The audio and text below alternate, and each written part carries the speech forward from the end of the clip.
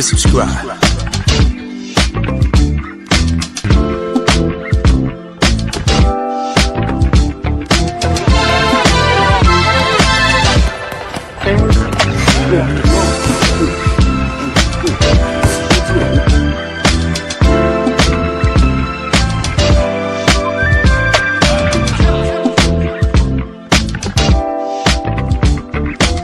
Subscribe to my guy, Uncle D.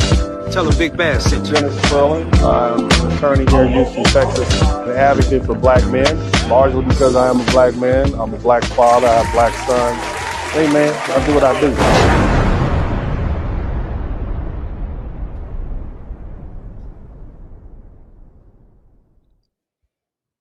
What's up? What's up? What's up? Welcome, everybody. Welcome to the broadcast. Shout out to everybody in the chat room.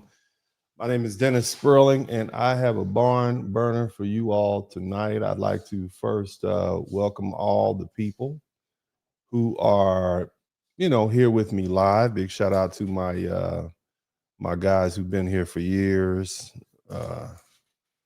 We used to call each other. I'm the Blizzard King. And they were the Ice Lords, man. They've been hanging with me for years, man. Big shout out to all you guys. I hope you guys appreciate the detailed work and time that I put into these broadcasts. And I truly want you to learn something. I want to acknowledge Mr. 43TX. Been here for a long time. Used to do a lot of panels with me. RV Stayhill 748. Shout out to the Wrench Mob. Man, I want to make sure you guys chime in. Let me know where you're chiming in from. The other thing is make sure the sound is good. And I'm going to go ahead and just jump right into this one because we got a lot on this plate tonight. It's been one I've been putting together for several weeks, and I think it's necessary. It's really, truly an unfortunate broadcast, but we're going to talk about delineation, okay? When I say delineation, I'm talking about foundational Black Americans. I'm talking about the American Negro. I'm talking about the Sulan people. To a certain degree, I'm talking about ADOS. I'm talking about the people who can trace their lineage back to even before this country was formed. I'm talking about Black people, Black Americans.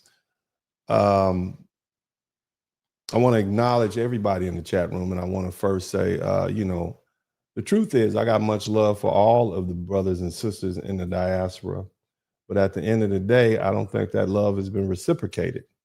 And I think that there are a lot of Black Americans who would agree with me in that regard. And whether you call yourself a freedman, whether you call yourself indigenous, whether you call yourself foundational Black American, American Negro, all of those to me are considered legal terms. So there's some people, if you look at their birth certificates, their grandmother's birth certificates, it says colored. Okay. But the thing is, we have to understand is that everybody has an opinion about Black Americans. Immigrants have opinions. First generation people have an opinion. Media people have an opinion. Academics have an opinion.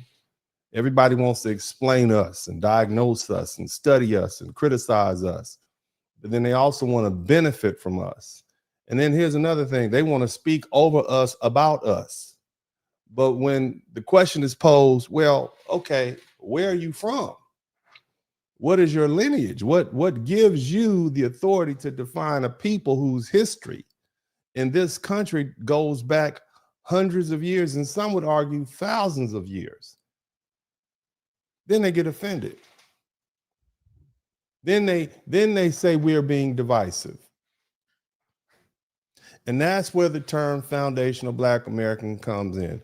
We're talking about the descendants of enslaved people in the United States, people whose ancestors survived American slavery, Reconstruction, convict leasing, Jim Crow, redlining, domestic terrorism, exclusion from wealth, and still built culture, churches, schools, businesses, neighborhoods, music, politics, civil rights, moral framework, and that other groups stand on today. People who didn't even like us steal our stuff, like Mahatma Gandhi. Didn't know he was a racist, right? I'm also talking about Black Americans, that the people, our ancestors came here both with Columbus and before Columbus. So when we talk about Black identity in America, we're not talking about some flat, generic, one-size-fits-all Blackness. Somebody type flat Blackness in the chat room. Everybody Black isn't the same people. Everybody Black doesn't have the same history. Everybody Black doesn't have the same relationship to America. You have people who are African, people who are Caribbean, people who are immigrant first generation or from other backgrounds, and these people are writing and speaking on Black American identity as though their experience is interchangeable with ours, and it's not. They may be Black. They may have their own struggle. They have dealt with colonialism. They have dealt with so many different things. They may have their own history, but they're not us. And the statistics show that this is not some imaginary internet argument. In 2024, there were about 5.6 million Black immigrants in the United States, making up more than 11% of the Black population. African-born and Caribbean-born Black immigrants each make up about 44% of the immigrant Black population. The top origin comes from Jamaica and Haiti and Nigeria. So when we say Black identity in America is not a monolith, that's not an opinion. It's a demographic reality of today. But here's the problem. The federal government and the media institutions, they don't separate foundational Black Americans from Black immigrants or first generation Black Americans in any way that we need for this conversation to be fully effective. They flatten everybody into the same broad racial category, flat Blackness. And when that happens, people with different histories, different cultures, different migration stories, and different relationships to America can all be placed under the same label, Black, even though their experiences are not interchangeable. So when African, Caribbean, immigrant, or first generation voices speak on their Black American identity as though their story is ours, that becomes a problem. They may be Black. They may have their own struggle, but they have their own struggle from their country and their history and their perspective. They have an immigrant perspective. We're not immigrants. But the bottom line is they're not automatically qualified to define the issues facing the descendants of the American slave trade, Jim Crow, redlining, segregation, and the civil rights struggle. That history is very specific. That lineage is very specific. It's the statistics, and if the statistics prove anything, they prove that specificity matters. This isn't about division. This issue is about clarity. Black people, my foundational Black American people, of which there are thousands who follow my pages. We are very specific. We have a very specific history in this country, and that history can't be dumped into flat Blackness. And just because it makes other people comfortable doesn't mean we have to do it. Now, when I say flat Blackness, Blackness is the practice of treating all Black people as if they share one identical history, one identical culture, one identical political interest, and one interchangeable racial experience simply because they're racially classified as Black. That's not me saying that. That's Dr. T. Hassan Johnson. He uses the concept in his broader work on Black male studies, anti-Black misandry, and Black male vulnerability. And this is his book. His book is from 2023, and it includes concepts directly in the title, which is Solutions for Anti-Black Misandry, Flat Blackness, and Black Male Death. And one chapter is titled Flat Blackness, Flat Maleness, and Flat Andromortality. Now, this brother is a brilliant doctor. I suggest you all check out his channel. He is a professor in California. And I hope you all have the opportunity to check him out. He teaches Africana Studies at California State University in Fresno. Good friend of mine. I've actually used him as an expert witness. You can get this book on Amazon. I 100% support this. And in fact, if you look on pages 92, I believe through 100 and something, I am actually quoted in this book. Okay. So, you know, Uncle D is now, I can cite myself. But you all, that's where the definition of flat blackness comes from as far as I'm concerned. Somebody type flat blackness, please. Somebody type Dr. T. Hassan Johnson. This is a foundational Black American brother, Dr. T. Hassan Johnson. You guys check his book out. You make sure I give that one my 100% stamp of approval. You guys check that book out. But anyway, so let's kind of move forward. The delineation. Delineation is not anything new. It's not radical. What's radical is expecting Black Americans to be the only people on earth who don't get to name ourselves. Jamaicans get to name, they get to be Jamaican. Nigerians get to be Nigerian. Ethiopians get to be Ethiopian. Mexicans get to be Mexicans. Puerto Ricans get to be Puerto Rican, even though they're a territory of the United States. Chinese people get to be Chinese. You don't confuse them with the Koreans, the Indians, and the Pakistan. They get their own separate identity. But the moment you say you're a Black American and that we're distinct people, they say, well, where are you really from? Okay? Our bottom line is, here comes the guilt trip. Here comes the accusation. Here comes the lecture about division. It's not about division. It's about being honest. We want to establish who built what, who endured what, who fought for what and when, who created what, and who that history actually belongs to. So when people say delineation, don't let them twist that into hatred. What they're really talking about, what we're really talking about is precision. And whether people like it or not, this isn't some fringe idea. This is a widely shared sentiment among Black Americans who are tired of being generalized and misrepresented. Look, people keep trying to make this conversation more complicated than it is. People have been told directly, don't call us Black American or Black. We're not like you. We're African.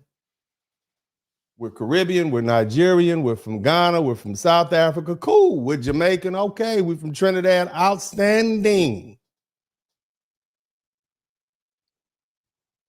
And these same people have heard Black Americans be called lazy and criminals and cultureless, inferior, by the same people who just came here and benefited from the doors that Black Americans opened and are still opening.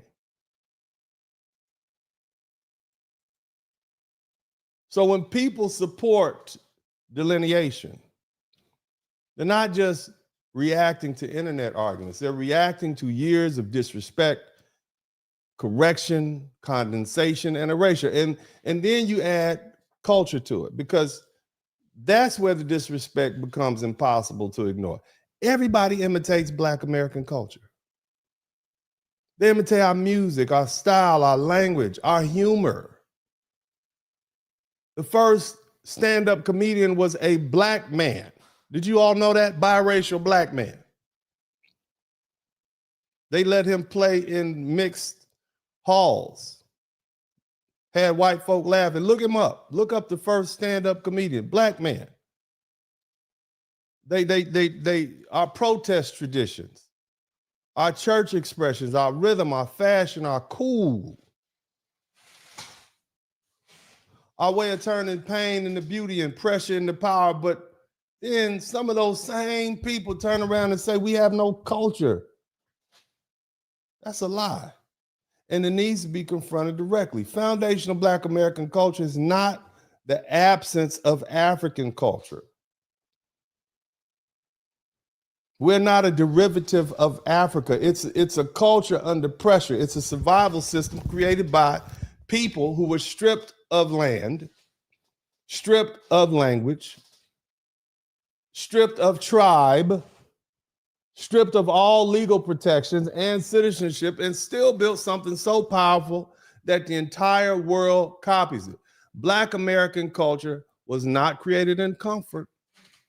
It wasn't created on the plains of the Serengeti with plenty of food. It wasn't created in South Africa where they had plenty of fish and wildlife, no enemies, until they made their own. It was forged in slavery and sharpened through Jim Crow and strengthened through segregation and broadcast to the world through our genius, whether it be song, oratory skills, etc. We created spirituals to survive bondage. We created gospel to turn our suffering into faith. We created the blues to give pain a voice. We created jazz to turn chaos into brilliance. We created rock and roll. They don't give us credit for that. But that's what we did. Yes, sir. And along with that, we created soul, funk, R&B, hip hop, house music, garage, grunge. We did all that. It wasn't as empty entertainment, but as an emotional, as emotional records of who we are and what we endure. Shout out to Shimmy ER. Thank you for being a new member, baby. More importantly, they tried to disappear us, and we refuse to let them disappear us. They've been trying to get rid of us since we stopped working for free. So our music is not just music. It's a testimony, it's history, it's resistance with a beat. And it doesn't stop with music. Our language became culture. They call it African-American vernacular English or Ebonics. It's not broken English. It is a sophisticated Black American dialect with rhythm, timing, humor, coded meaning, and social intelligence built in it. I might say for real. And that's a whole nother meaning than for real. And most of the black people understand just what I mean. For real? For real? So one of those for real is I can't believe that. Another one is I do believe it, and oh hell no. But I'm not asking you whether or not the thing that I'm looking at or discussing the topic is authentic. It means a whole nother, it has a whole nother undertone. But that is the sophistication of Black American English. And here's the thing, our comedy became culture because Black people learned how to laugh without surrendering our despair. We had nothing else to do but laugh. We could laugh at anything. We laugh at each other. We call each other all kind of names and stuff and keep laughing. Our church became culture because it was more than Sunday worship. It was a meeting hall, it was a political center, it was a mutual aid society, a freedom school, and spiritual headquarters. Now I've been thinking about something. I want all you snooty Black people who are listening to me, I want you to find a church in the hood. I want you to find a church. My church is in 5th Ward. It probably can't fit no more than 100 people. I want you to find a small church in the hood, and I want you to go to adopt that church. See, those churches are more important than these mega churches. You need to get away from those rich preachers. You need to take it back down home, especially since we have all these Black people moving from California, Chicago, and Detroit. Y'all coming back down south. Find you a little tiny Black church in the ghetto, in the hood, where your mama's mama and them grew up, whether it's in Arkansas, Louisiana, Alabama, wherever. Find one and go to it. If you in New Orleans, stay away from them. Go to the east. If you in Houston, Texas, get your butt away from Joel Osteen. Go find you a church in 5th Ward. You understand me?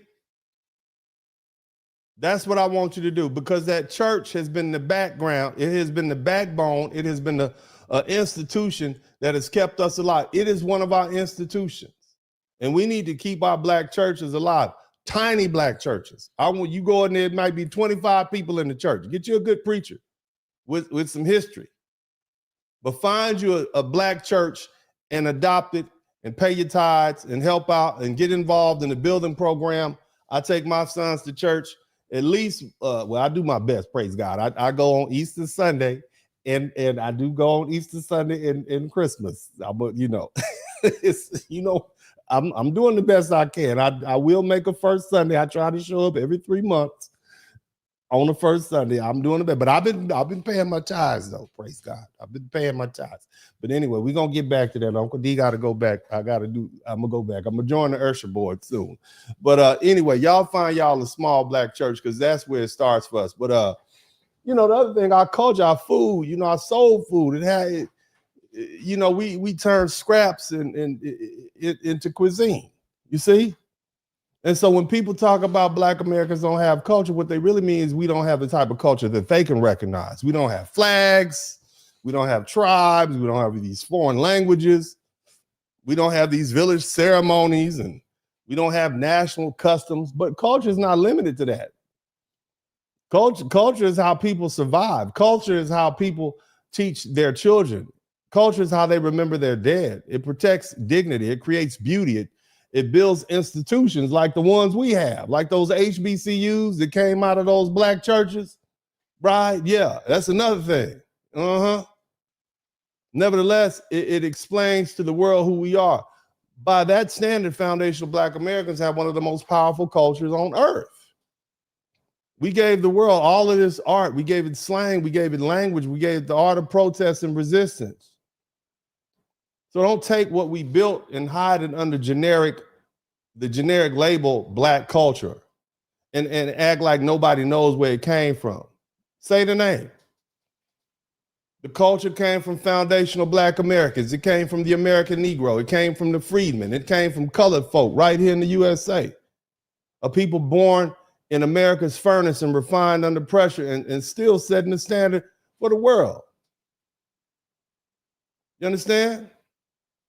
And that's why representation matters. A Nigerian isn't a Jamaican isn't a Haitian, and a Haitian isn't a Ghanaian.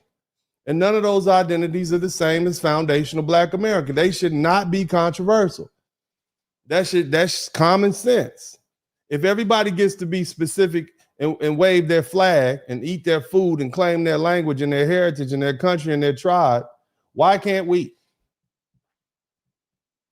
See, here's the thing I want y'all to understand. When success happens, the flags come out. When a Nigerian child gets accepted to all the elite schools on the East Coast, we all know he's Nigerian, don't we? When a Jamaican athlete breaks a world record, they don't just call him Black. They say, oh, he's Jamaican. They tried to steal Michael B. Jordan because his daddy was in Ghana. Remember that? Remember that? See, when Ghanaians and Haitians and Caribbeans and Africans, when they achieve something impressive, their heritage gets named by name. The country gets celebrated. The accents come out, right? It's charming. The immigrant story gets placed front and center. Oh, and again, there's nothing wrong with that. We salute you. Keep your flags out. Somebody type, keep your flags out. Come on, I want all you Africans in the Caribbean, come on, I want your flags to come out. I want to see all your flags tonight or today, wherever you are. Because see, here's the thing. When something negative happens, suddenly the flags disappear. Have y'all noticed that? Suddenly the country disappears. Suddenly the tribe disappears. He's your boy. I know he's not mine. Suddenly the immigrant background disappeared. Everybody's just Black then. Now, the public doesn't get the same precision. The media doesn't slow down and explain the background, lineage, or ethnicity, or nationality, or cultural origin of this person when it happens, when it gets negative. So what ends up happening? Foundational Black Americans end up carrying the stigma for people who may not even share our lineage, our history, or our culture, as if we created this person. And that's not fair. It's not accurate, and it's not responsible. Okay? Now, let me say this. Most Black Americans, we don't hate Africans. I don't hate Africans. I got some Africans I love to death. One of my favorite people in the world is my youngest son's godmother, love her to death like she's a first generation Nigerian. I love you. Can't do nothing to her without me getting upset with you. I got a Nigerian professor when I took my environmental toxicology class. I'd do anything from love that blood. I love that brother, love him. And he's a proud Nigerian, love him to death. You understand? I got some Caribbean folks I'm cool with. Every time I shoot down there, man, they treat me like a king. Love them.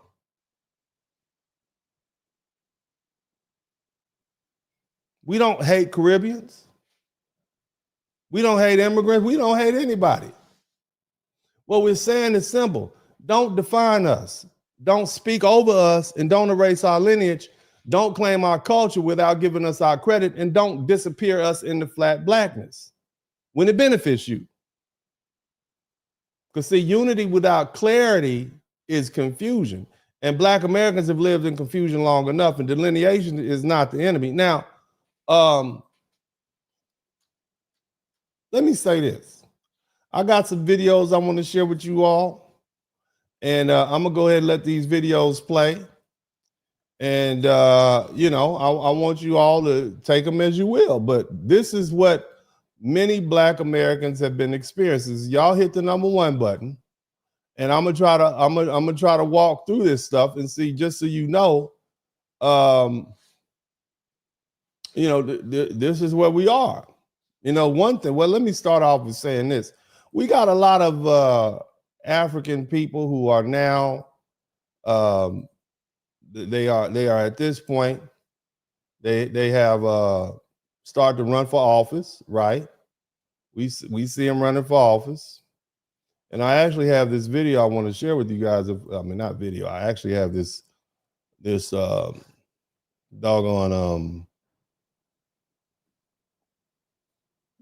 photographs I want to share if I can get them up real quick.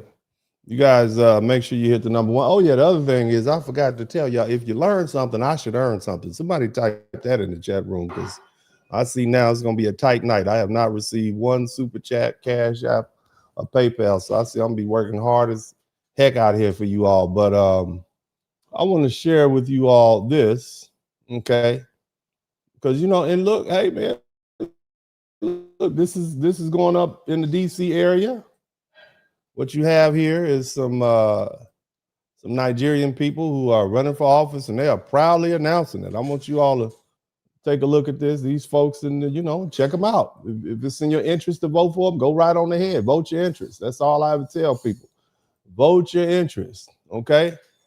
And so let's see these people right here. I want you to look at them. Look at them. Look at these folk right here. They are running for office. Look at that. Congratulations to all the Nigerian American candidates. See that? Somebody type Nigerian American. You got them. These all folk in the DC area. Some of them gone to law school and not. So these, whip the flag out. Where my Nigerians at? I told you I got love for Nigerians. I want y'all to bring your flag out. Okay, come on out. We got lawyers and everything. Some of them got a little skin bleaching going on. Shout out to Shimmy York. I don't know why y'all would bleach your beautiful skin like that. You beautiful people. Why would you do that to yourself? To me, that I don't understand that. But again, that's not my issue. But these beautiful Nigerian people up here, shout out to them. They're delineating, right? They want people to know that they're Nigerian candidates, right? So, I get that. Shout out to you. Kudos to you. And thank you, Miss Shimmy ER, for being the first person to contribute to the super chat. I'm glad. Like I said, if you learn something, I should earn something. I will read all the super chats later on. But let's go ahead and keep going. Okay, so I got a couple of videos. I want to share some of these videos with you all. And so you can kind of get a feel that this is not just me talking, okay? And just so we can kind of go back a little bit, Black people in America have always had a love for Africa. There's always been this argument. And when I was young, I think this was probably the first time that I ever saw somebody push back. This is from the movie by Spike. Then a little bit. This is from the movie Spike Lee had out called School Days. And this is at the height where we were walking around with the black African medallions on and the X hats. This is when I was young. So I'm gonna say fair use. But I want you to check this video out. And this is the brother responding to a brother talking about Africa, Africa, Africa. And they're in the heart of Atlanta at this point. Spike Lee being a Morehouse man. So he understood the conflict that was going on then. Okay? So listen to the brother. You talk more shit than a little bit. Back to Mother Africa. That's bullshit. Without question, we are all Black Americans. You do not know a goddamn thing about Africa. I am from Detroit, Motown. So you can watch Tootsie your monkey ass back to Africa if you want to. But that's split. All right. You see what I'm saying? So we've been having this argument for a long time. But see, now it's like people are like, yeah, I get that. Now, I'm going to share with you guys another video. And this is, you guys know who Smokey Robinson, your grandma knows who Smokey Robinson is. Y'all go tell your grandma that I'm going to play a clip from Smokey Robinson. I love it when we cruising together. Smokey, my mama used to have a picture of Smokey Robinson up on her wall at my grandma's house. Now I want you to hear what Smokey Robinson has to say. Now I want you to look at Smokey. Now we know that Smokey is Black. Okay, can we all the Black American people agree that Smokey Robinson is Black? Right? He is Black. He is clearly Black American. Now he is clearly, his phenotype is very different. Okay, but we acknowledge him as Black. We don't have those color barriers. You can listen to Smokey sing and tell he's Black. Listen to what Smokey has to say. I love being Black. I love being called Black. I love being an American. I love being a Black American. But as a Black man in this country, I think it's a shame that every few years we get a change of name. Since those first ships arrived here from Africa that came across the sea, there were already Black men in this country who were free. And as for those who came over on those terrible boats, they were called nigger and slave and told what to do and how to behave. And then Master started tripping, doing his midnight tipping down to the slave shacks where he forced he and great-great-grandma to be together. And the great-great-grandpa protested, he got tarred and feathered. And at the same time, the Black men in the country who were free were mating with the tribes like the Apache and the Cherokee. And as a result of all that, we're a parade of every shade. And in this late day and age, you can be sure there ain't too many of us in this country whose bloodline is pure. But according to a geographical genealogy study published in Time magazine. Now, what the brother is basically telling you is that we as foundational Black Americans have an ethnogenesis in this country. There is no doubt that we are of African descent. We have African DNA, but the vast majority of Black people, if you take a DNA test, you know, the same DNA test will prove that that is not your baby or that it is his baby. The same DNA test will show you your ethnic background. And that doesn't mean that it can show you exactly what tribe, but it can let you, hell, you can look at people and look at names and kind of tell where they're from. Based on their phenotype. But bottom line is we are of African descent. I don't think anybody with good sense is going to run away from that. Now, if you have some people on the internet say, oh, my people are Cherokee. Okay, I get it. I guess you can go with that until, you and the flat earth and all that.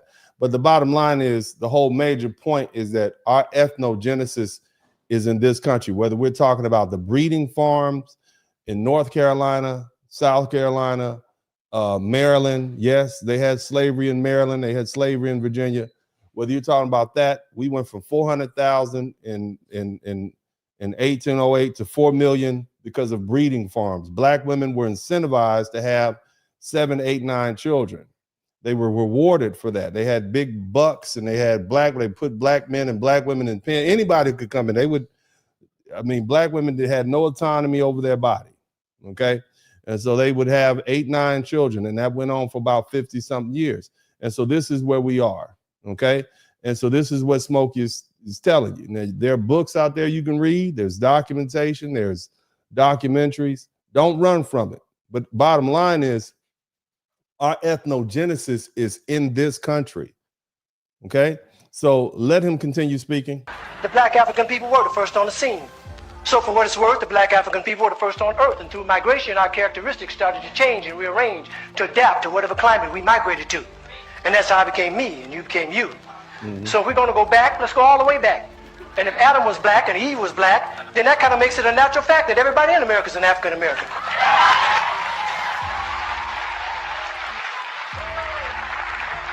Everybody in Europe is an African European. Everybody in the Orient is an African Asian, and so on and so on. Now, I want you also to understand that the term African American was a term that Jesse Jackson coined in the early 1980s. Before that, we were black. Okay. Before that, we were Negro. Before that, we were colored. Okay. Before that, we were N-words.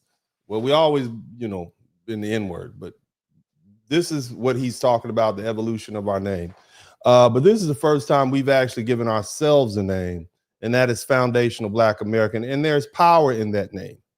See, and I don't want to get too far off the conversation. I don't like, I've been trying not to interrupt, doing the best I can not to interrupt the videos, because I know y'all don't like that. But, I'm brimming over with information, and I want to share with you all, as a person who studies words and the meaning of words, and part of practicing law is that when the black letter law, which means as it's written, the words as they're written, are not clear, you have to look into the meaning of the words.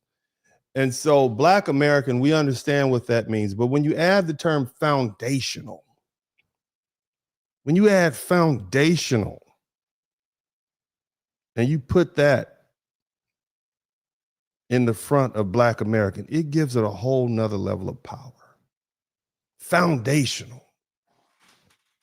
It grants authority. It grants presence.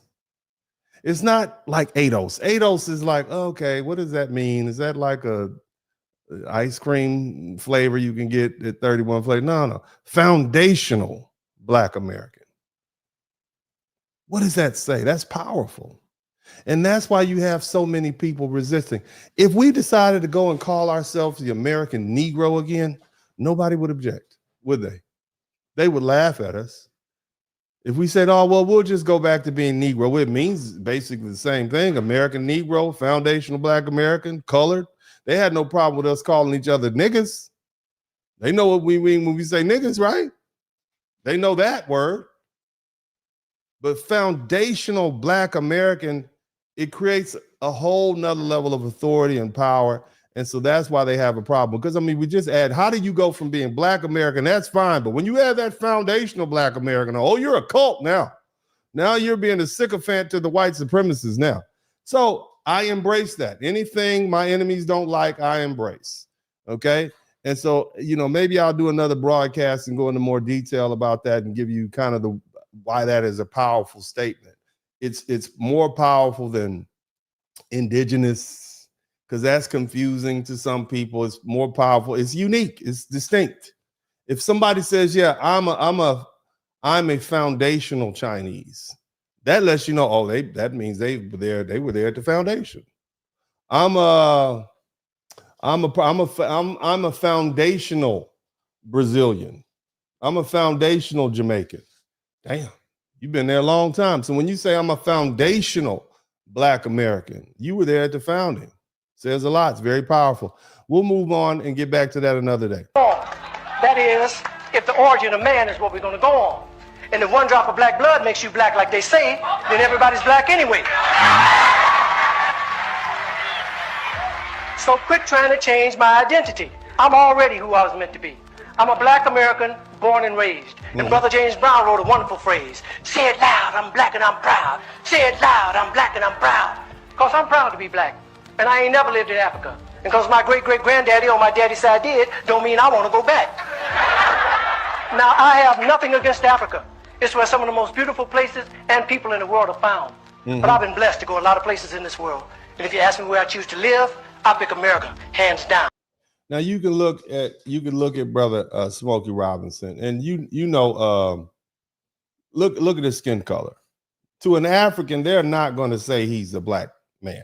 They're not going to even acknowledge him as their brother. I can understand. He probably went over there, open arms, and they said, "No, you're a Mzungu, you're white," because they have black people that are mixed race that look like Smokey Robinson. I know they have them down in South Africa. They refer to them as colored.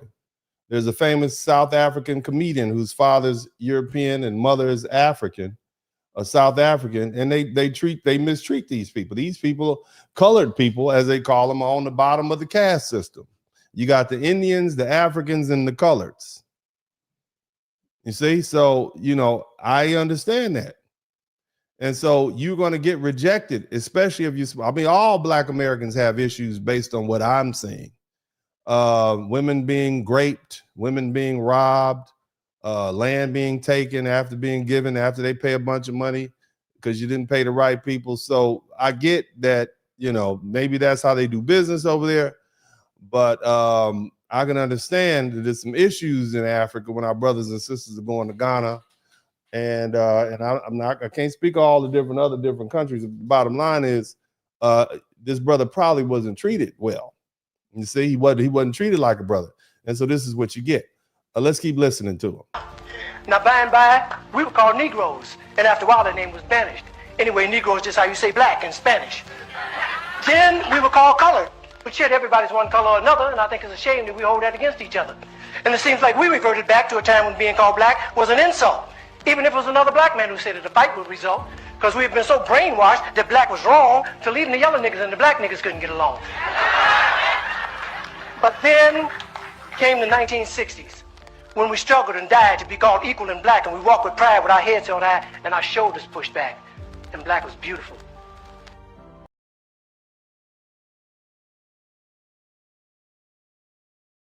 As you guys see, there's always been certain segments of Black America who say, no, I'm not African, I'm Black. And I'm not going to be, you're not going to call me African. Okay. So, you know, now that we have that out the way, you know, I want to go ahead and kind of just let some more of these videos play. Let's look at this one. Now, I find it interesting. Everybody wants to be Black now. I want you to take a listen to this. Yes, I'm sure. I'm sure I'm Black. No, I'm not Indian. Mm-hmm. Now this is the East African woman. Okay. And Black. Well, now, baby, look, baby.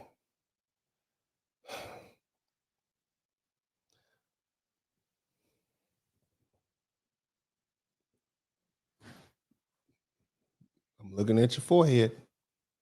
I'm looking at it, and you know you're not Black American, and I know since these ICE raids have kicked up.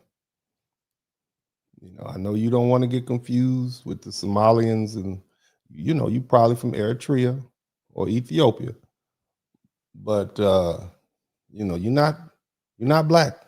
You Black, but you're not Black American. You all have a different ethnogenesis than Black Americans. So let's delineate. Where's your flag at? Okay. All right, I'm gonna let you talk a little bit more. No, I don't need to check. You don't need to check. We can check your forehead and see where you're from. Let's keep listening. Y'all hit the #1, but let's keep on listening to the people. And here's another reason why. Every Black actor that is getting A-list parts. I'm not talking about Tubi and BET Plus. Why is every A-list Black actor that is getting parts another African, British, Nigerian? Apparently, so few talented African Black Americans that we have to literally import people to play a Black woman in the South in the 1930s. Yo. They had an African woman play Harriet Tubman. Did y'all know that? Like, they had an African woman play Harriet Tubman. They had an African dude play Dr. Martin Luther King. Did you hear that? You know Idris Elba. Y'all know Idris Elba. Speaking of trying to be Black American, you know Idris Elba got on the internet and said at first he was a proud African man, and then come to find out, his ancestors were actually from the Caribbean. So his ancestors from Liberia were actually foundational Black American. I want y'all to look that clip up. Idris Elba has now said he is no longer an African. He is now a foundational Black American. I want y'all to look at that. I saw the clip. I would try to find it.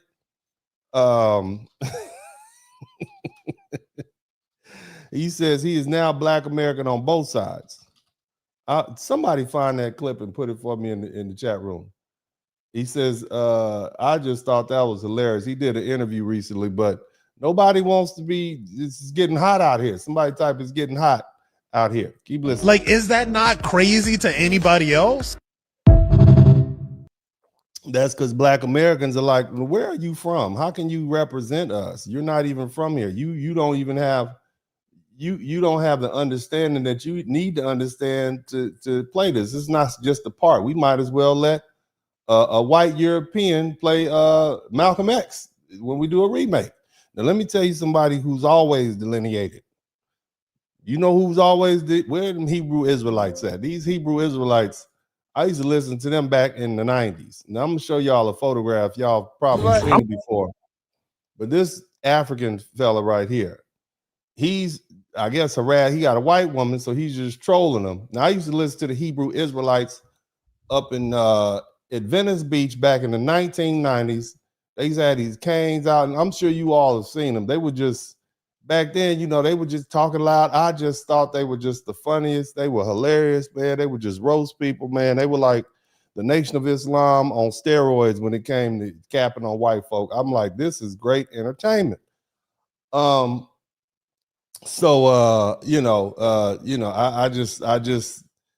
didn't understand. Shout out to everybody. It was Searchy8731. Thank you so much for the super chat.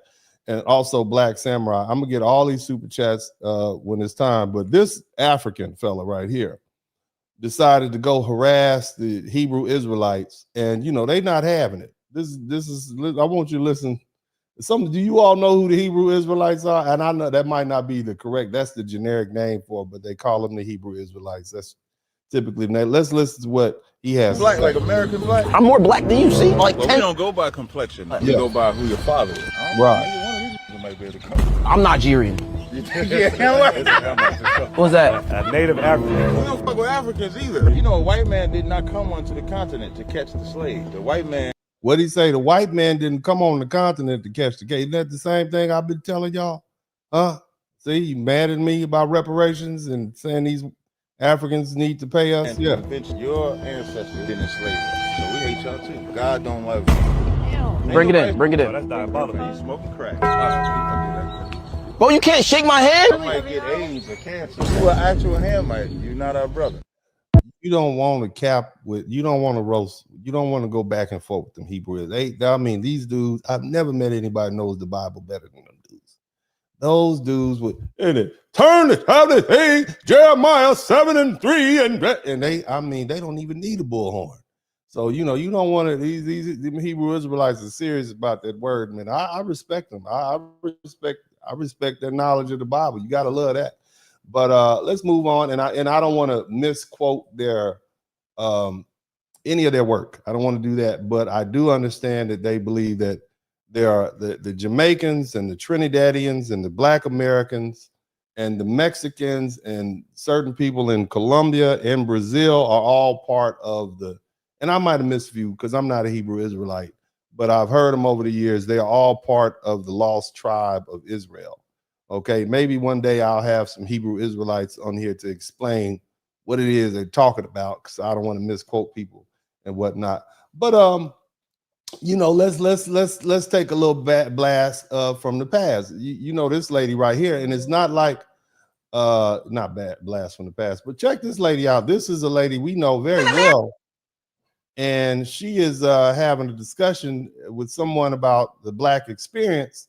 And, you know, everybody's listening. Everybody's listening to what's going on the internet. Keep listening. You're not even American. You're not even a Black American. As the daughter of an immigrant, it is imperative that Black people from other places understand the disparate difference that they exist from Black people in the United States. It is not the same. Period. And ultimately, the best effort that we can do as a diaspora is to lead in understanding, not in judgment. Now, I don't think she is foundational Black American, but you got, what is this young lady's name? I've seen her before. What's her name? Y'all know her name. Tell me her name. What's her name? Amanda Seals. That's her name. I don't know what her ethnicity is, but she is intelligent enough and learned enough and wary enough to read the tea leaves.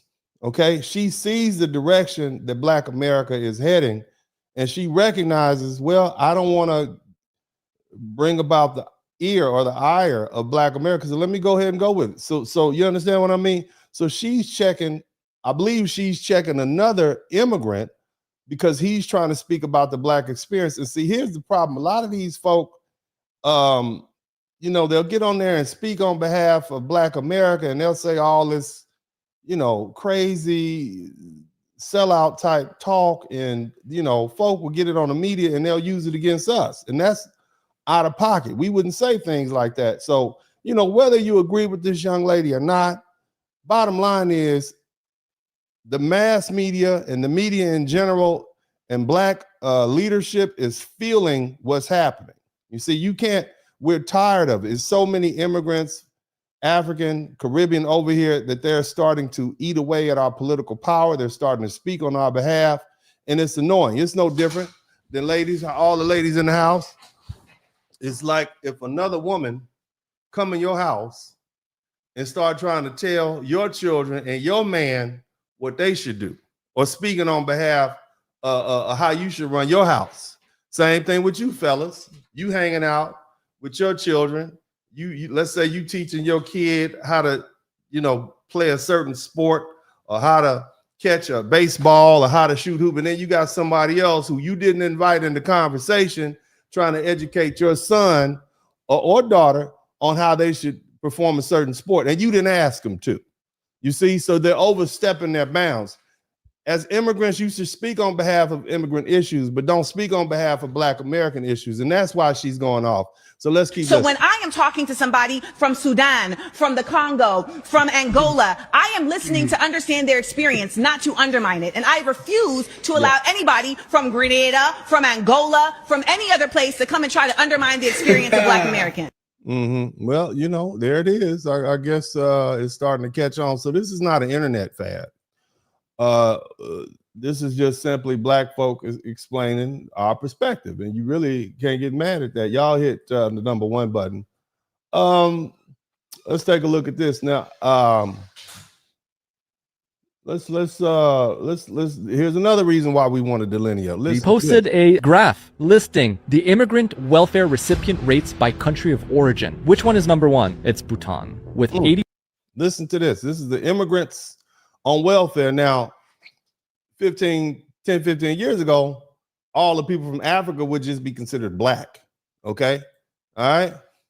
But now, come to find out, 1.4% of immigrant household receiving social assistance. That is insane. The second. Look at all you got Yemen, Somalia.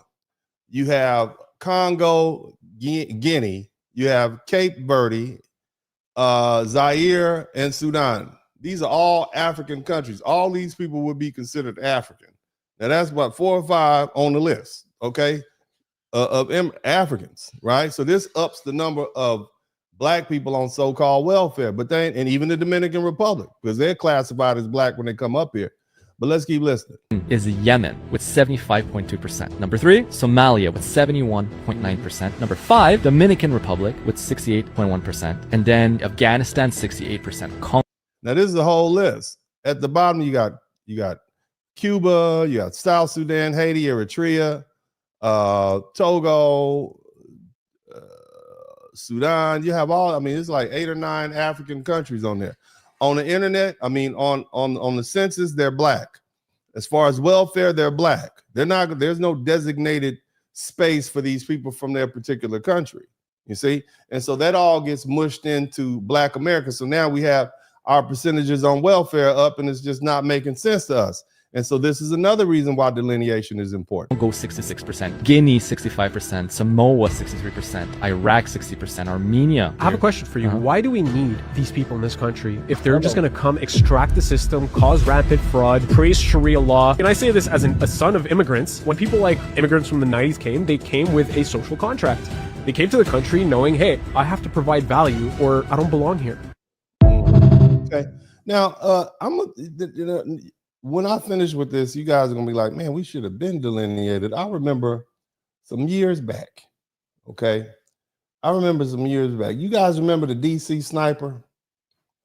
I remember the DC sniper, and I'm like, damn, this is black dudes. We was praying to hell, hoping this was a white person doing this crazy stuff. Like, damn, golly, man, this is right around like the 9/11 situation was happening. We like, damn, man. Now, I'm going to show this video to you guys so y'all can check it out for yourself. I didn't know. None of us knew. Listen, did you know that the DC sniper was Jamaican? Do you know that? This ain't even us. We thinking he's people from Alabama or Mississippi. His people are from Jamaica. This is not even us. And we took all the heat all these years for this dude. This is not us, man. This day out there, these people was riding around in the back of a truck, popping people, man. And this is not even us. We can get rid of this shame for this dude. We can shed this shame that we had all these years for the DC sniper. You understand? I mean, think it ain't life good. We get Babe Ruth, come to find out he's biracial, right? And we get to get rid of the DC sniper. That's not us. That's not us. You can have that. Jamaicans, where your flags at? All you Jamaicans, come on, whip your flags out. I know y'all got Usain Bolt and Bob Marley, but you also got the DC snipers. So y'all, come on, Jamaicans. Where my blood clot, Yardman? Come forth, come down, Yardman. We know. Come down, Yardman. We want to see you. Come, these your people here. Claim your man, claim your man. The fucking kid.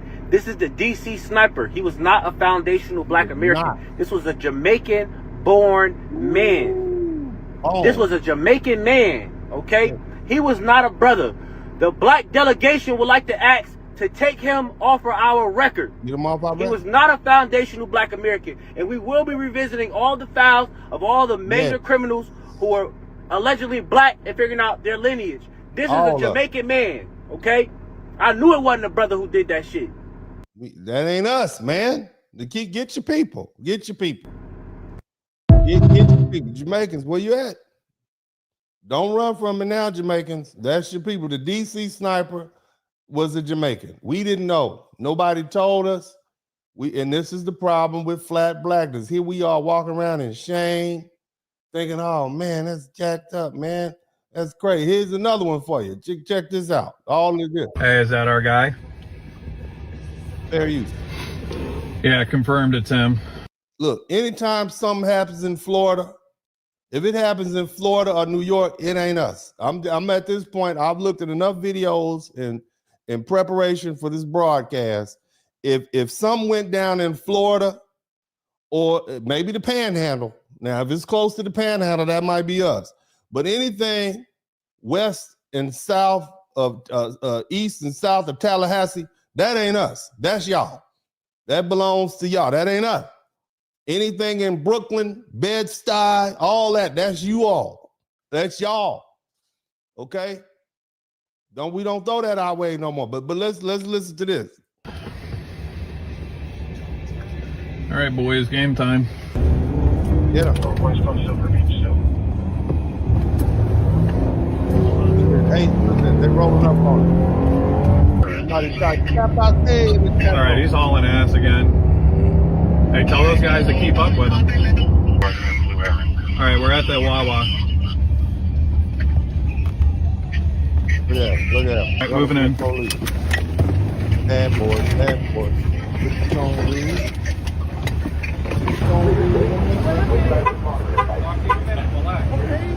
Yeah, today we went after one of our prosecution team's targets. CBP's been following them for a couple of days for us. Got out early this morning, identified the subject during a known route, and came and did a stop here today. You're under arrest because you have a warrant for U.S. Immigration and Customs Enforcement. Okay, you violate your status in the United States. Oh my God. Now, when you see this man, he's black. Unless he speaks and you know his name, you don't know that he's not black. You don't know and you assume that he's Black American. And more importantly, the mass media doesn't distinguish at any given time. You just assume that they're black, and so we have to take that charge. You see what I mean? He gets mushed or slammed into flat blackness, and then we have to take that charge.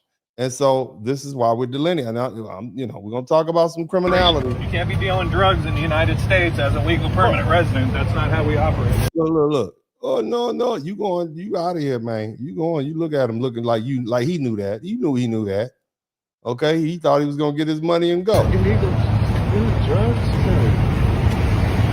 He act like he ain't know he was selling drugs. You know he was. Come on, man, stop playing. Your criminal record doesn't show that. Have a seat. Have a seat. Florida Highway Patrol. I'm not claiming anything in Florida from now. Found some oxycodone in a car, things like that. He's going to be going to immigration proceedings. He's a known past drug dealer in the country, and he's violated his status as a legal permanent resident. So that's what. You going to El Salvador? Somebody type El Salvador in the chat room. What'll be going on with him today? We're going to book him in Palm Beach County Jail, and then move on to the next target. You going to El Salvador, man? They might send you back to Africa. They sent about 15 Cubans to Africa. They you know, you be anti-black as you want to, but I don't think being anti-black in Africa is a good idea. But let's keep listening. Let's talk about we got him out the way. Let me this is what they're doing down there. This is not us. This is what they're doing. And Miami mayor. Yeah. The feds are accusing the former mayor of lying so he could become a U.S. citizen, and now they want to strip him of his U.S. citizenship. NBC6 politics reporter Hatzel Vela first broke the story and joins us now with new information out of Washington. Hatzel? Jackie Joanne, the feds say they're going to ask the court to revoke his citizenship, and you're about to learn how this whole process will unfold. Revoke his citizenship. That means he's going to be denaturalized. You understand me? I think Trump has about 300 people that he's going to denaturalize. All these people were citizens, and they're going to go home. They're going back to the country. They got naturalized into the United States. They left their country. F y'all. You got to go back and see them people. Ooh, it's going to be hot. Philip Bieneme has over 9 years of governmental experience. The federal government alleges the former mayor of North Miami, Philippe Bieneme, had two identities that allowed him to eventually become a citizen. It's a story you won't see anywhere else. NBC6 first broke the story even before the Department of Justice released the information. This morning, the U.S. attorney says this defendant built his citizenship on fraud using false identities, false statements, and a How bold is that? You are over here on a fraudulent name, and you want to run for the mayor? You don't think we would notice that? You don't think you have friends back in Haiti? Because that is not his name. His name is Philip. And somebody probably called the ICE hotline and snitched on you. That's pretty bold. You over here, you're supposed to be quiet if you out here doing fraudulent stuff. You got to be quiet. You're not even good at being a crook. You can't be a loud crook. You got to be quiet. You understand what I'm saying? Silence. You say, omerta. Is that what the Italians say? Omerta? Silence. That means shut up. Sham marriage to evade a lawful removal order. First, they allege Bieneme used a fraudulent. Now, I can look at him and tell that he's not my people. I can look at that hairline. Look at that hairline. Okay? But white people can't tell. I look like his twin to most white people. They think we identical. You understand what I'm saying? They just see a black man. All right? And this, it just says black. It never even mentions that he was Haitian. You understand me? Photo switch passport to enter the U.S. under the name Jean-Philippe Janvier. In 2001, they say he was ordered removed back to Haiti. But the government says he stayed in the U.S. using a new name and a date of birth and married a U.S. citizen to get his permanent residency. The marriage, they say, was fraudulent and invalid because he was already. I mean, you just need, some of you immigrants, let me give y'all some help. Y'all need to just change your name to like Tom or Bob. Just give yourself a whole nother name. Bob, William, Jamal. Okay. I have not met a foreigner named Keisha yet. If you name yourself Keisha, Sharon Jenkins, ICE will not come looking for you. Okay. Keisha is a safe name for all you. Somebody type Keisha in the chat room. All the ladies whose name is Keisha or derivative of Keisha, Keisha, Keisha. If you know a Keisha, I want you to type Keisha, and I still can't quite figure out how to spell Keisha or where the name came from, but type Keisha in the chat room. all you immigrants, name yourself Keisha. Okay? Name yourself Keisha and you will not be deported. Okay? If you are a man, okay, if you are a child, even if you from Ukraine, wherever you from, name yourself anything with a Tay at the end of it. If you have a boy child, name the child, put a Tay in it. Okay, it could be Devontae, Kishante, Lamarte, Bacarte, anything. If you put a Tay in it, you won't get deported. Okay, Keisha and a boy name with Tay in it, the ICE want to, no, he's not, we're not looking for him. Yeah. Any, John, last names, Tickfall. If your last name is Devontae, Jerron, Tickfall, ICE is not gonna look for you. Not at all. You good. You good. If your last name is Green, Brown, Tucker, let's get some more. If it got an Ann in the middle of it, Mary Ann, Linda Ann, Keisha Ann, Tickfall. They're not looking for you. ICE is gonna pass you right up. Okay? If your name is Jamarcus, Leon Brown III, they're not looking for you. Okay, but these names, anytime ICE probably has ChatGPT, if they have more than 6 vowels in their first name, they're coming for you. They're coming for you. Okay, I'm just saying, the slave master name, that's why they're not looking for us. All you brothers out there that change your name to Muhammad, yeah, you joined the Nation of Islam back in the 90s when you was in jail, you still keep that name Muhammad. You better go back to your real name. Your name is Jamal. You better go back to being Jamal, okay? Because when you start talking about your name is Brother Muhammad X the Third, they're gonna send you to Senegal. You're gonna be over in Senegal, okay? Keisha's gonna be here. All the Keishas and Leroy's and Devontae's, we all gonna be here. We Kishante, all of us, all the time. We need to have a Tay reunion. Okay, y'all know my middle name, right? Damon. I almost named my son Demonte. Okay, that's what I did. It's a science behind it. Okay. Now this is gonna be some made-up science. Uncle D is about to bullshit y'all for a minute, but it's gonna be funny.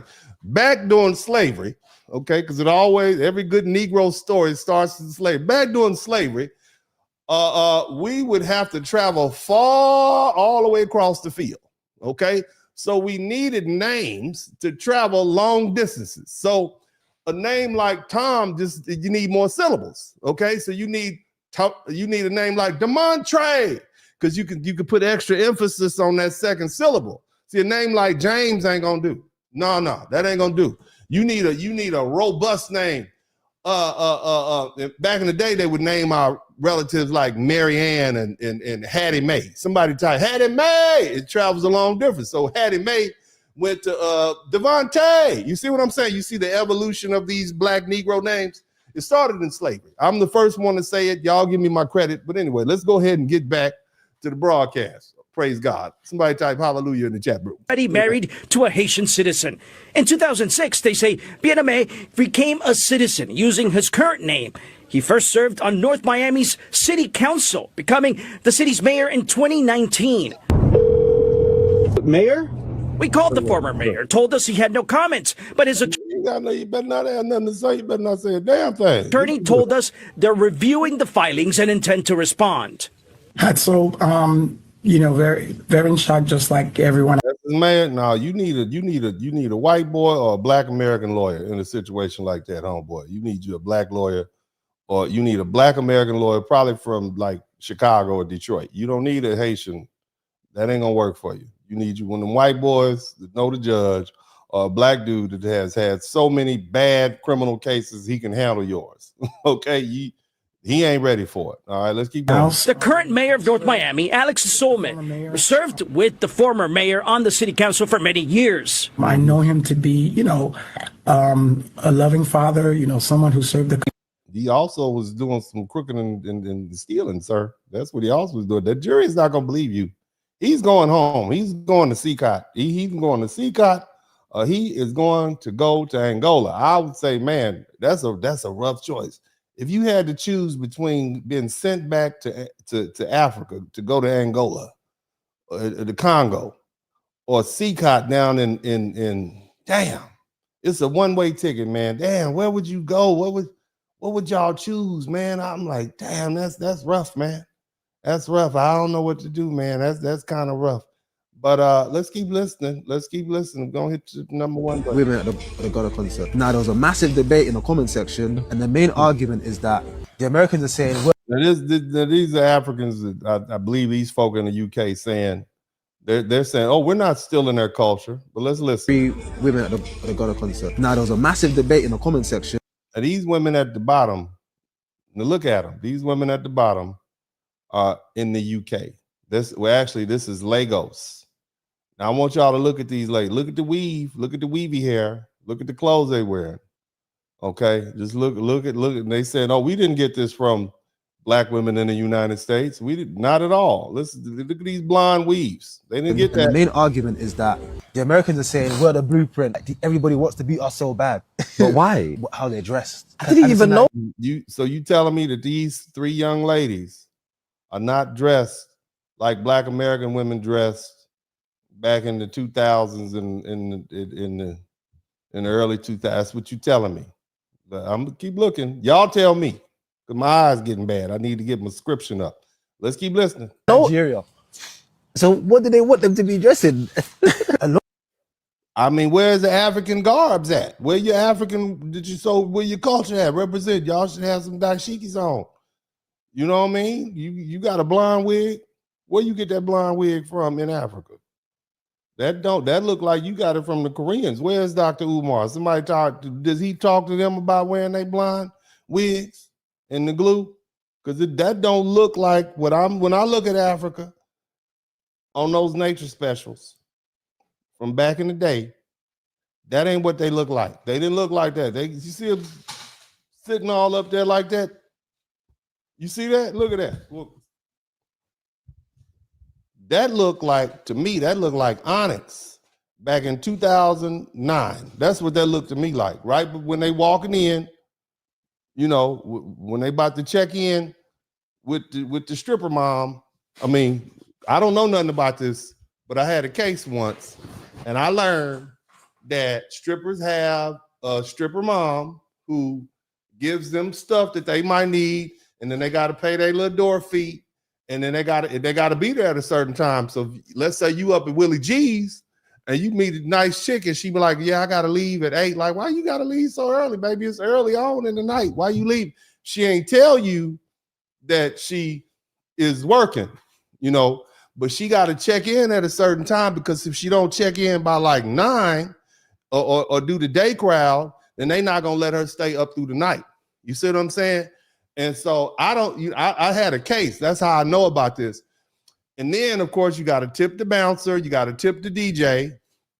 And, of course, you got to pay the house. And sometimes you might not make a lot. Okay. And so it's always an issue when you're throwing a lot of ones. Like, that's why they rather give a lap dance than just have you throwing ones. They'll always come, you know, shake your hand. I don't know. I'm not speaking for myself, because, you know, I'm just, because I had a case once. I represented a strip club once. It's a famous case here in Houston, probably like 2014. And so I had to do some research, and I learned a lot about what strippers have to go through. Okay.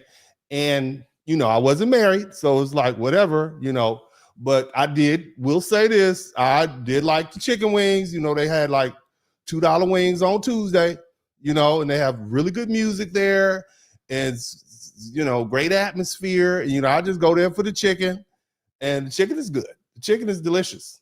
And so, but anyway, that's what they look like to me. They look like when they first walking in, you know, with their flip-flops on. Okay, that's not what, you know, and strippers are a lot shorter than you think, because like they have the tall shoes on and you think they're taller. You see what I mean? Because like when they walk up on you, not me, because, you know, I'm tall, but when they walk up on you, it's like, golly, you like a big old tall.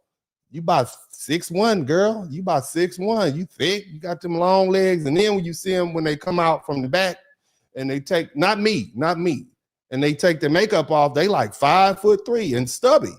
They a little chubby, you know what I'm saying? Then when the lights come on, you know, like late, not me. I would never be out that late. But some people, they real short. They're real short. They're not as tall as you think they are. You know what I'm saying? But anyway, let's go ahead and keep listening to the broadcast. A lot of them feel like the way that they dress, only people in America dress like that. They weren't expecting to see people like this. I don't know if they thought they were going to wear a head wrapper, gele. How are we supposed to dress? Americans, I'm asking you. Yeah, how are we supposed to dress? You're supposed to dress with your dashikis on? You're supposed to dress in your traditional garb. We want to see y'all throw your leg up like that. I want to see the back of your knee hit you. I want to see that. You know the little dance they do would look like a, and they feet to smash. That's what I want to see. That's how y'all supposed to dress. Y'all ain't supposed to dress like it's 2012 and this is Miami. That's not how you supposed to look. Any other country that's not yours supposed to dress. Like, are you guys not aware that the brands that you buy from are like multinational brands? Luxury brands don't just sell in America. Weave is not multinational. You could go to the corner store and get that. That's where the weave is. They sell everywhere else. Nike sells stuff outside of. I mean, they fine though. Look, they fine. Don't get me wrong. I'm gonna tell you so. I like me a fine, thick brown one like that, boy. I used to like Megan Thee Stallion before I found out she was, you know, a little crazy. I like that. That's why I moved to Texas. I like them big and solid like that, big and wide. You know what I'm saying? Yeah. Somebody type yeah, and I like that. I like that. All that right there. That's nice. I like that shit. Excuse me. I'm married. I'm happily married, but I'm saying I can look. Even the preacher look. I'm looking. They fine. Look at them fine, big brown, fine brown women. Yeah, but that ain't how they supposed to dress. That is not how they supposed to dress. Y'all not supposed to be sitting up there like that. Y'all supposed to have some traditional African garbs on with your hair and a head wrap. Talk about welcome. That's what you're supposed to do. You're not supposed to dress like that. That's not it. That's Memorial Day weekend, Miami dress. That's what you got on.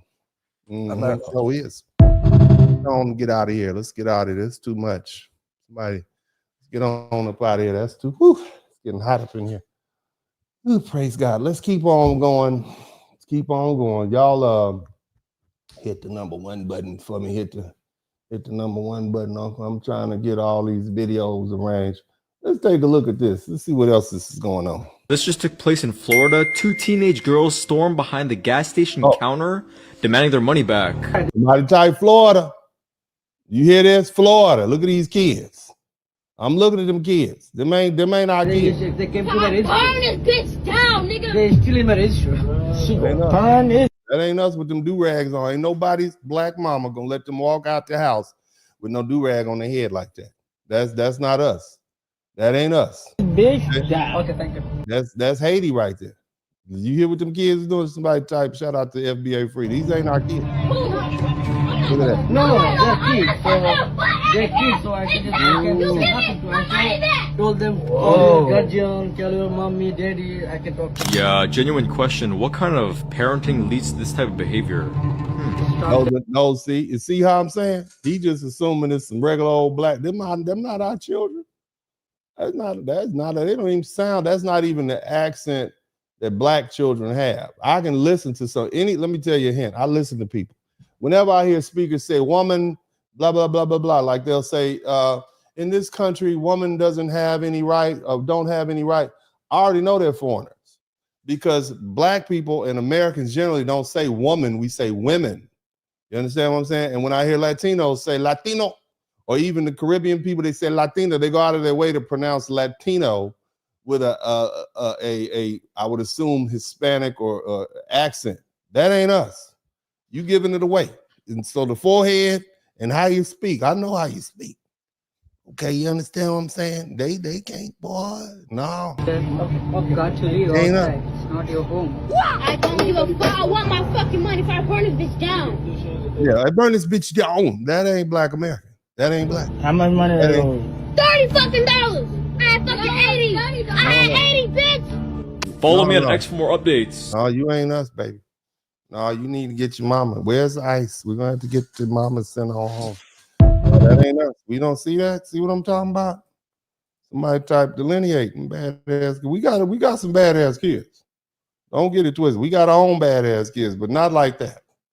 Okay, those are not our children. Okay. Let's keep listening. Y'all still with me? Hit the #1 button. Keep going. Let's listen. Black African movement, about, anti-tethers and calling people tethers and stuff. That's a psyop. That's a psyop. That is a psyop. The sooner we realize that, the better. And watch how aggressive these people are about it too. That's what should Somebody type these people in the chat room. These people. He said, watch how aggressive these people are. Go ahead. You know what I mean? Why are you all of a sudden so fervent about I hate tethers or they don't understand us? Where was all of this a year ago, 2 years ago? Now all of a sudden I showed y'all some videos of Smokey Robinson a long time ago explaining that, that's so where was it 2 years ago? You heard what he said? Let's listen to Dr. Claude Anderson. Earlier in an answer where you said that you talk about native blacks. And so that clearly sounds as if you are delineating native blacks versus. What did he say? Did he say delineate? So this is, how old is this? About 30 years old? Someone that comes here from Bermuda or Jamaica or wherever they may they may come from that is black. That's right. And the purpose of that is what? Because you're on the surface, it would be like, hey, everybody here that's black gets treated a certain way. Why are you making that delineation? Why are we delineating? This is about 30 years ago now. That is an excellent point. You know why? Because you see, those people coming in from Jamaica or coming in from Africa, they have not been treated like black folk in this country. That's the first thing. And secondly, historically, they haven't had those historical experiences. They come in here voluntarily. When they come in here, they bring some cultural aspects from Africa. They can go back anytime they want. But the black people in this country have been exceptional people. Nobody's been. He is clearly a foundational black American man. Okay. Dr. Claude Anderson's been saying the same thing for decades. Mistreated, maltreated like them. Black folk are exceptional. They're the only people that came here forcefully. One. Two, they're the only people that denied their humanity. 3, they were the only people that denied a right to enjoy the fruits of their labor. 4, they were the only people that denied the right to participate in government. 5, they were the only people that denied the right to vote. 6, they were the only people that denied the right to have an education. 7, they were the only people that denied the right to have a business.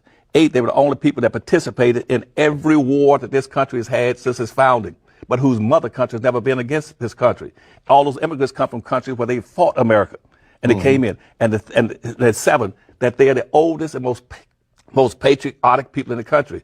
Now, I want you all to pay very close attention to this, because they always try to give Brother Tariq Nasheed a hard time. They say, oh, you invented this. Brother Tariq Nasheed is a historian. He is a scholar. He's a filmmaker. Okay. Of course, he would know who Dr. Claude Anderson is. Of course, he would know who all these great thinkers are and great people. He obviously listened to what Dr. Claude Anderson said. Just like one generation will take something from a previous generation and pick it up and move forward with it. At the time Dr. Claude Anderson was really saying these things, remember we had, it was the era of the Million Man March. Minister Louis Farrakhan was hired. We were all about black unity. It was this gentleman in his foresight who said, hold on, let me step back and look at this. Where is this actually leading to? Because if we start letting all these immigrants in, it's all good and we can fall under this one black banner, but they're going to start wanting political power and using resources. And these folk really don't see us as the same people. And so now we have a generation, here we are in 2026, and of course, beyond. You had that brilliant young brother, Tariq Nasheed, who said, hey, well, you know what? This is one of those arrows we need from our quiver, from our ancestors, and we're going to pick it up. It's no different than black folks are now saying, well, you know what, now we're going to start, since you white folk don't want us in your universities. Our ancestors have already established over 100 HBCUs. There are plenty of HBCUs to educate black American children.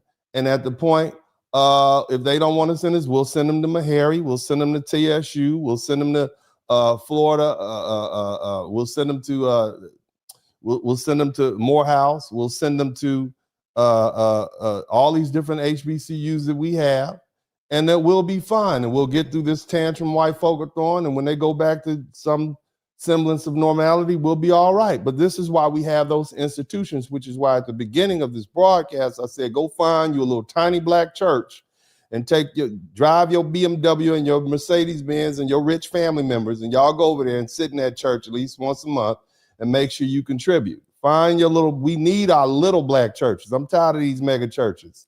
The TV churches area is over where you need some good spiritual food. You need to get with your own people. You need to embrace your black culture. My whole family, we got a little tiny black church in the heart of Fifth Ward. Okay. But bottom line is, this is the father of the delineation movement. This is Dr. Claude Anderson. Listen to what he had. Finish listening to what he has to say. Not the Confederates in the South. They're not the most patriotic people waving the Confederate flag. The most patriotic people in this country are black people, native blacks, because you see 99% of all those blacks have been direct descendants of slaves. They've been here before 99% of all the other people ever arrived in this country. They are special people. And because they are special people, they need to be recognized, appreciated, and reparated for what they've done in this country and building this country. They're the ones that built the bridges, the roads, cut the timber, the trees, and cleared the land, raised the tobacco, cotton, indigo. They're the people that fought to raise in every war to protect this country. The people coming from Africa or coming from Jamaica didn't. They came here voluntarily. Where is he giving you any inaccurate information? All of this is accurate. This man was saying this 30 years ago. All right, let's keep listening. And the most important point on this is, if you lump them with black folk, then you give the dominant white society a justification to say we don't owe black folk anything. Because you see, the blackness there's no. You got Jamaicans and Caribbeans and Africans saying that you don't owe blacks anything. And that's the bigger problem. It's not that white folks are saying you don't owe blacks anything, we don't owe these blacks. You got the Jamaicans. It's not like they came over here and jumped on page and said, yeah, you need to pay these black Americans. They're not saying that. They're saying the exact opposite. The blackness, black people's blackness is more than just color. It is their heritage, it's their history, it's their code of conduct, and more importantly, it is their badge of honor, and it's what it symbolizes the indebtedness this country has to them. This country does not have an indebtedness to people coming from Africa. They don't have an indebtedness to people coming in from the Bahamas. If you lump black folk in there, you deprive black folk of the benefit, the debt that's owed them. Don't do that. He's talking about you flat are spitting blackness. fire. Somebody type Dr. Claude Anderson in the chat room. Now let's go back to what this gentleman is saying. Let's listen to him again. Free Black African movement, about, anti-tethers and calling people tethers and stuff. That's a psyop. That's a psyop. That is a psyop. The sooner we realize that, the better. And watch how all tether means is that you've tethered yourself to the black experience and black politics, and you're just floating along and we're doing all the work, or you tied it to our historical experience in this country and you're reaping the benefit from it. That's all that means. You just like a little dinghy would tether itself to a ship so it can get drug along. That's if these people are about it too. Like, that's what should be, you know what I mean? Like, why are you all of a sudden so fervent about I hate tethers, or they don't understand us? Why are they so fervent about delineation? It's because of, let me show you why. Let me show you exactly. I'm gonna show y'all why we are so fervent about delineation. Y'all listen to this. This is why. American so much. Why did you come to America? Okay, first of all, miss me with that. Black Americans don't run in America.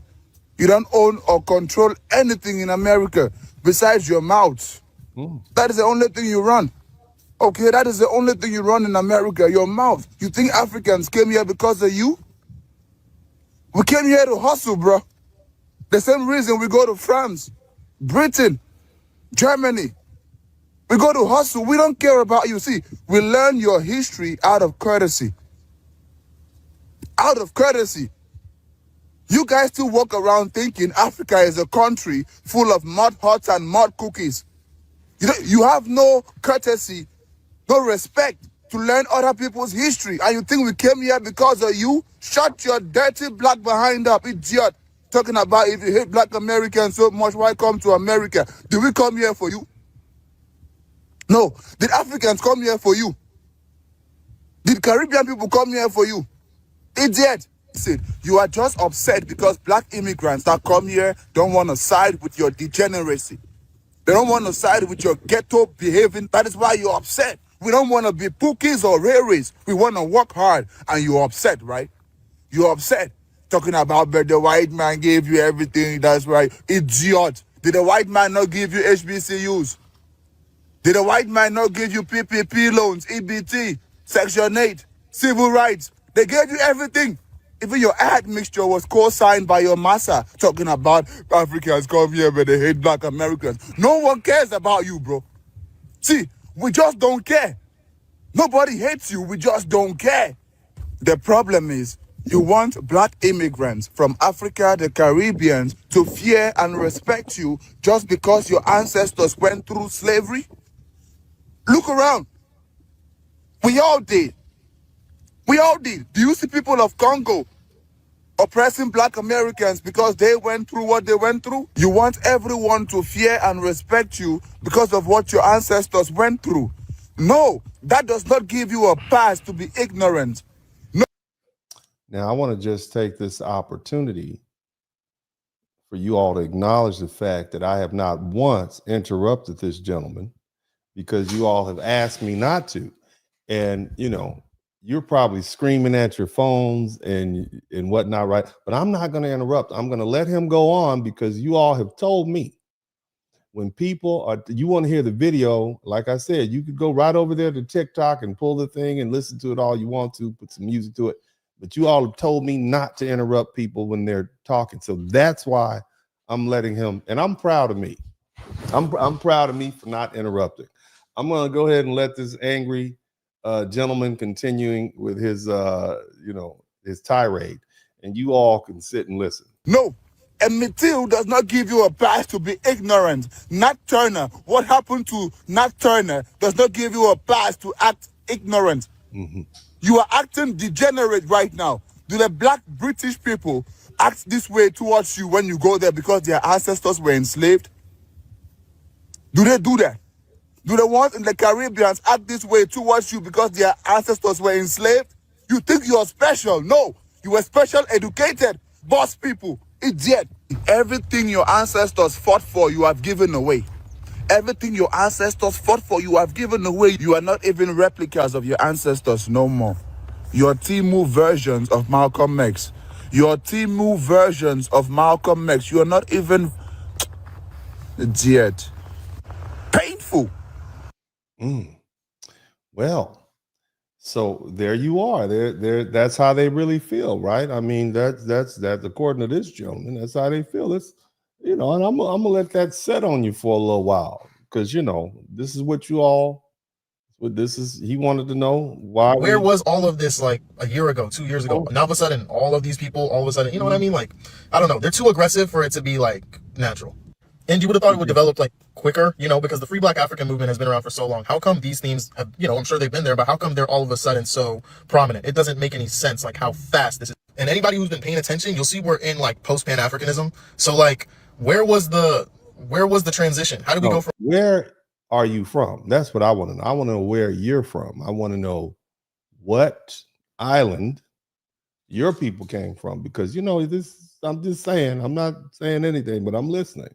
Okay, where are you from? Because see, you can be posing as a foundational Black American as if you're speaking from the crowd on this side, but in actuality, your loyalty is to your nation or your tribe or your country. You know, so where the flags at? I like these folk to put their flags up, so we'll know. Pan-Africanism straight to hating immigrants and calling them tethers.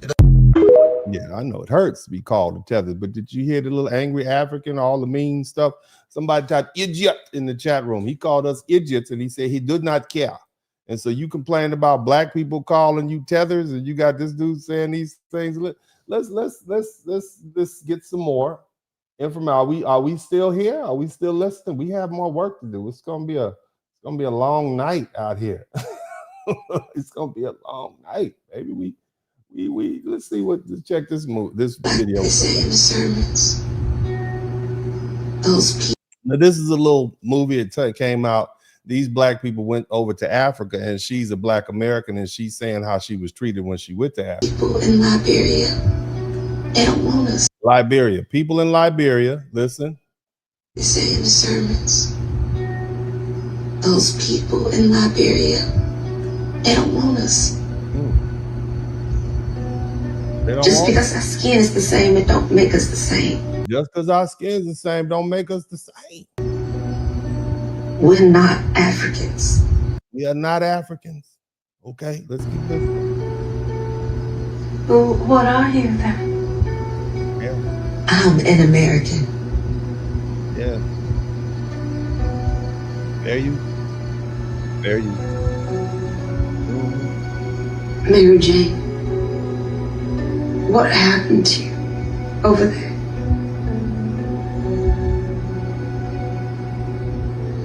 I realized who I am. I realize who I am. What happened to you over there? Because, the other thing is, we got to understand, a lot of Africans, I noticed that these folk, they always want to ask us where we're from. No, you notice that? Where y'all from? You don't know where you from. They don't ask Jamaicans where you from. More of a ratio that we're honestly doing well. They just feel like you guys are just not doing much. Parents are from New York. Americans, they don't know where they're from, I think American black people are the most lost black people in the world. We are lost, right? We lost. Now, I want you to understand something. You got people who are black people not in Africa, not in the Caribbean, not in the matter of fact, if you're a Jamaican and you ended up in the UK, you 2 countries removed from Africa. Okay, Jamaica to Africa. We are not even a diasporic people. We're not foundational black Americans, or black Americans are not a people who are scattered about the world. We might go visit, but we come back. But these people are telling us we don't know where our home is. Our home is where we are. We are Americans. Okay, but let's listen to this. So again, when we talk about the African diaspora, Nigerians are diasporic. They're everywhere. Jamaicans are everywhere. Trinidadians are everywhere. People from Ghana, South Africa, they're everywhere around the globe. Black Americans largely stay right here in America. So we are not a diasporic people. Keep that in mind.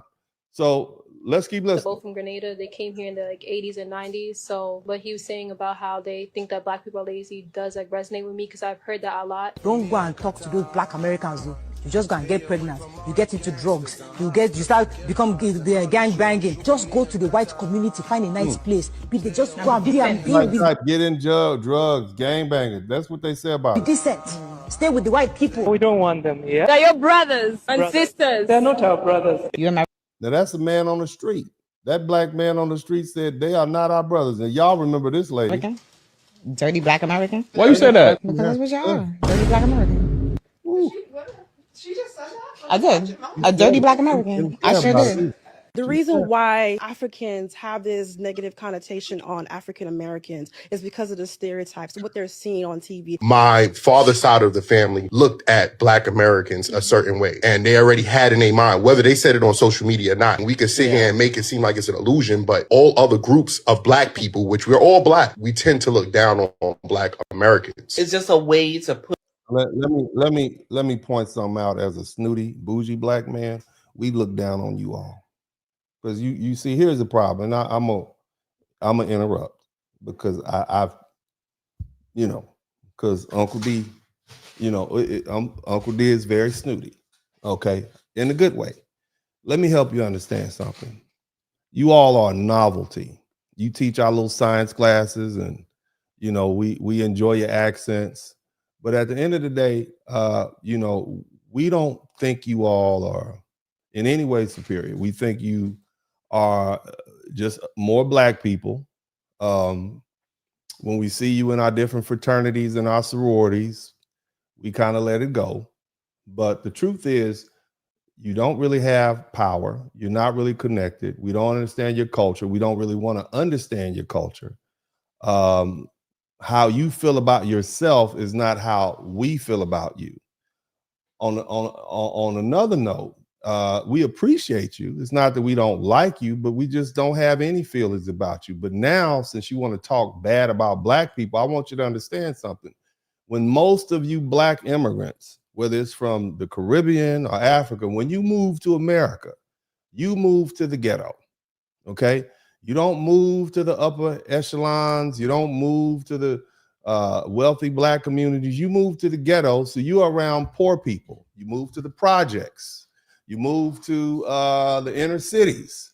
So you are there with Pookie and Ray Ray. So your opinion of black people in America is based on your experiences with poor black people. Now, successful black people haven't lived in the ghetto for generations. You see, successful black people have moved out the ghetto. So when we see you there with Pookie and Ray Ray, we equate you with Pookie and Ray Ray. Yes, you have a little accent. Yes, you have multiple vowels in your last name, and sometimes y'all have some M's before the G's, and we don't necessarily know how to say them. But at the end of the day, your experience is with poor black people. That's been your experience, and you're basing your entire experience in America and your interactions with Black America with poor black people. And so now some of you are beginning to work your way up into our more elite organizations. Jack and Jill. I was at a Links Incorporated meeting. No Africans, one African dude there. Okay.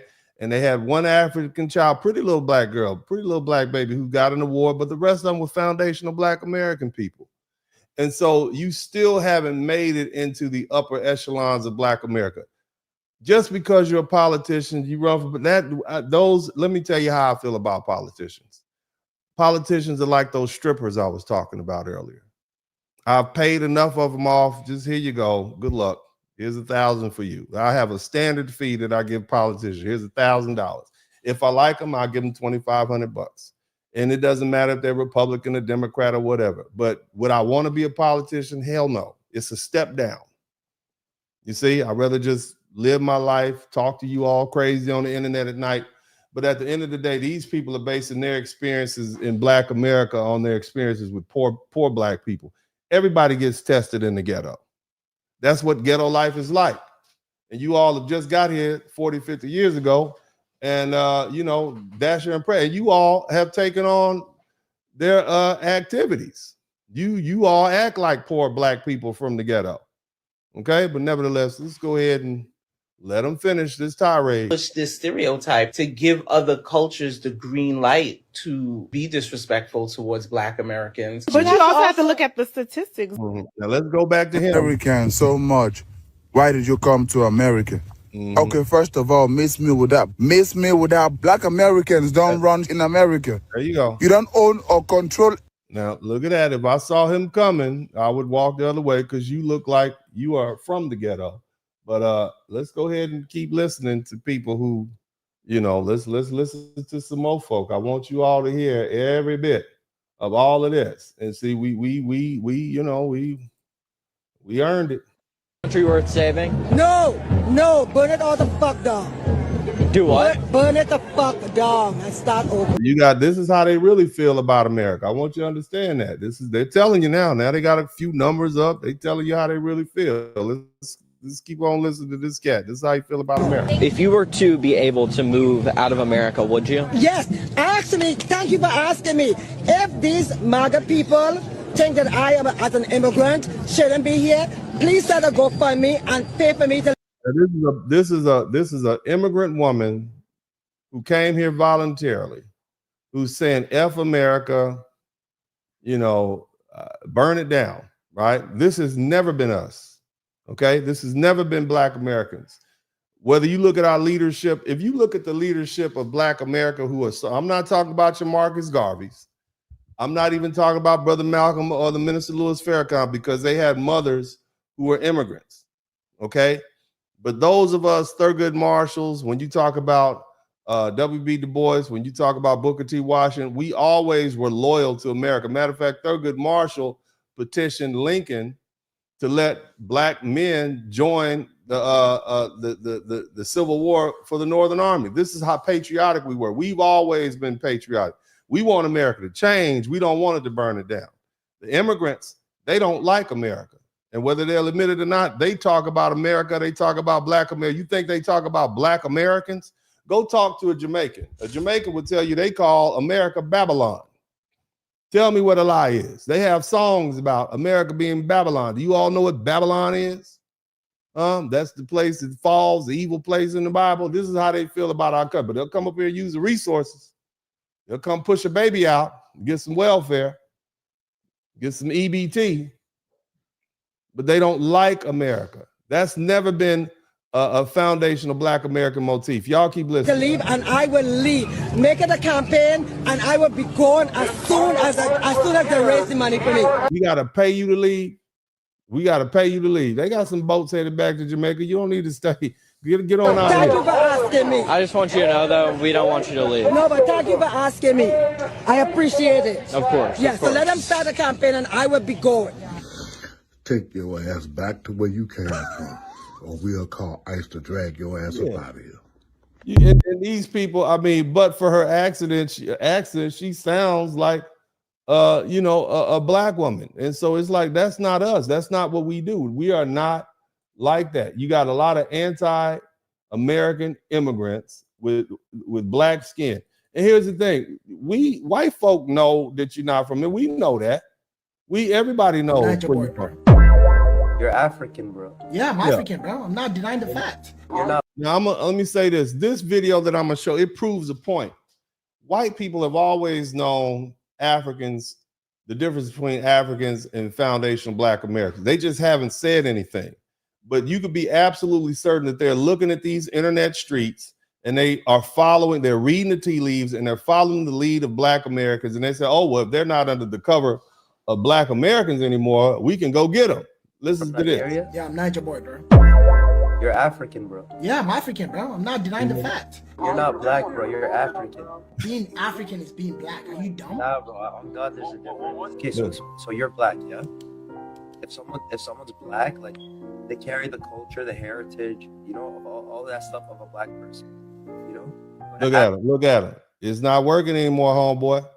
Your little mask is off. If someone's Black, like, they carry the culture, the heritage, you know, all that stuff of a Black person, you know? But an African guy, he has different culture, he has different everything. Yeah, he does. Yeah. If you look at when you talk Black, I'm thinking like African American, like the Black guys you see in the U.S. But then when you say African, I'm thinking of all the Niger boys, you know, all those guys, you know, Ghana and all that stuff. It's very different people. Ever since my mom gave birth Very different people. to me, I've never seen anybody as stupid as you. Now you mad. Now you mad because he calling you out. Now you mad because the white boy said you are not Black America. You are not Michael Jordan. You are somebody else, sir. You're not Michael Jackson, Michael Jordan, Mike Tyson. That's the culture that we know to be Black. You are a foreigner. Somebody type foreigner in the chat room. They don't like that. You are beyond stupid. I'm lost of words to describe how stupid you are, bro. You make me lose a brain cell. I'm not gonna. No, you just, bro, you faking it. Everybody knows you faking it. Okay, everybody knows. Somebody type foreigner in the chat room. You're a foreigner. Okay? Like, I might gotta go to bed after this. Like, I'm done streaming. Go get on up out of there, man. It's not working anymore. We all see it. You see, and you can't be mad at that. I mean, where the flags at? Y'all quick to whip your flag. I'm not Black American. Here's the cold part about it. They've been telling us, I'm not Black American. I'm not Black America for decades. And now they would say, you know what? You're right. You're not Black American. They have a problem. Now let's listen to what When it comes to violence, right? When it comes to real violence, no race dominate more than Africans. White people got nothing on Africans. Black people got nothing on Africans. I tell you that, okay? Now, this is an African telling you that nobody's more violent than African. These are the people. Where's that dude at? Let me get him back in here. I'm sorry. Did y'all see enough of this guy? I want to make sure we don't lose him. We need to keep American so much. Yes. Why did you come to America? Yes. Okay, first of all, miss me with that. Black Americans don't run in America. Okay. You don't own or control anything in America. Looking like a goddamn Negro smoke. no, white folks, they got guns, so they delete one another. Black folks got gun, they delete one another. Okay, Africans don't have that. Africans, what they do is they poison you. Poison. If an African don't like you, it'll be your friends, your family, your uncle, whoever it might be. They will poison you through food, through drinks, or even worse, if they don't I ain't going over for dinner. Look at that. They poisoning people. Goddamn. like you'll just wake up one morning and your whole legs will be big like a football field. Damn. And you'll wonder what happened to you. They put voodoo on your legs. Okay? If they don't like you, they will put voodoo on you or they will poison you. It's even worse than getting shot at. And how many of y'all want to move back to the motherland? How many of y'all moving back? They're gonna poison y'all ass. They're gonna poison the hell out of y'all ass. Y'all take your black ass back over there if you want to. Talk about you leaving Detroit. You leaving your nice house in Detroit to move back to Africa. They're gonna poison the shit out of you. You're gonna try to go over there and open a goat farm and revitalize Africa. They're gonna swallow you up like quicksand. Keep listening to them. Okay, that's why I say Africans, nobody they are the worst when it comes to committing violence against. He was going off. This is what he's saying about his own people. Y'all want to take y'all butts over there? Go on over there if you want to. I'm not saying don't go visit, don't go hang out. I'm saying, you know, this is what they're, you know, some people, here's the thing. I believe you. You don't have to tell me twice, okay? You do not have to tell me twice. I believe you. When you tell me, I believe you. Okay, now let's talk some more about the culture that we see. I want you to hear this. Now this is, look at this. Look at this. This is in Africa. Listen to what they saying. Okay, you hear the song? Where does it sing? This is like they at Southern University and homecoming, right?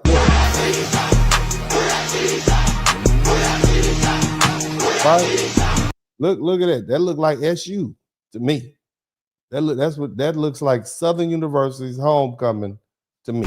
Okay? Hold on. It's not. Listen to this.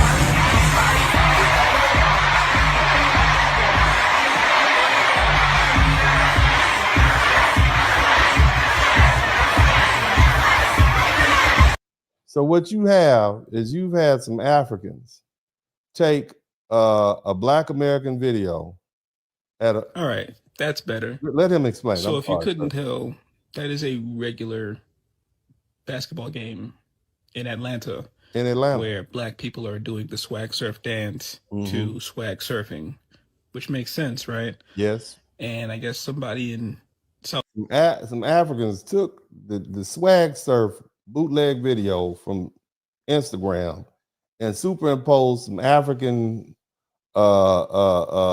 tribal dope boy music on it, right? And that's what they do. South Africa decided to overdub the audio with some South African rap song. Yes. Let's listen to it.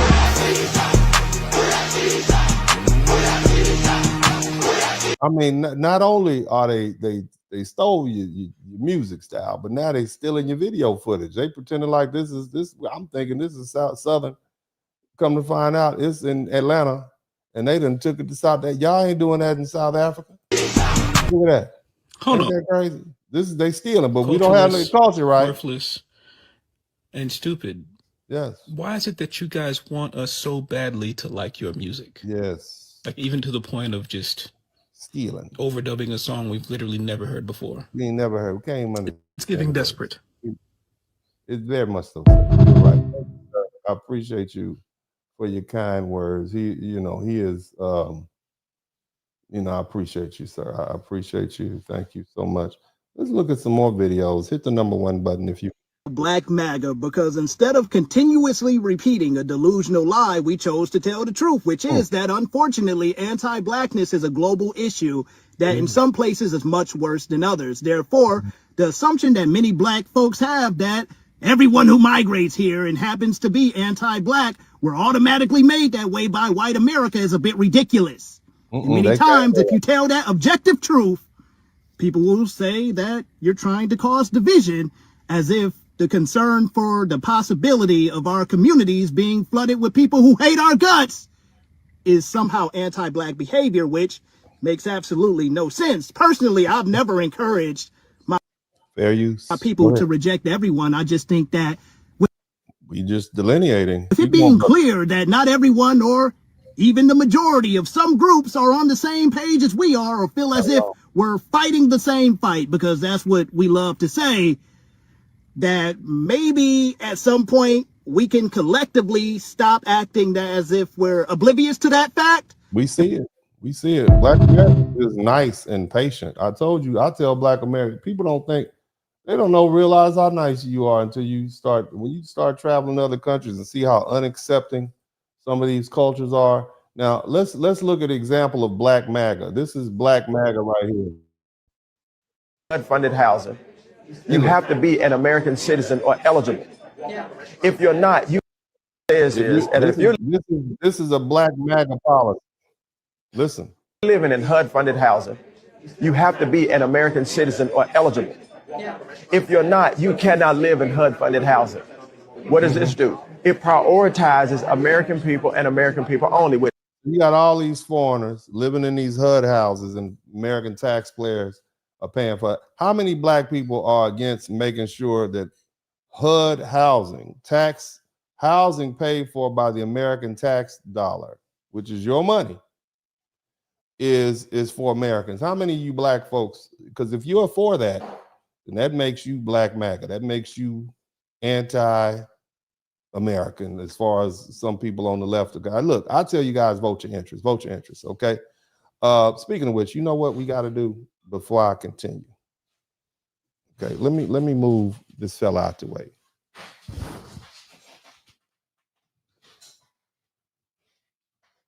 Don't play me. You know what time it is. You know what I'm trying to do over here, right? Y'all know what time it is. Let's not play this game. I see all y'all out there. It's time to get the subscriber count up. I need y'all to make sure y'all subscribe to the channel. Let me see what my subscriptions look like. We ain't taking a break, but you all need to go ahead and, are you learning something? If you hadn't learned anything, you just hard to teach. But if you learn something, I should earn something. But in the meantime, I need y'all to make sure. Apparently, YouTube took 20 of my subscribers away for whatever reasons. I need you all to make sure you are still subscribed to the channel. Please subscribe to the channel right now. Take the time to subscribe to the channel. I'm checking to see what my subscriptions look like right now. I need you all to take the opportunity to subscribe to the channel. You'll never get another person as bold as me.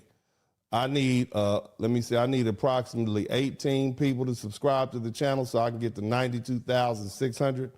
I need 18 people to subscribe to the channel so I can get to 92,600. Okay, so take the time and hit your little button and subscribe to the channel right now. I know you hear me. I know you hear me. I know. I'm looking at you. You right there.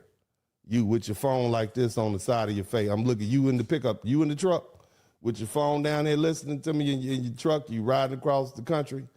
Yeah, you. I need you to subscribe to the channel right now. Don't play. All right, go ahead. Go ahead. You sitting in there ignoring your girlfriend, listening to me, go ahead and do it. Go ahead.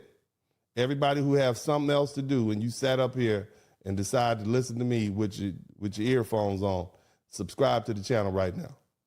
Talking to you. I'm talking to you. Yes, you. Is he talking to me? I'm talking to you. You with the shirt on. I'm talking to you right now. And I'm talking to you too, lady. I'm talking to you with the bonnet on your head. All the women with bonnets on your head. Every woman with a bonnet on her head. I need you to subscribe to the channel right now. All right, fellas. All the fellas with crusty feet. I need you to subscribe to the channel right now. I need my crusty feet crew. All the brothers that have not put lotion on their feet and they got ashy ankles, I need you to subscribe to the channel. All the white supremacists who are waiting around for me to get the Black committee to issue an official apology, I need y'all to hit the subscribe button now.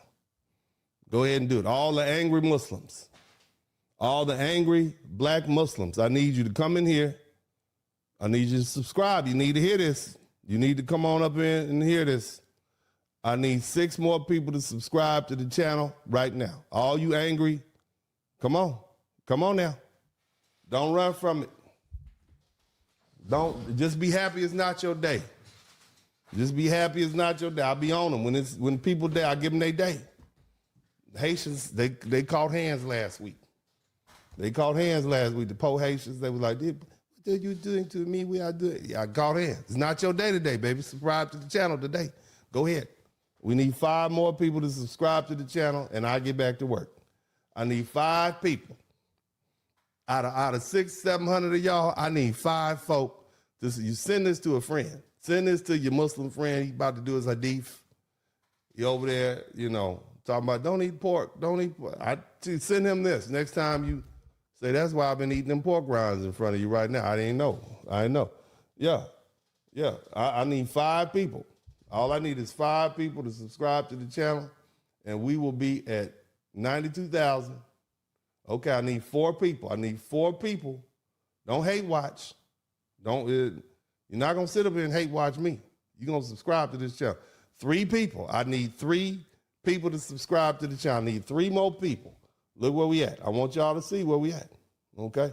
See that? See, you can't see. It's almost, I need 3 people to subscribe to the channel, and I get back to work. I got more to say. I'll talk to you. 2 people. I need 2 people. I got 92,598 people. Subscribe to the channel now. 1 person. I need 1 person to give me the 92,600. And I get back to work. I'm going to get back to work as soon as y'all give me my 92,600 people. There we go. Praise God. See, that wasn't so hard, was it? Now let's get back. Let's get back to where we at. I'd like to thank all the crusty feet people, all the ladies with bonnets on. Okay, I'd like to thank all the angry Muslims, all the white supremacists. Everybody's welcome here with Uncle D, baby. Everybody welcome to get this work. Uncle D is passing out the truth over here. I'm here to hurt your ears, make you feel bad. Yeah, next time they tell you don't eat that pork sandwich, brother. You know you worshiping the damn racist ass religion. You got that brother-in-law trying to, yeah, man, when you gonna come down to the mob? You know you're racist, man. But anyway, that wasn't hard. That wasn't hard, was it? That was easy. See, that was easy. It's all you had to do, baby. Just hit the subscribe button. Y'all still here? Y'all still here? Are y'all still here? Let me know if you're still here. Let's go ahead and get back to work. Look, we're gonna go ahead and speed this thing up. I done talked a little too long. So I'm gonna pass up a couple of these videos. I'm having a little too much fun over here with y'all. It's a little too enjoyable. Y'all, thank you everybody for subscribing to the channel. I actually need I would like to have a couple more subscriptions, but check this out. This is what was going on in Chicago. Held and talking about expressions of slavery, and you don't even have any. Hey man, you know what? Shout out to everybody from Chicago. Chicago has really been the spearhead to the delineation movement, and I mean, I'm saying, look, you know how this happened. The little Texas governor sent all those immigrants to Chicago, and they dumped them in the black community, and Chicago stood up. Shout out to all my people from Chicago. But this sister's in Chicago at a city council meeting. Listen to what she has to say very carefully. Hit the number 1, but this is the future right here. This is what's going on. It's being held and talking about expressions of slavery, and you don't even have any black aldermen there. Now, it's not your fault. It's a testimony of just how sorry and pathetic the black aldermen are in City Hall, which has allowed you all to do all type of things that you all shouldn't be allowed to do. But the fact of the matter is the fact that you have Africans in here today talking about expressions of slavery. Slavery in America happened to us, black Americans, not them. In fact, the Africans of today don't even associate themselves with black Americans. Is that the truth? They don't even associate themselves with us. In their little minds, they think they're superior to us. So for them to come over here and think that they should be getting some type of rights and in the conversation of slavery, it's a straight up insult. Now what you all are trying to do is bring them in on this immigration jump. That's what y'all trying to do. You're trying to bring them in on this immigration jump when you know doggone well the conversation of slavery is not behind black immigrants of today.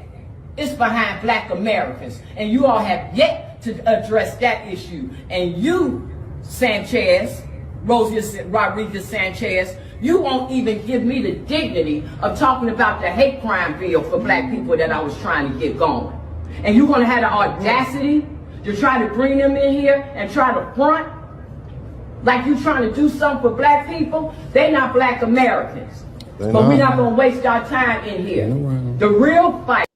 Now, does that look like, I mean, Does that look like a fad to you? Does that look like an internet fad? To me, it looks like real life. It looks like delineation up close and personal. It's going to be taking place federally. So whatever y'all think y'all going to do today, just a matter of time, it's going to get undone. Before y'all get real comfortable, don't unpack your clothes, because you're going to get sent back. You better check that paperwork, because if it ain't right, ICE coming to get y'all too. I don't care if your skin is black. You don't get to come over here and ride the Black American wagon for something that you think you're going to get. Don't look at that clock like you rushing me, because I'm going to see you in a form much bigger than this, in a form that's going to be bigger than 3 minutes. You can believe that. And anything you think that you're going to do today, it's going to get undone. Africans are not Black Americans. The slave trade was on us, not them. They don't even associate with us. Don't play no games with black people. That's why the Democrat Party in trouble right now, messing with black people, not them, not them.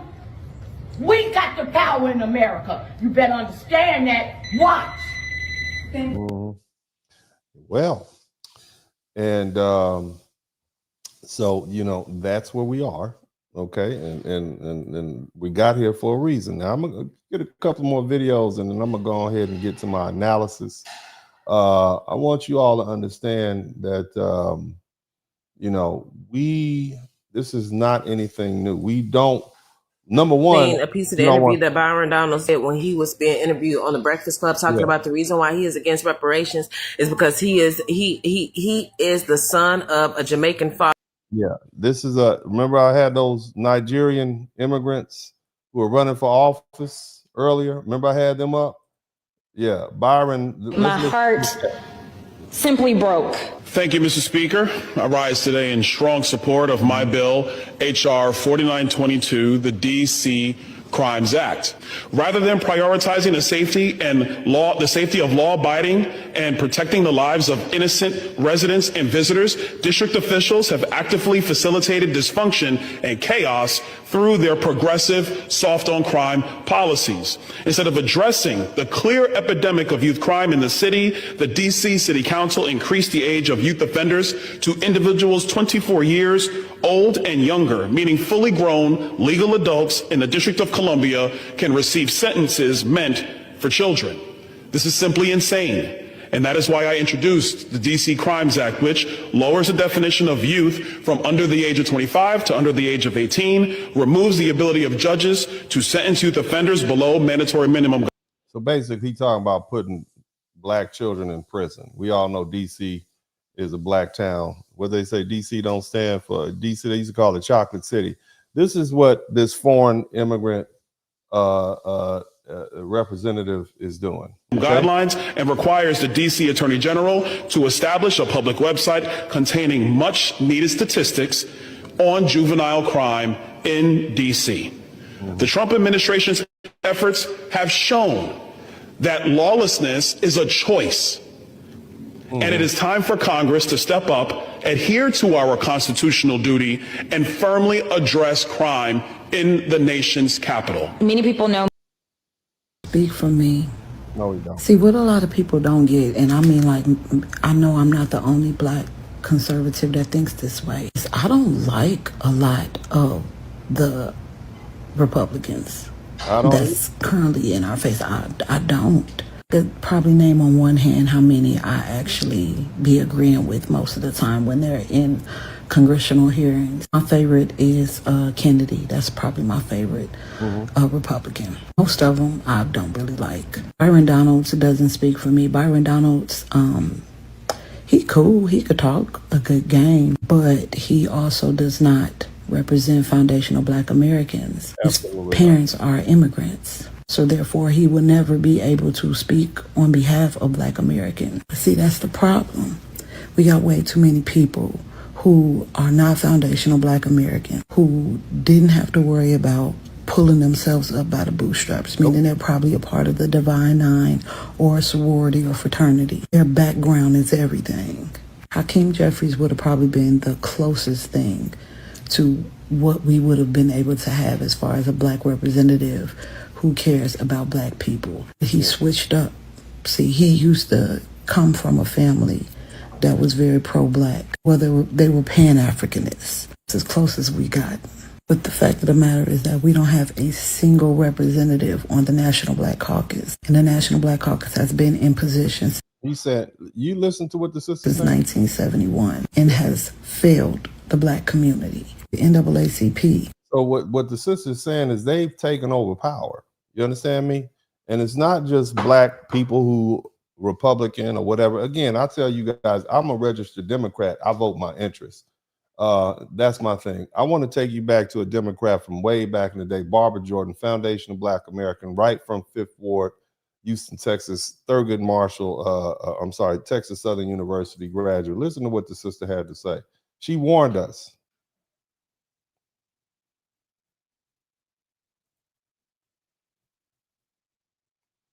We strongly denounce the hostility which seems to be developing around immigrants. That is not healthy. We cannot sustain ourselves as a nation if we condone divisiveness in this society of immigrants. At the same time, we disagree with those who label our efforts to control immigration as anti-immigrant. I believe quite firmly that we can quiet and dampen the flames which are surrounding public opinion where immigration is concerned, because people on both sides of this issue have engaged in too much hyperbole. We have got to put the matter of immigration back on a civil course. We have got to know that immigration really goes to the heart of who we are as a nation. If we are confident enough as Americans in our culture, we should welcome the legal immigrant. We should be able to accommodate diversity in our society. Are we strong enough to welcome those who ought to be in and retain a commitment to the rule of law by keeping those out who shouldn't get in? If we are to preserve our immigration tradition and our ability to say yes to the people who want to get in and seek entry, we've got to have the strength to say no to the people who are not supposed to get in. We need to make deportation a part of a credible immigration policy. All right. So you hear Barbara Jordan now, and so we've been dealing with this. That's like 30 years old. Now I'm gonna share one more video because this is the issue that I want to deal with. More on point tonight. Y'all hit the #1 button if you can hear it clearly.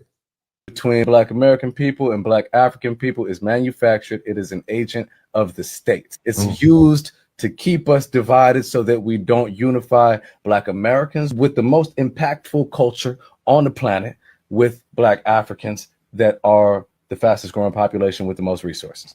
They don't want Black American people, the most culturally impactful group on planet Earth, to link up with the most resource rich continent, which, as you guys obviously know, is the only place where the birth rates are.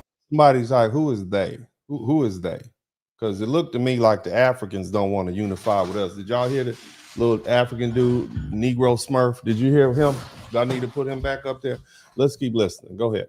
On the rise and will be the majority of the human beings. And if you look at places like China, like when the population increases and certain moves are made, economically benefit from that. I mean, the possibilities are, we just watched. The possibilities are so fucking massive. The powers that be really don't want is that Black American people who have been able to, just in this past 100 years, man, like dramatically change the landscape of culture globally. You know, they don't want us to connect. You know what I'm saying? And that's where I find my what you're telling us, brother, is that the white man has stopped us for taking that United Airlines flight to Lagos.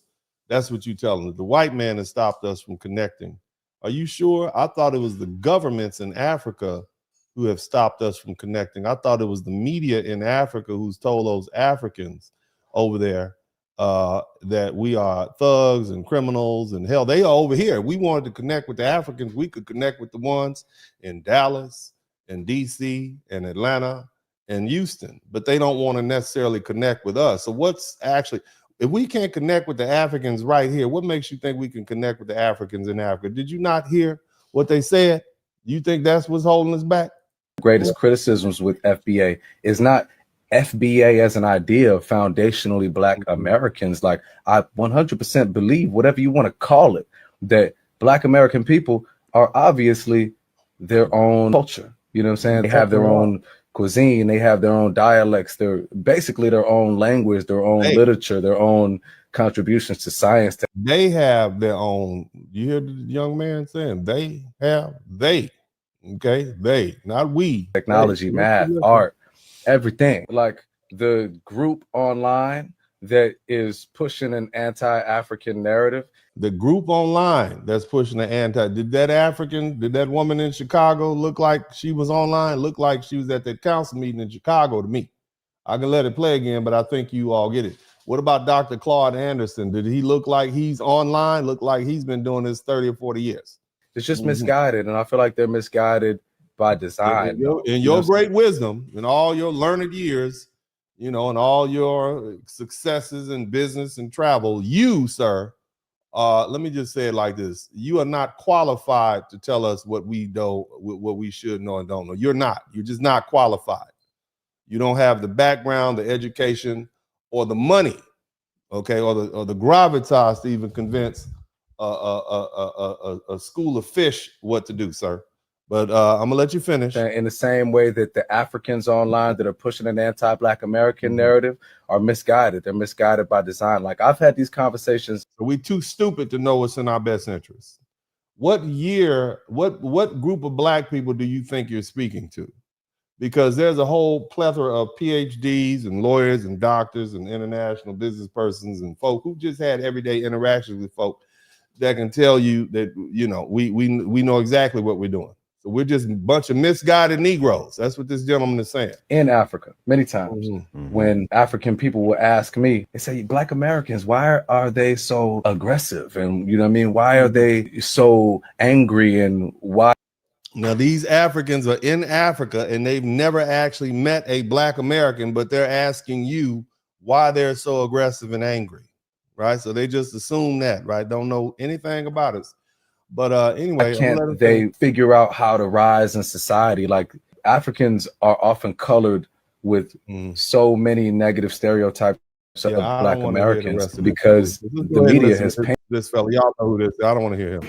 Black patriots fought and bled on the battlefields of the American Revolution. Yes. And they really did. In case you all don't know, this is the president of the United States, Donald Trump.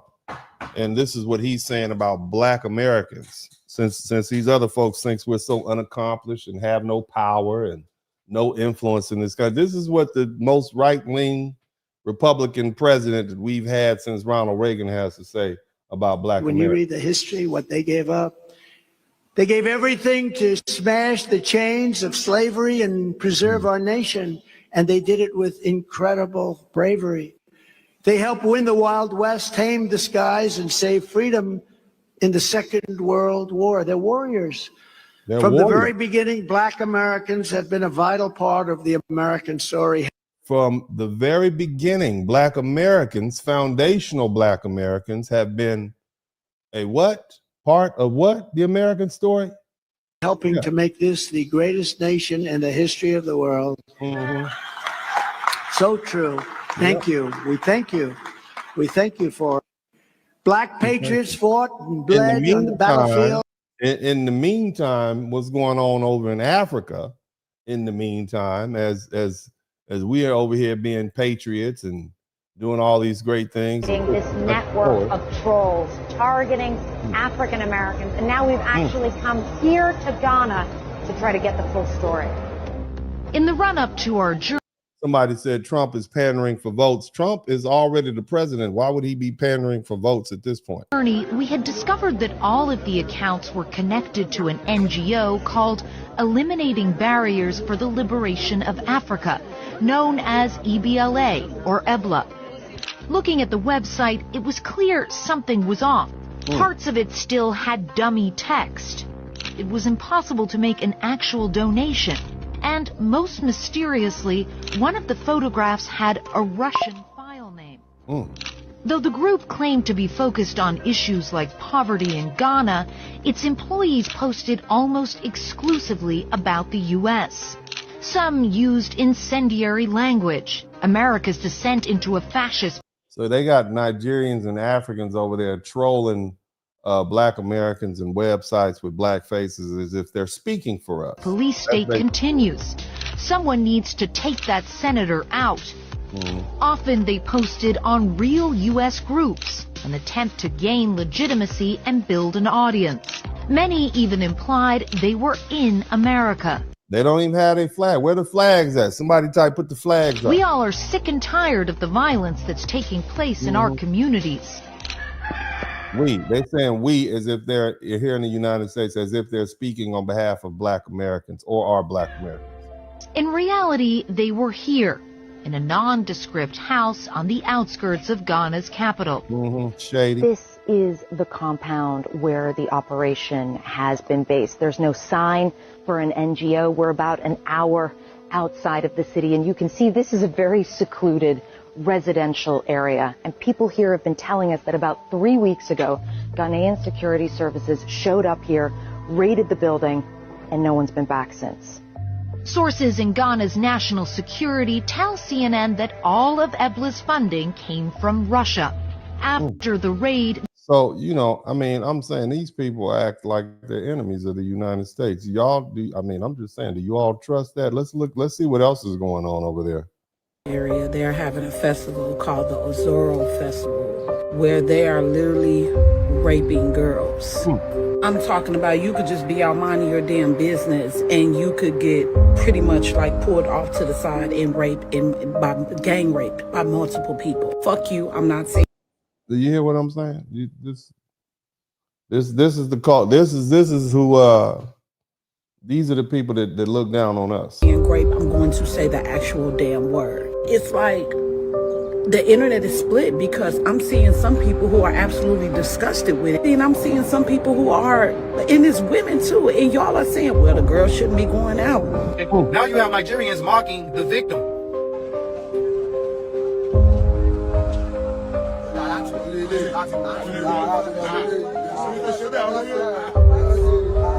Where the Africans at? Where y'all flags at? Why don't y'all whip your flags out so we can see this? Come on up there. Just come on now. Come on. Since you got so much to say about us and how bad we are.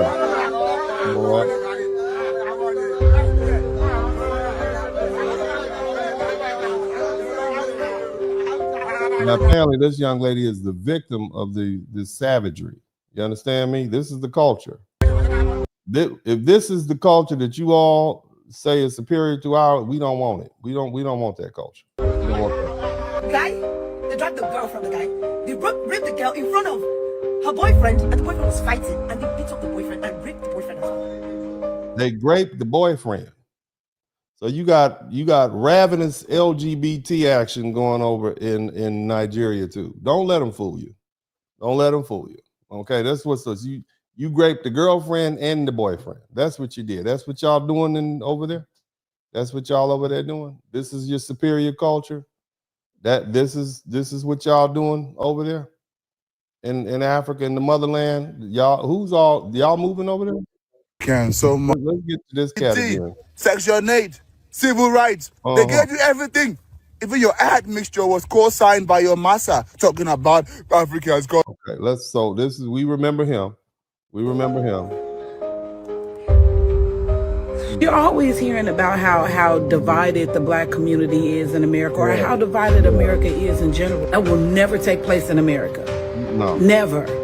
Me Too movement is the perfect example. Black people and white. Our women have rights over here. They have rights. Okay, and let me give you guys a quote. A nation will only rise as high as the moral aptitude of its women, and that has a lot to do with how you protect your women. Our women are not subjected to mass grape festivals on an annual. Our women will bust a cap in you. Somebody type Ruger in the chat room. Somebody type Smith & Wesson in the chat room. Ladies, I expect each and every one of you. Uncle D is a heavy 2A advocate, okay? Uncle D is about that life. You understand me? I want each and every one of you ladies out there to get that iron. Somebody type that iron in the chat room. Go down to a local gun emporium, take your Gucci bag or your Chloe bag or whatever you have and get yourself that get that iron. Okay, keep that iron with you because the police is not supposed to protect you. You are supposed to protect you. Get that iron. Okay, you got money now. You got that little baby Benz. You riding around with your nice clothes on. Keep that iron. Get your little 380. Well, Uncle Slim, when I was a youngster, Uncle Slim, I would go use his car just to hang out and whatnot. He always gave me a little 380. He said, nephew, you got 6 shots in there. You ain't got enough to stop the whole crew, but you got enough to hold them back. Ain't no safety on to pull that thing out. Keep popping. If you hit somebody, we'll come get you downtown at LA County. But it's better to say, there you go, than there you lay. You understand me? Nevertheless, get that iron with you because these people out here are crazy. But that's what we empower our women here. So we have a lot of issues in Black America, but one thing we don't have an issue with is empowering our women. You guys can take a look at my books.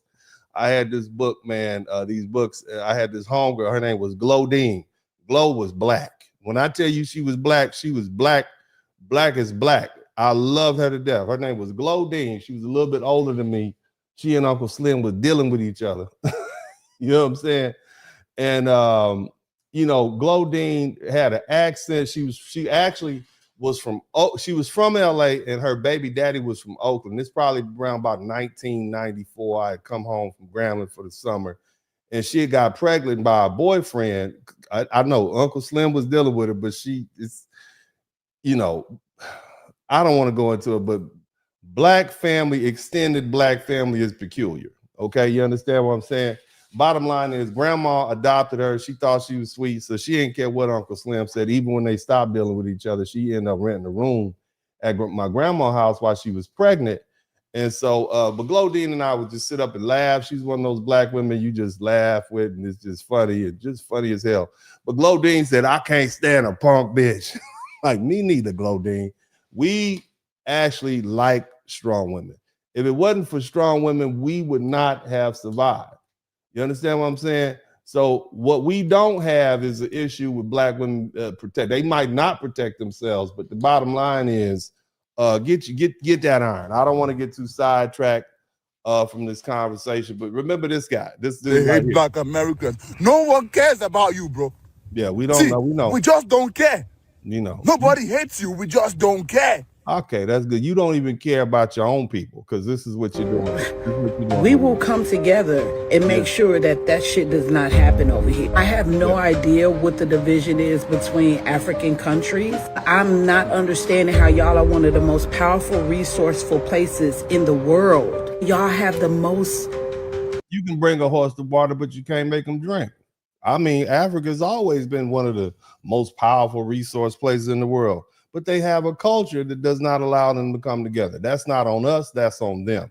It's because of their tribalism and all those other issues they have. I'm sure there's papers written on that, but that ain't our problem. You understand? I recognize people, I accept people for who they are, accept people from whatever country. It is what it is.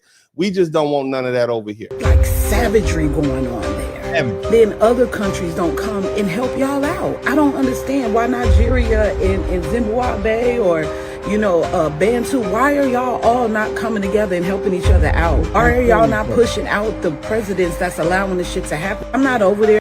Because the president is reflective of who the people are. Just like they say Trump is reflective of who we are. If your president is shady, you shady too. And that goes for Nigerian countries, African countries, everywhere. It goes for whatever country you are. If your leadership is shady, it's you shady. Okay? But anyway, I'm not gonna get all. I got to move on with this, but let's do this, man. So I want to deal with this accusation that we're dividing black people, okay? But let's go ahead and tell the truth. I want you to understand that for years, when black Americans would talk about slavery and say Africans sold their own people into slavery, what was the response? What was the response that we heard when we said Africans sold their own people into slavery? What did they say? They said, no, no, no, no. Africans didn't see themselves as one people. Isn't that what they said? So when they would go to war with other tribes, they didn't see themselves as one people, did they? They didn't. That's not how they saw each other. They were different tribes, different ethnic groups, different nations. They didn't see each other as the same. Okay, fine.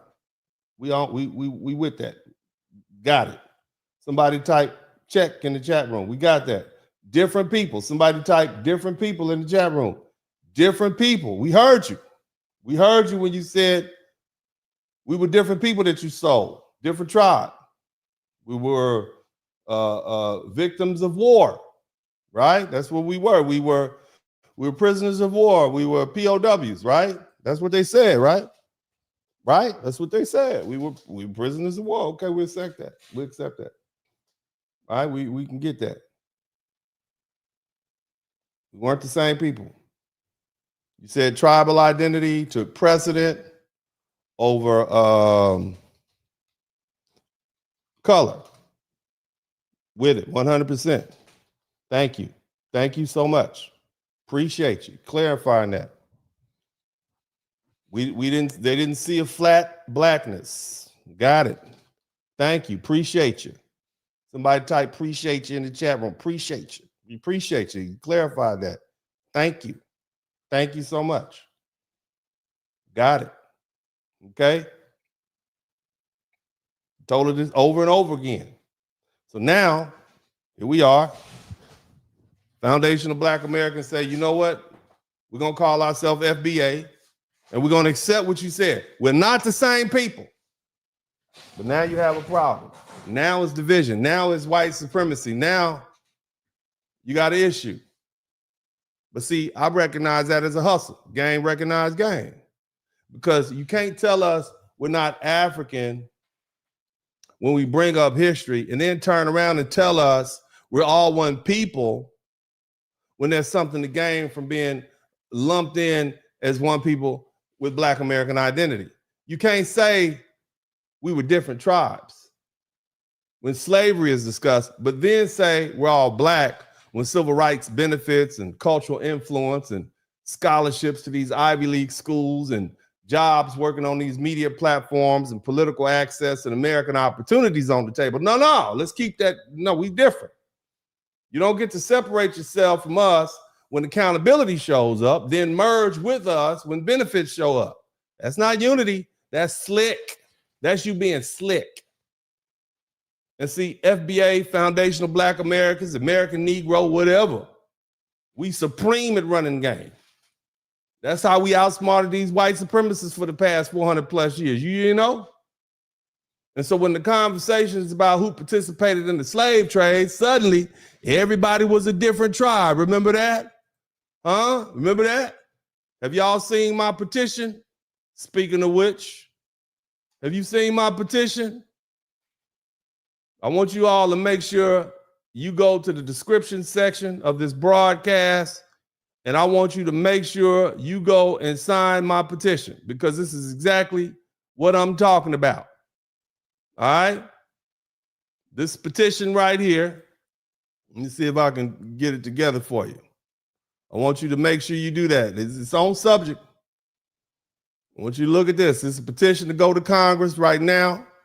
We have about 12,944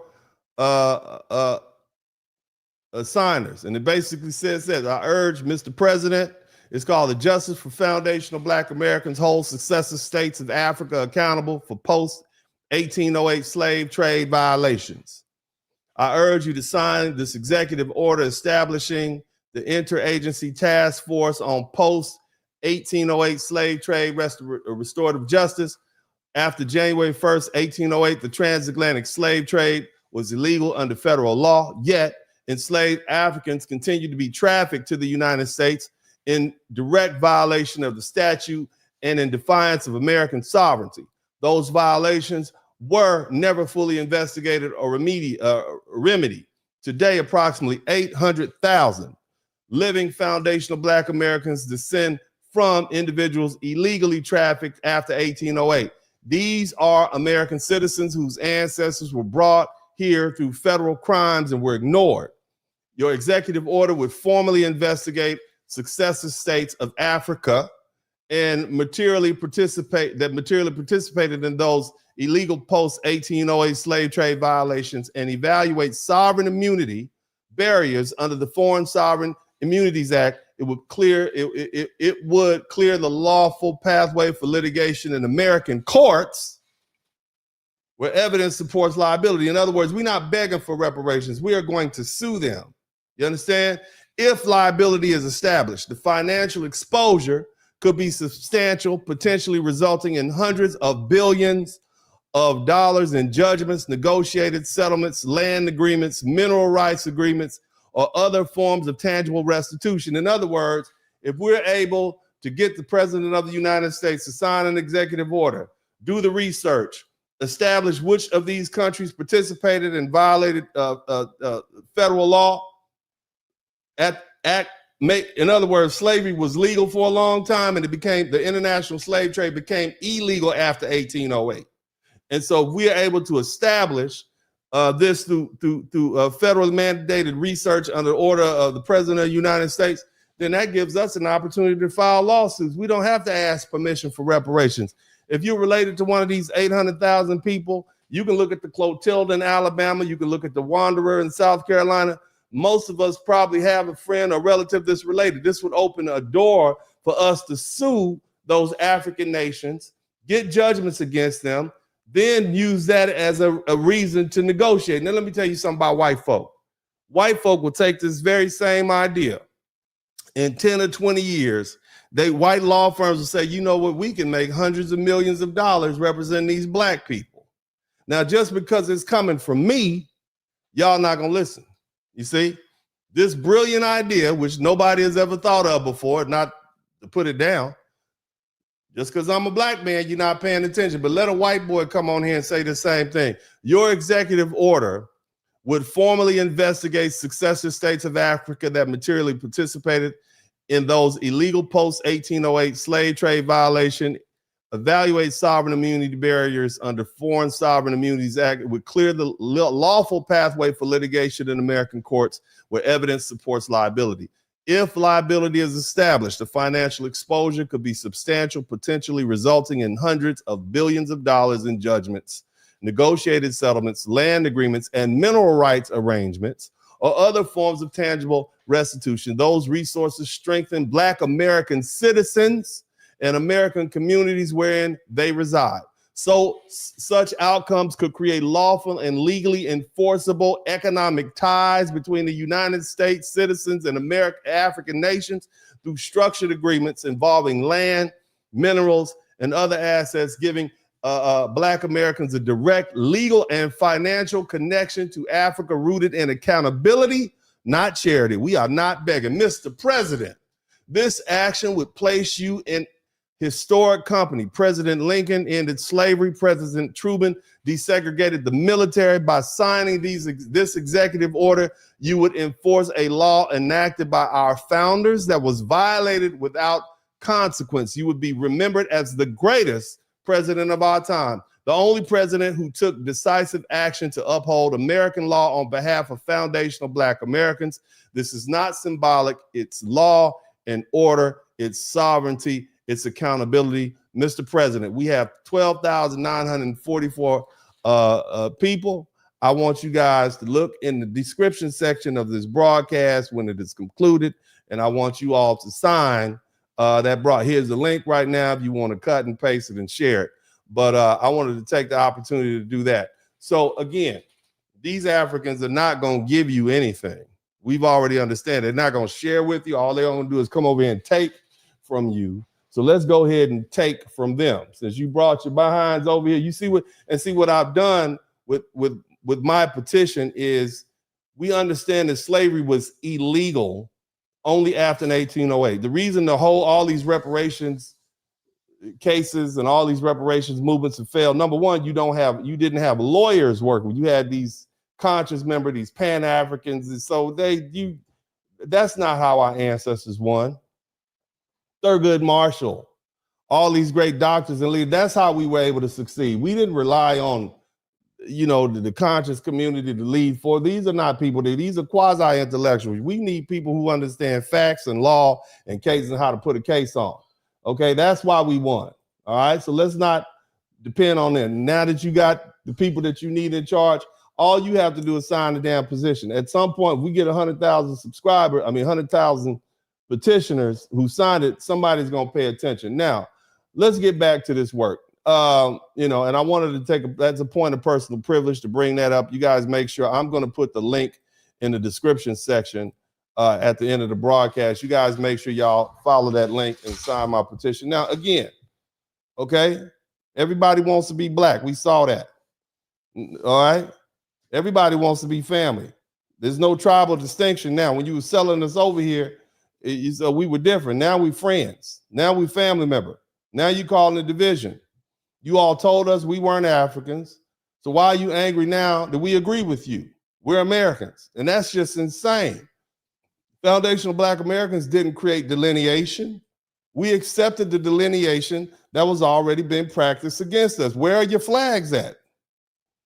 Africans told us they were different. Caribbeans told us they were different. Keep that same energy. Keep it. Hold on to it. Don't be Nigerian on Monday and then and African on Tuesday and immigrant on Wednesday and then generically be black on Thursday when you have to apply for a scholarship. Okay, we're not going to participate in that game with you all anymore. Keep your flags out at all times. If you want your tribe, keep your tribe. If you want your nation, keep your nation. If you want your culture, keep your culture. But don't tell foundational Black Americans we don't get to keep ours. We have our own ethnogenesis.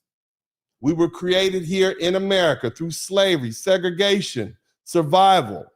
You understand? This is us. We know who we are. We know where our home is. We're not begging anybody to come live with them. We know who we are. And let me tell you something. The only slavery they never talk about? The only slavery that I never hear these people talk is so distasteful.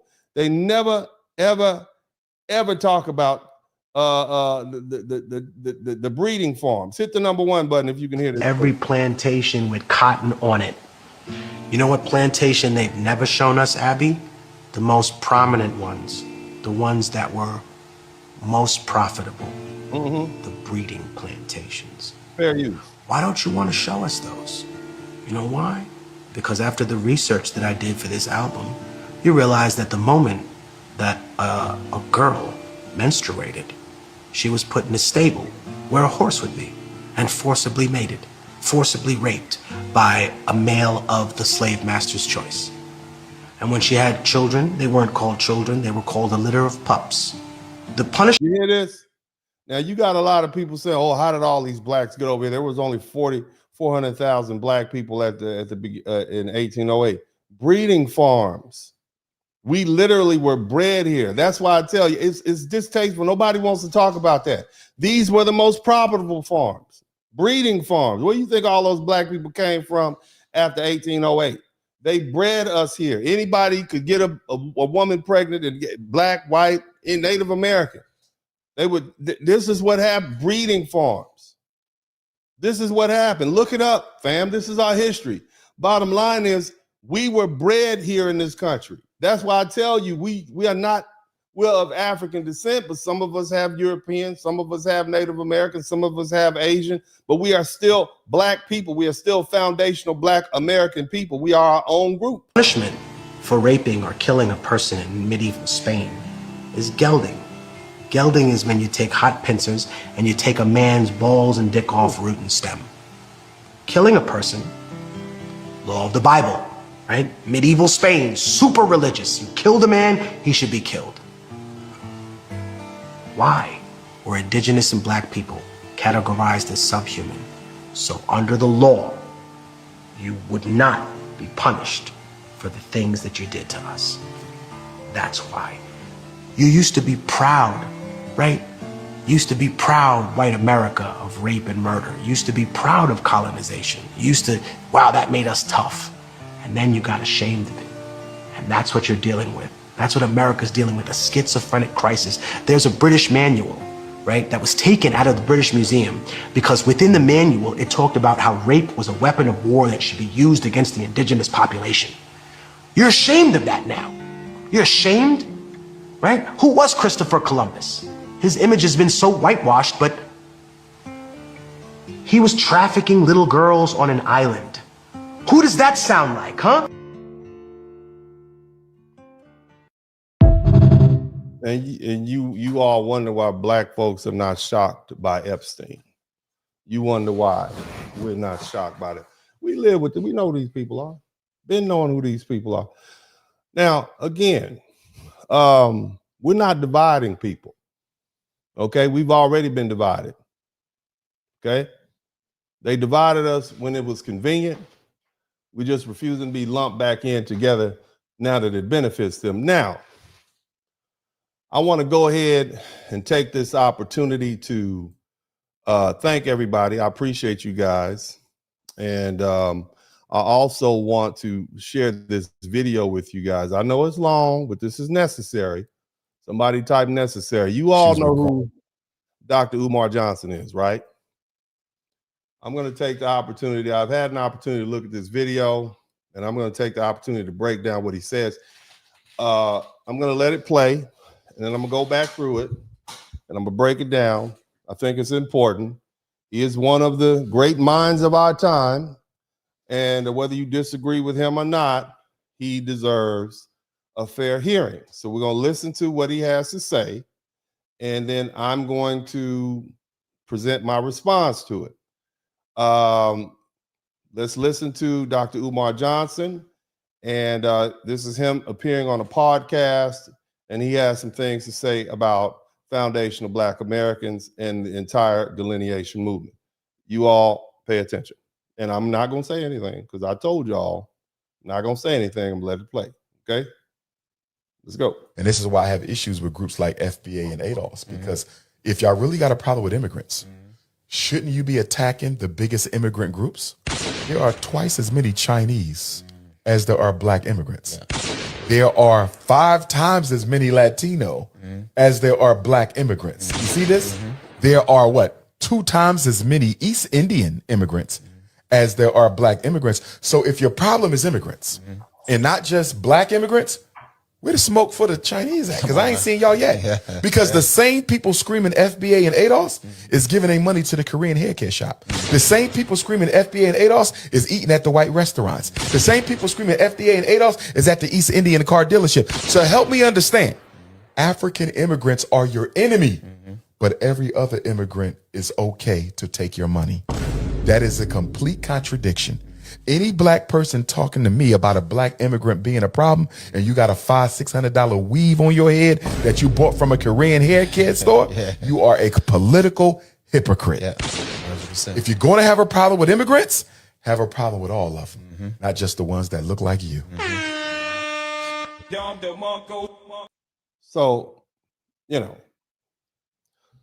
Dr. Umar Johnson's argument, basically he's against delineation. And he's one of the biggest opponents of FBA, American delineation.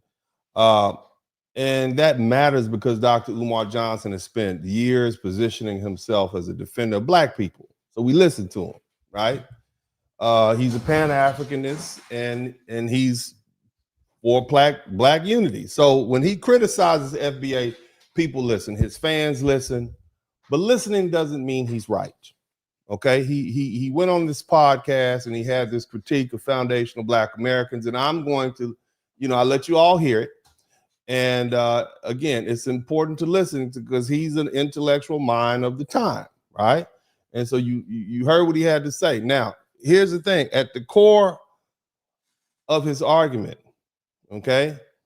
The problem, I should say, with his argument, the problem is he's pretending FBA's complaints, or he's saying this, we hate immigrants. And when the actual complaint is stop using Black American suffering history civil rights victories, and political identity as an open access resource for everybody else. Those aren't the same arguments. Also, his numbers are sloppy.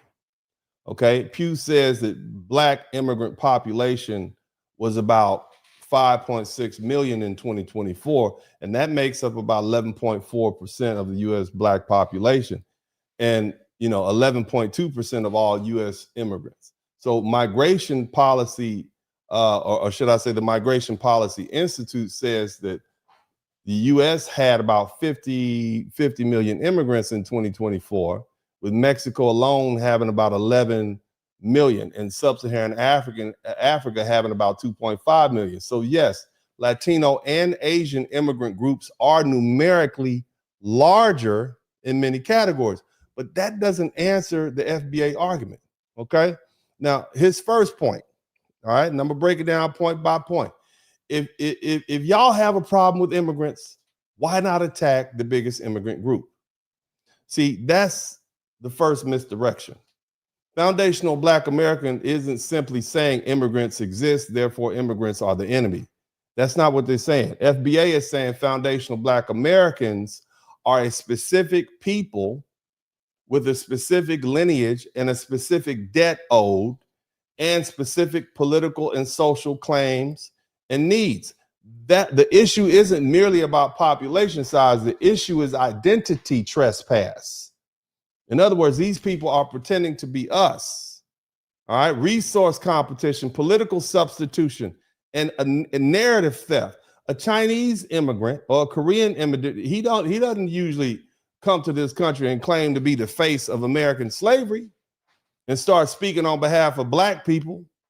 And we don't even know he's not foundational Black American. An Indian immigrant doesn't come here and claim that he claimed Jim Crow had a direct effect on him and his people were injured because of that.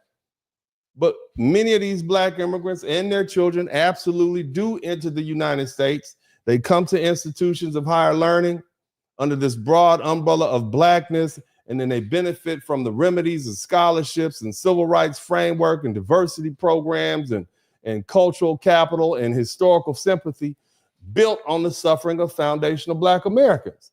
So Dr. Umar's answering an argument that nobody made.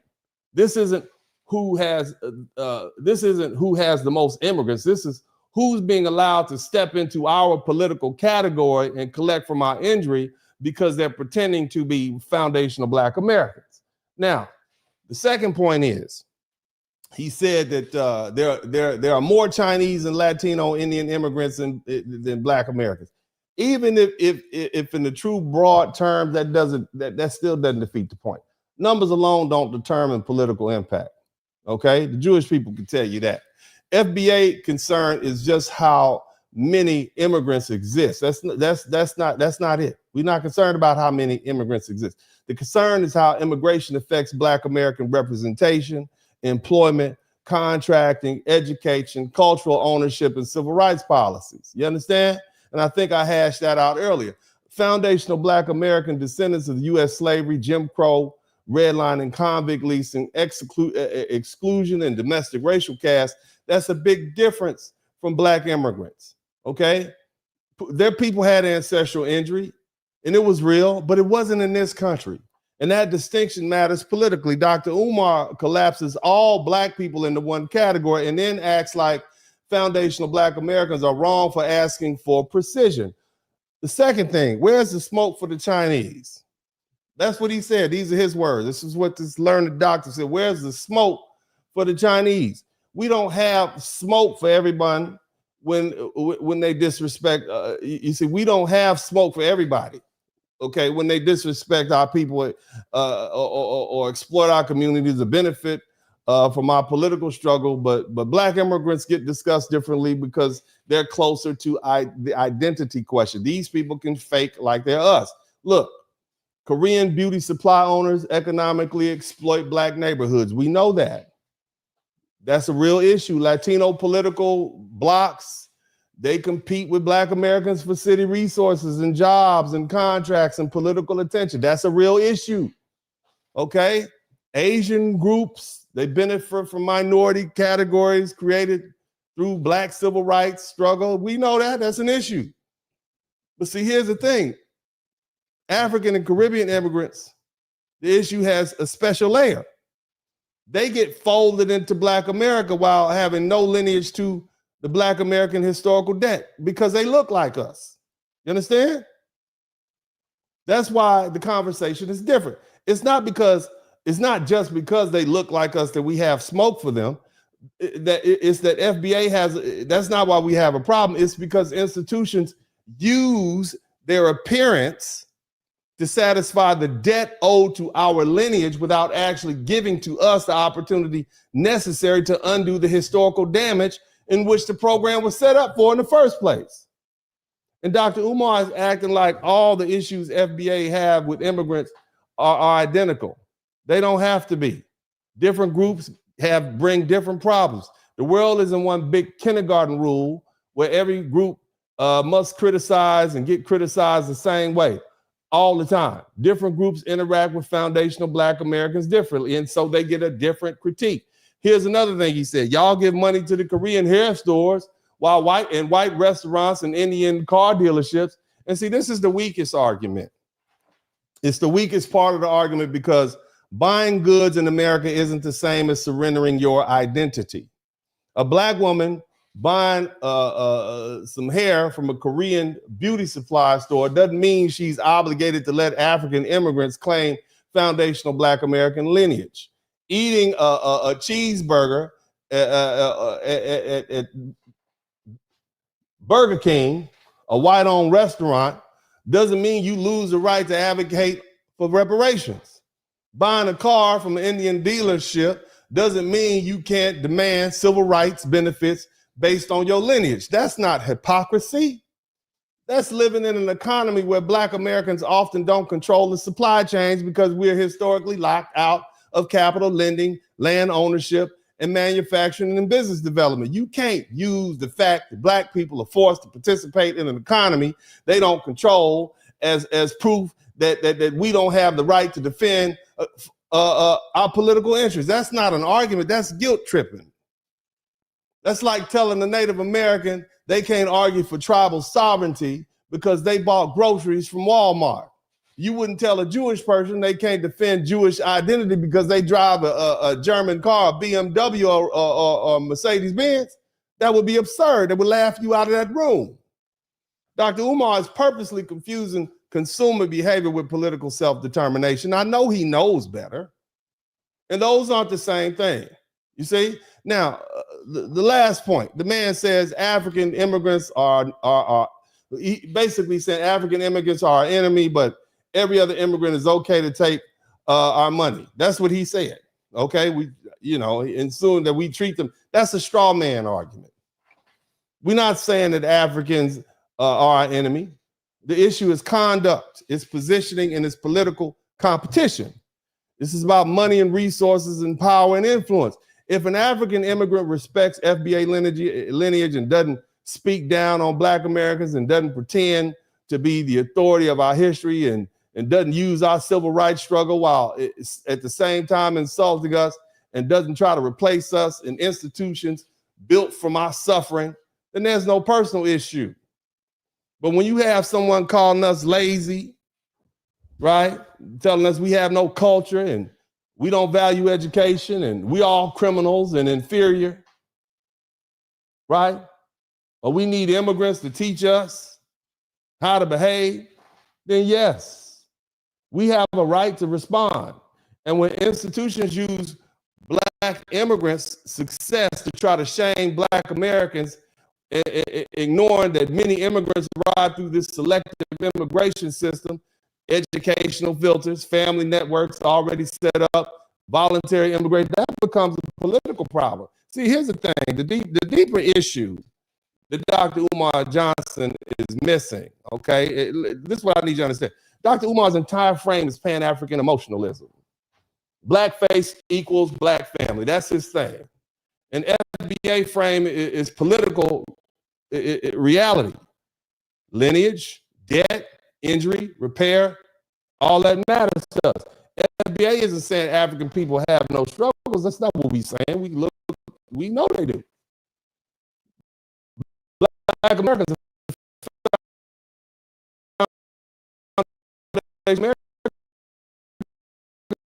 their struggle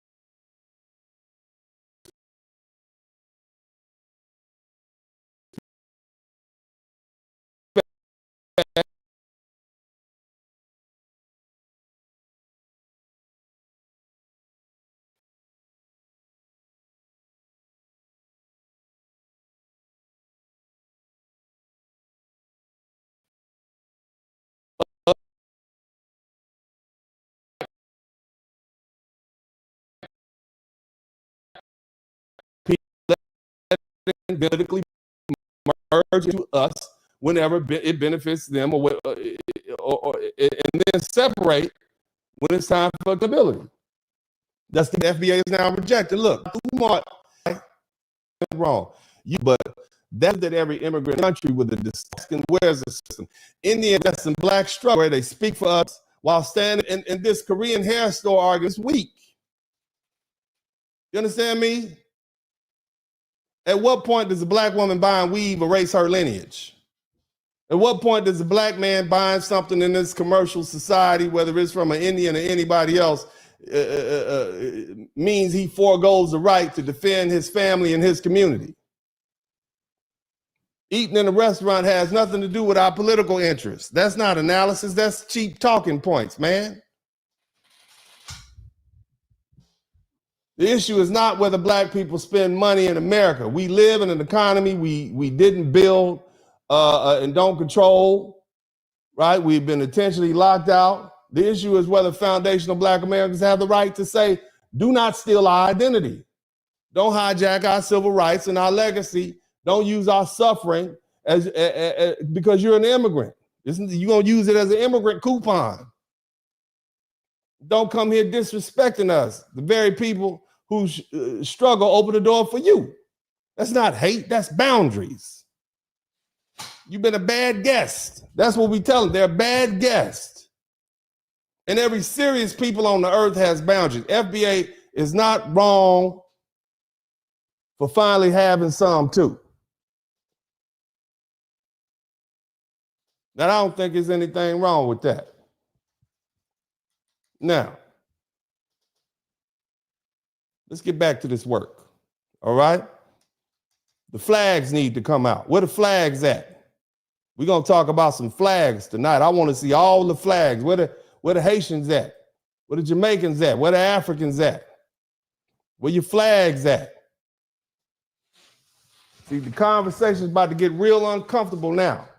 Because see, one of the clearest ways you can see that black immigrants are already have delineated is what happens when success enters the room. When they do something good, when the success happens, the flags come out. A young man gets accepted to elite schools. All of a sudden, guess what? He's not just black anymore, is he? Is he just black? Nope, he's Nigerian. His parents are Nigerian. His culture is Nigerian. Right? The flags come out. The immigrant story gets centered. His achievement becomes proof of Nigerian excellence and African discipline and immigrant values and superior upbringing. A young man gets drafted into the end. You see this big Nigerian that they just drafted? Boy, 306 pounds, ran a 6'7" and a 6'6" in the 40.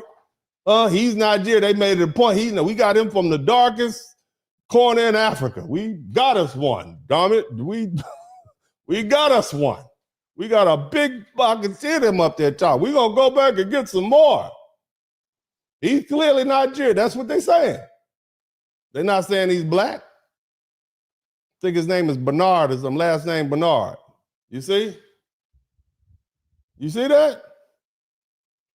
When something's good happens, the country gets named, the accents get celebrated, the heritage gets highlighted. Usain Bolt become the fastest man in the world.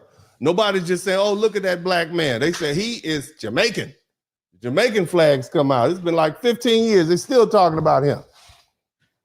The whole island come out. National pride comes out. Cultural distinction. We got 1,000 black athletes from America. But you would think Usain Bolt, they just rank him right up there with Muhammad Ali and Kobe Bryant. And you know, the man is fast. But I'm saying as far as athletic ability, right? And see, I don't have a problem with the flags. Bring your flags out. I love your flags. All you folk bring your flags out, baby. I want you to keep them flags out. I need to see all the flags because, see, when the story is success, everybody's specific. But here's the thing. When the story is criminality, scandal and violence and fraud or public shame, suddenly the flags disappear. You notice that? What happened to the flags? I want to know where the flags at now. What happened to all the flags, baby? We'll get these flags together. I want to see the flags out. But they don't. They just they black again. Have you noticed that? They're black again. You see? He's just a black man. And now he's folded into the same broad, a woman, or he's folded into the same broad racial category, and American public are just associated with black Americans. That's not fair to me. That's not accurate. And that's not responsible. Because if success is ethnic, but failure is racial, then black Americans are being forced to absorb the negative consequences of flat blackness, while other groups get to keep the positive benefits of ethnic distinctions and achievement, and they get the flag. Where's the flags at? Okay? Okay, so now, today, somebody typed today, in an attempt to delineate and protect us, somebody type us, okay? I'm gonna help all these beautiful people properly bring forth the flags, okay? We're gonna bring the flags out. I don't want you all to miss the opportunity to bring your flags out. So let's go ahead and start. What we're gonna do, family, is we're gonna tell some stories, because see, here's the thing. See, here's the thing I want you to understand. All right. It's been a lot of headlines on the internet. All right. And you know, photographs do damage. And the headlines that I see, they do damage. But see, there's a lot of missing context. And by the time the details come out, if they were gonna come out, the impression is already made. So we need some clarity. Clarity protects reputation. Clarity protects lineage. Clarity protects political standing. Clarity protects black American children from inheriting blame that doesn't belong to us. Did y'all know the DC sniper was from Jamaica? I didn't know. So as we move into to what we're about to do now, I want you to understand, I'm not saying every African immigrant or Caribbean immigrant or black immigrant is a criminal. I'm saying when a specific person from a specific background commits a specific act, the public should receive specific information. Because if we're going to be specific for success, then we're going to need to be specific for accountability. No more one-way flags.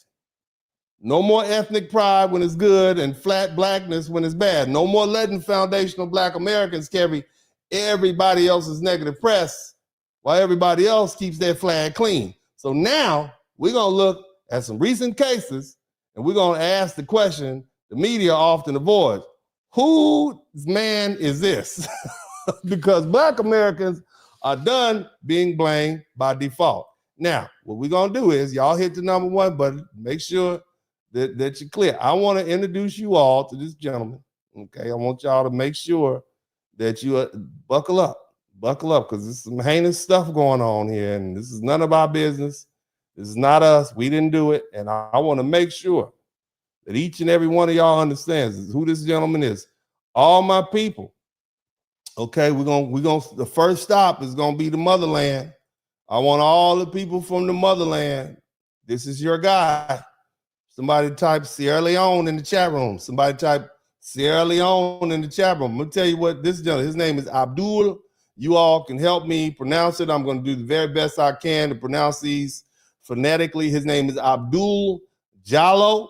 Okay, and he's been charged with second-degree murder. Okay, and petty larceny in connection with the fatal stabbing that occurred the same day. According to reporting, he has been identified as a national of Sierra Leone, okay, a country in West Africa. Now, again, the focus here isn't about broad labels. This is about specific cases, specific individuals, specific background, because we're going to have serious conversations about crime and accountability and public perception. And we have to be willing to move past general categories and deal with accurate, detailed information. Okay. And that's exactly what we're going to do. Okay. We're going to do this now. Now, here's when this happened. What day is this? Sometime in April. On Monday. It was a Monday on February 24, 2026 in Fairfax County, Virginia. Okay. A fatal stabbing occurred at a bus stop. You hear me? At a bus stop, Richmond Highway and U.S. route leading to the death of Stephanie Nicole Mentor. Okay, 41-year-old woman. Somebody type woman, 41-year-old woman from Fredericksburg, Virginia. And officers responded to the scene and found Mentor inside a bus shelter suffering from multiple stab wounds to her upper body, and she was pronounced DEAD at the scene.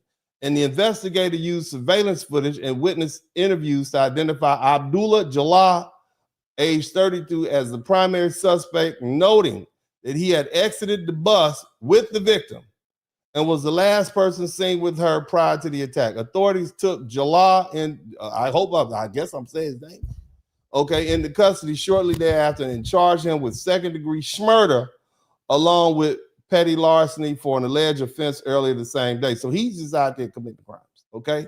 According to statements from federal officials, Jallah is identity. He's a national of Sierra Leone, a country in West Africa, and he has an extensive prior criminal history. In the United States, Department of Homeland Security reported that he had been arrested more than 30 times. 30 times. Look at this guy, 30. On a range of charges, including rape, malicious wounding, assault, drug possession, identity theft, trespassing, weapons offenses, and larceny. And among others, his background is reported, it reflects that he is, as I said, he was born in Sierra Leone. Okay, that's where he was. Now, the victim is an American woman. Okay. And now they're not telling you what her specific background is. Okay, they're not saying that. They won't tell you what her specific background is. Okay, that's not what they don't want to do that. Okay, but I have a photograph I want y'all to review because, you know, I want to be precise and accurate. We are being as accurate as possible about who did what and when. Now, I want you all to also understand, they always talk about the percentage of black men who do whatever. They say black men do this, that. It's only about 3% of black people. This is the American woman that was unalive. Okay? You see that? Who that is? Huh? That's who he unalived over there. Just random with a knife. You understand what I'm saying? Just random with a knife. All right? Okay, so that's the first one. This ain't us. Somebody type, this ain't us in the chat room. That ain't us in the chat room. Okay, that's not us. Now, that's a heinous crime. Okay, this crime belongs to Sierra Leone. Somebody type Sierra Leone, motherland, you up. Where your flags at? Where all the flags at? I want to see all you folks who say we have this inferior culture and you coming over here to tell us about we've heard what's going on in Nigeria. With what y'all have going on over there. We heard that, right? This is your guy. Abdul belongs to you. Okay, he's not Black American. Now, they don't have all this information in there. I had to do a lot of research to find out. Let's move on to the next one. Y'all ready to keep moving? Let's move on to the next one. I got another one for you. Hello. Y'all still with me? Y'all still don't? Are we still together? Okay, are we learning something? Are we learning? Because again, I'm gonna do some more crime statistics, and I want you to understand that that there's a tiny percentage of Black people within the Black community. They always talk about 13% commits the majority of the crime. In that 13%, it's only about 3% of the Black people committing all the crimes. And so when you take into account now, and I'm gonna say something at the end of this broadcast gonna trip y'all out. All of these crimes happen within 7 weeks of each other. All of these crimes that we're talking about here happen within 7 weeks of each other up until last week. You understand what I mean? You hear what I'm saying? Each and every one. Nevertheless, here we go again. Let's go. This gentleman right now, his name is Emmanuel Asano Buwavi. Okay, that does not sound like I told y'all about Black American names. That does not sound right. We're just gonna call him Emmanuel Mbwabwe. Okay, does that sound like a foundational Black American to you? Not at all. Okay, now he is an East African. Now in the newspaper, this is real cunning. They described him as a Texas man. Okay, somebody type Texas man. A Texas man carrying a loaded pew-pew and more than 100 rounds of ammo was tackled by a church security during a Sunday service in Houston. So he was gunning for the church. Police say security was familiar with suspect Emmanuel Mbwabwe after asking him to leave the property months earlier. When he eventually returned, police say Mbwabwe had a loaded deuce caliber revolver and threatened to unalive the pastor. Notice the framing. Texas man. This is what they call this man, Texas man. On March 15, 2026, this is March 15, Emmanuel, a 23-year-old man, was arrested in Eden Church located inside the Post Houston in downtown Houston, Texas, after authorities say he entered a Sunday church service armed with the pew-pew. And now let me say what I'm quoting here because I want y'all to know exactly. I'm getting this from the Houston newspaper. I'm getting it from Fox News. It's on CNN. This is everywhere. Okay, so this is not me saying that. You understand? It ain't me. I'm just saying. I allege whatever. I'm just reading what it is. Allegedly. Okay, he came in there with a deuce with 100 rounds in a backpack during the service. Okay, and the security guard said he looks suspicious. Somebody type suspicious due to prior encounters, right? And including an earlier incident roughly 2 months before where he had been asked to leave the church because he was distributing what was described as concerning flyers. And investigators say the situation escalated and Emmanuel began interacting with the church staff and allegedly he pulled the pew-pew out from his pocket while speaking with the pastor. And the security guard, believing an attack was imminent, tackled Mbwabwe before he could fully draw that iron out, before he get that deuce out. And the other church members assisted. In other words, they jumped him. The people at the church jumped him, okay?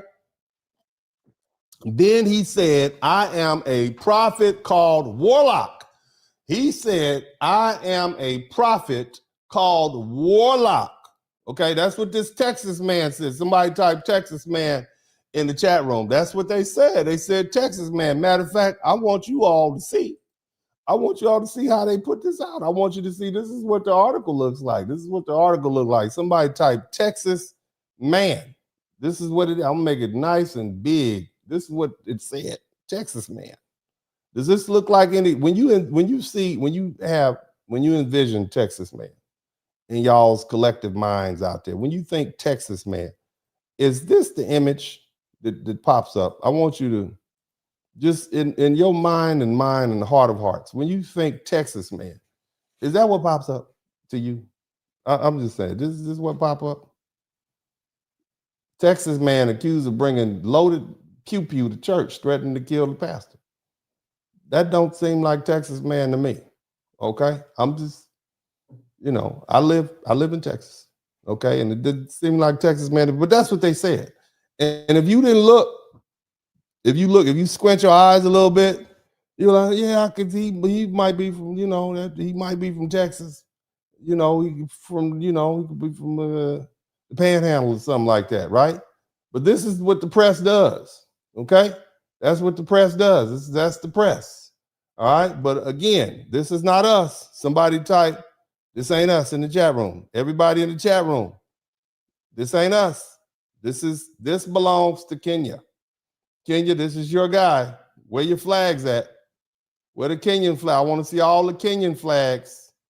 Break the Kenyan flags out, okay? Because see, here's the thing. I want you to understand. The key takeaway is simple. This was potentially a mass casualty event that was stopped in real time, and according to law enforcement, the quick action of the security guard is what saved lives. But once again, you see a pattern. Broad framing up front, limited detail initially, and the full picture only becomes clear when you dig deeper. I had to dig deeper, and that's why this conversation matters. That don't look like a Texas man that I know, okay? He very well may be a Texas man, but that doesn't look like a Texas man that I know. Now let's get to the next one. Y'all ready for the next one? Let me know. Are you ready? All of this happened within 7 weeks. You hear me? All of these heinous crimes have occurred within 7 weeks. So y'all listening to me? You're hearing the words that are coming out of my mouth. I want y'all to understand this is why this is serious. Okay, this is why we are delineating. All right, now I got another one for you. Haiti. Where the Haitians at? Haiti, I want you to come forth. Sapase. Here's your man. This is your dude right here. Do you like the color? See, I put the colors up so you could. I wanted to make sure they don't bring their flags out. So I brought the flags out for them. You understand what I'm saying? Somebody type flags out. This is your people right here. Here is Robert Joshin, and I'm sure I didn't pronounce that right because I don't speak French. He is called, what he did, this was the big deal, the hammer killing at a Florida gas station. There's a video floating around. I am absolutely not going to show it. But see, this is why we are calling for clear distinctions as to how these cases are reported. See, according to the police, multiple news reports in the case, this is a brutal, it was horrible. It happened at a Chevy gas station on April 2nd, 2026 in Fort Myers, Florida. Some of y'all done passed through there on your way to Miami, huh? Right? Here's what happened. Reporters saying that Robert Joshin, right? You can see how the name is spelled. Age 40 was seen damaging a black SUV with a hammer. In other words, he just hitting somebody's car. He just over there with a hammer hitting somebody's car. Before a woman came outside from the store to say, she confronted him, what are you doing in my car? Guess what happened? The case, he unalived that woman with that hammer right there at the gas station. Hit unalived. It was there's the internet out there. The investigators say he hit her in the head and knocked her to the ground and kept on doing it. They found the victim on the ground with severe head injuries. They arrested him later the same day. He confessed to it. He was charged with murder and property damage. The court documents reported and say that the victim was working as a clerk at the gas station when she was attacked. The woman was just at her job. The woman was killed, was identified as 51-year-old Nalufa Eastman. Okay, so here's the thing. She's apparently from Bangladesh. This woman's an immigrant herself. Mother of two adult daughters. She had lived in the U.S. for 3 decades, been here 30 years. And then she moved to Florida, the West Coast. Okay? But again, they said this guy is described as a Haitian, native of Haiti.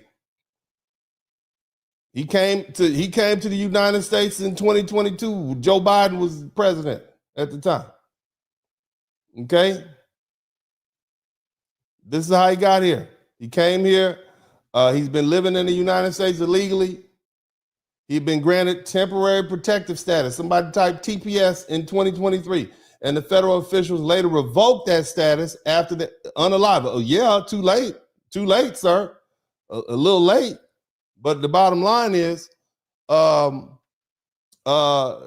this is where he's from. But put plain and simple, This was a killing of a woman. I want y'all to see. This is the news report. This is all you see. And see what I want to drive. The point that I want to drive home to you all is when you see these photographs, right? All you see is a black man.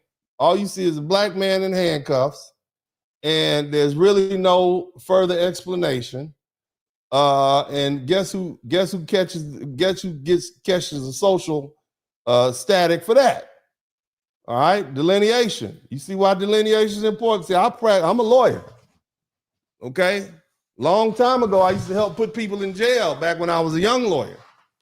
All right, and this is how people get tainted. People don't leave their strongly held beliefs at the courthouse doors. So the next time your little black American son comes in there, they're gonna say, "Oh, I remember. This is what these blacks do." You see what I'm saying? This is the whole article. This is from the New York Post. It's everywhere. Everybody see that. You bash some woman's head in because think about that. Somebody type delineate. Somebody type delineate in the chat room. This is why we delineate. Again, Haiti, Haiti, this ain't us. Somebody type this ain't us in the chat room. This ain't us. This ain't us. This ain't us. This is not us. Not us here. All right, let's move on to y'all still with me? Let me know if you're still with me. Let me know if you get tired. I got plenty more. Let's move on. What we moving next?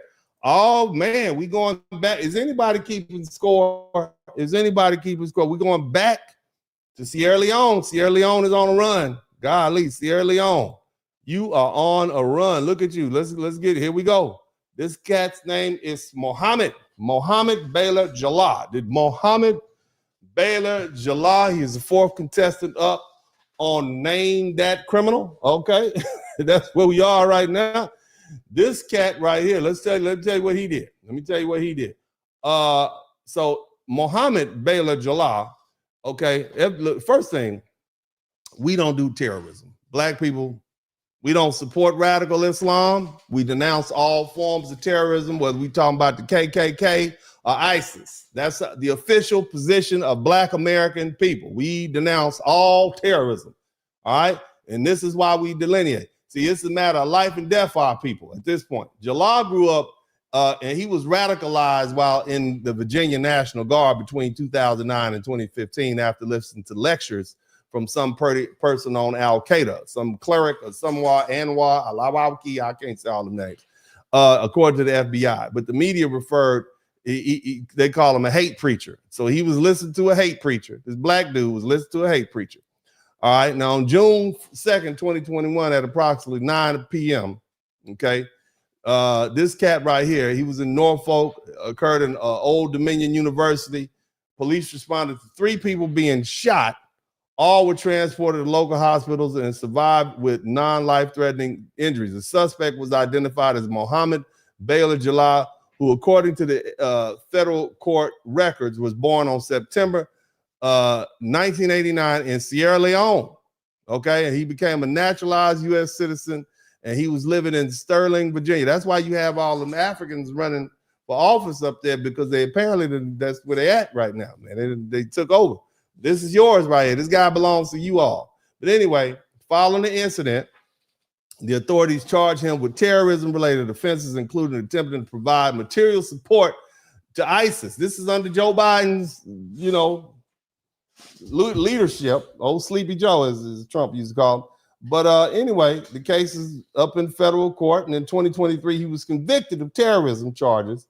And in 2024, he was sentenced to a lengthy federal prison term. Okay, but see, here's the thing. So when you look at this case, you're not just looking at a shooting, you're looking at terrorism prosecution. We don't do that. Black Americans do not do that. This is not what we do. And once again, the details matter.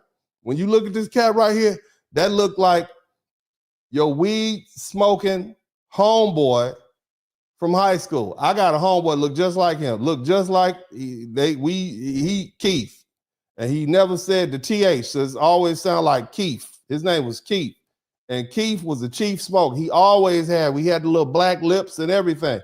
That's what this dude looks like to me. He looked just like Keith to me. I know it's Keith. He looked like Keith. Keith smoked weed. He looked just like him. Same sleepy eyes and everything. All he needed a little black lip. He got the little black lip, a little dusty mustache. Looked just like him. And if you're a white person looking at that, oh, you Muhammad. Oh, I know black guy's name Muhammad. He's a member of such and such. Yeah, bottom line is, once again, the details matter. Who is the individual? What motivated the act? And how is this case classified? Because without those details, guess what? Everything gets reduced to broad labels. Black dude commits terrorism act, goes to prison. And that's exactly what this conversation is pushing back against that impression. Again, this ain't us. Somebody type, this ain't us in the chat room. That ain't us.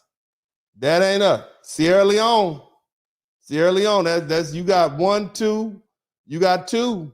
You got 2, Kenya got 1, Haiti got 1. Y'all up. Y'all winning. Y'all winning the contest. Let's move on to the next one. Y'all still with me? Are y'all still with me? Don't be laughing. This is serious business. This is serious stuff we're dealing with. I don't see no jokes, no emojis in here. Okay, these are not us. These are not our people. We didn't do this. Not our culture, not our language. Not this is on. This is them. I know people gonna be hot with this. But let's move on to the next one. Y'all ready to see the next one? Here goes another one. Ooh, you all heard about this one. I know you did. I know you heard about it. Look at this right here, boy. Look at here. Look at here. Senegal, you up. Motherland, you back on it. Motherland.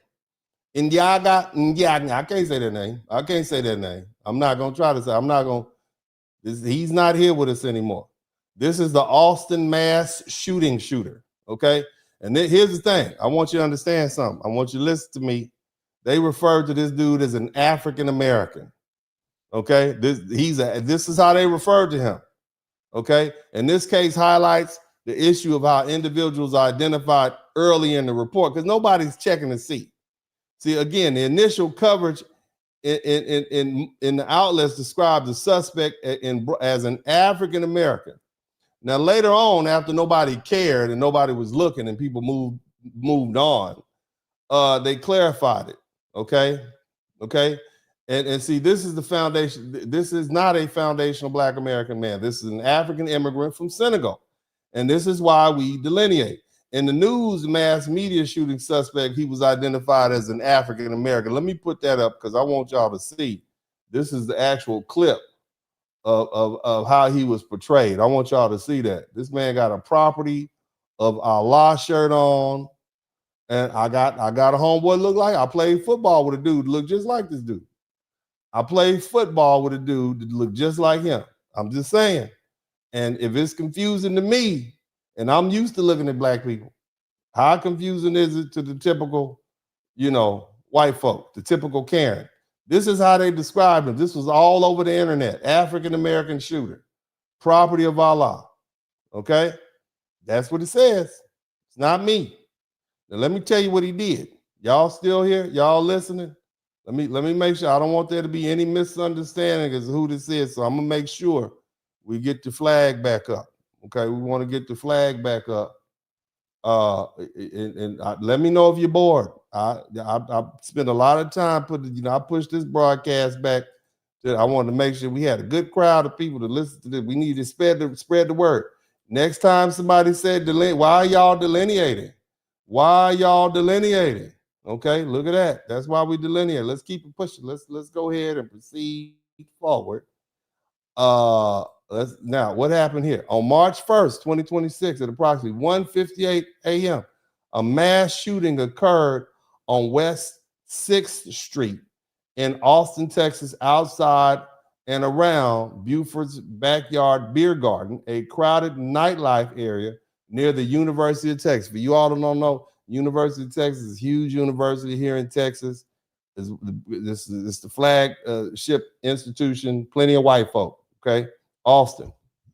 Anyway, this shooter, Ndiaga, a 53-year-old naturalized citizen born in Senegal, West Africa, according to law enforcement, he opened fire from inside a vehicle using a pistol. So he did a drive-by.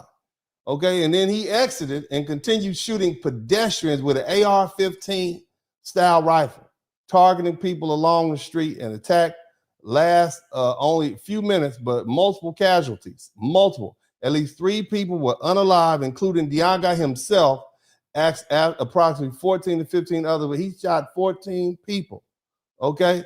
And some critical police officers on the scene engaged and fatally shot Diaga and ended the attack within minutes. Diaga's background, he was documented indeed. He entered the United States on March 13, 2000 on a tourist visa. And then later he got a green card on June 6th through marriage. He married somebody and he became a naturalized citizen in April 2013. He lived in multiple locations, New York, okay? That's why New York, San Antonio, Pflugerville, Texas. And the records show a history of domestic violence against allegations and prior legal. This is what he doing. He did all this, okay? So every time there's some DV popping, don't necessarily mean it's the foundation of Black American man. I just want y'all to understand that. Now, in 2022, some divorce filings, apparently he subjected his lady to what is called cruel treatment. That's what his wife said, cruel treatment. He also has a history of mental issues or mental concerns. He wasn't under federal investigation prior to the shooting. And at the time of the attack, he was reported to be wearing a hoodie that said property of Allah, okay? That's why the only Muslims that I be dealing with are ones that sell bean pies. Let me tell you something. Those are the most, they got little bow ties and whatnot. And they start all the prayers off with, we like to honor the honorable Father Muhammad. That's who I like. All those are the Muslims I like. My Muslims have bean pies and Final Call magazines.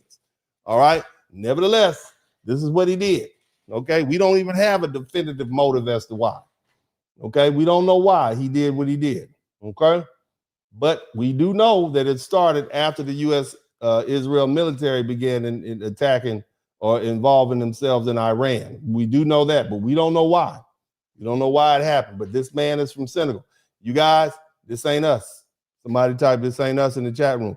But again, this case officially is classified as a mass shooting with possible but unconfirmed terrorism indicators still under investigation. And once again, the pattern shows up. Early reporting uses broad labels. They call this man an African American. And then later on, when nobody's looking, they'll fill in some details. But I had to go searching for this. And if you stop at the headline, you don't get the full picture, which brings back a bigger issue. Okay, see, in the fast moving, media precision doesn't always come first, but it matters in the end, especially when our reputation is on the line. All right, Senegal, you all are doing a lot over here. Senegal, you all, Sierra Leone, Senegal, y'all busy. Sierra Leone, y'all about the same place. But let's move on. Y'all still with me? Y'all with me? Okay. Haiti, you back up. Haiti. And this one right here, I'm gonna have to apologize. I want to formally apologize to the Black American brothers because the other day I went off on y'all on the internet. Okay, I was sitting in my backyard and I heard about this and I'm like, oh my God, Dr. Jean Dominique Fourou, Haiti. He unalived, and his baby mama, who was also Haitian, and he unalived himself. Okay. When I say doctor, I mean real doctor. This guy is a real doctor. Okay. This man's a real doctor. Okay. Let me show you what it looked like if you're not looking. Okay. If you didn't look, this brother right here is from Haiti. Different cultures. I know where the flags at. That's why I had to put the flags up. This is what the article looked like. When I'm looking at the internet and I'm looking at who this man is, I'm just looking at this picture. You know that looked like somebody y'all know. Ladies, you know that, fellas, you know that looked like somebody you know. You would not know unless you looked at his name and had a pause and thought about it. You would say, oh yeah, oh man, that's terrible. This doctor, this black doctor. This is him right here. Look at that. Florida doctor. That's all it says. You can't even read the name until you go deeper. It says Florida doctor and woman found dead in apartment murder suicide. That's all it says. Police believe 30-year-old John Dominique. Nobody's gonna read that. All they see is black doctor found. That's it. This is what people see. Okay. So now it's incumbent upon me to go a little deeper. So this 34-year-old doctor, Foru, he shot a woman with whom he shared a baby, his baby mama. Okay. Before unaliving himself. So now I want you to step back and look at what you're actually seeing. You're seeing another domestic violence homicide, another murder suicide, another case unfolding in early morning hours behind closed doors in what looks like a normal, stable environment. A doctor, man was a military officer, a man with credentials and status and responsibility, and yet here we are. Here we are. Here's the part people don't want to deal with. It's not just about an individual case. It's about an environment. These stories are happening. And you have multiple domestic violence incidents, multiple homicides, multiple high-profile case, all of this in a short time period. See? And that's not random noise. All this is happening in 100 days. You understand? Other than the first terrorism, right? And you look at the headline. Look at this headline. Look at that photo. See, this ain't us. Somebody type, this ain't us in the chat room. This is not ours. Let me put the flag back up. I don't want there to be any confusion. I don't want y'all to confuse us. This is who this man is. This is him. That's him. Haiti, there's your guy. This is you guys. That's him. See, this would fall under flat blackness. Okay, nobody's gonna claim him, right? When have folk not claimed their doctors? When have folk never claimed? Why? Where the flags at? Let's give you some details. Let's get some details in this. In early January 2026, police in Coconut Creek, Florida, responded to a domestic disturbance call at 4 a.m. in the morning at a townhome in Paloma Lakes neighborhood after receiving no response at the door and spending several hours attempting to make contact. Officers entered, that means they kicked the door down, and they discovered two individuals deceased inside. Authorities identified the man as 34-year-old John Dominique Foru, an emergency medicine physician who had served as chief resident at Broward Health and was also a battalion surgeon in the Florida Army National Guard. The woman, identified in some reports as Veldrew Petifa, a 38-year-old woman, was described as his romantic former former partner, as well as mother of his young child. So your baby mama was over there. I guess your baby mama spent the night. I guess that's what happened. Okay, let's unfortunately, this is an unfortunate situation, and we feel tremendously bad, for anybody who heard, especially DV. And who would think that a handsome man, handsome woman? I want to let y'all see that this, beautiful, beautiful couple, beautiful people. I don't know what happened. I don't know what happened. But neither one of them are here to say, but this is the beautiful, beautiful couple. This is a black woman. Okay, she's a Haitian woman, it's a black man. They're just not foundational black American. Okay, but they're Haitian. Their ancestors still took the ride over here. You see? But that's them. That's them. All right. But my whole point is you would confuse those two people with a foundational black American man and a foundational black American woman, wouldn't you? It's easy. But again, that ain't us. This is not our guy. Haiti, come. This is your doctor. This is your black doctor right here. This is your Haitian doctor. I want to see the flags out. Haiti, second one. It's your second one. You tied for second. That's you. That's you right there. That's somebody type. Not us. It's not us. This ain't us. That ain't us, y'all. It's not ours. All right, let's move on to the next one. You guys still with me? You still with me? Somebody type delineate in the chat room. You see why we delineating? Huh? You see why we delineating? I need y'all to make sure you understand. This is why we delineating. Y'all, is everybody okay with the subject matter? I need to know. Are y'all okay with the subject matter? This is all in the matter of 100 days. All this bad press you hear is all in the matter of 100 days. Okay? See, here's the thing you need to understand. When something positive happens, when there's success status, accomplishments, you'll see people step up quick and say, no, that's not just black, he's Haitian. He's Nigerian, he's Jamaican. They'll be very specific, the flags come out. Identity defined, but when something like that happens, when it's ugly, you got a murder, suicide, domestic violence, nobody wants to be associated. Suddenly all the specificity disappears. Now it's just a man and a suspect, a black doctor. That's what they said, black, you see that? Now it's broad, now it's flat. That's the point. If nobody digs deeper, if nobody looks past the headline, right? If nobody looks past the headline, what do we have? We got a black man committing some kind of atrocity. You see?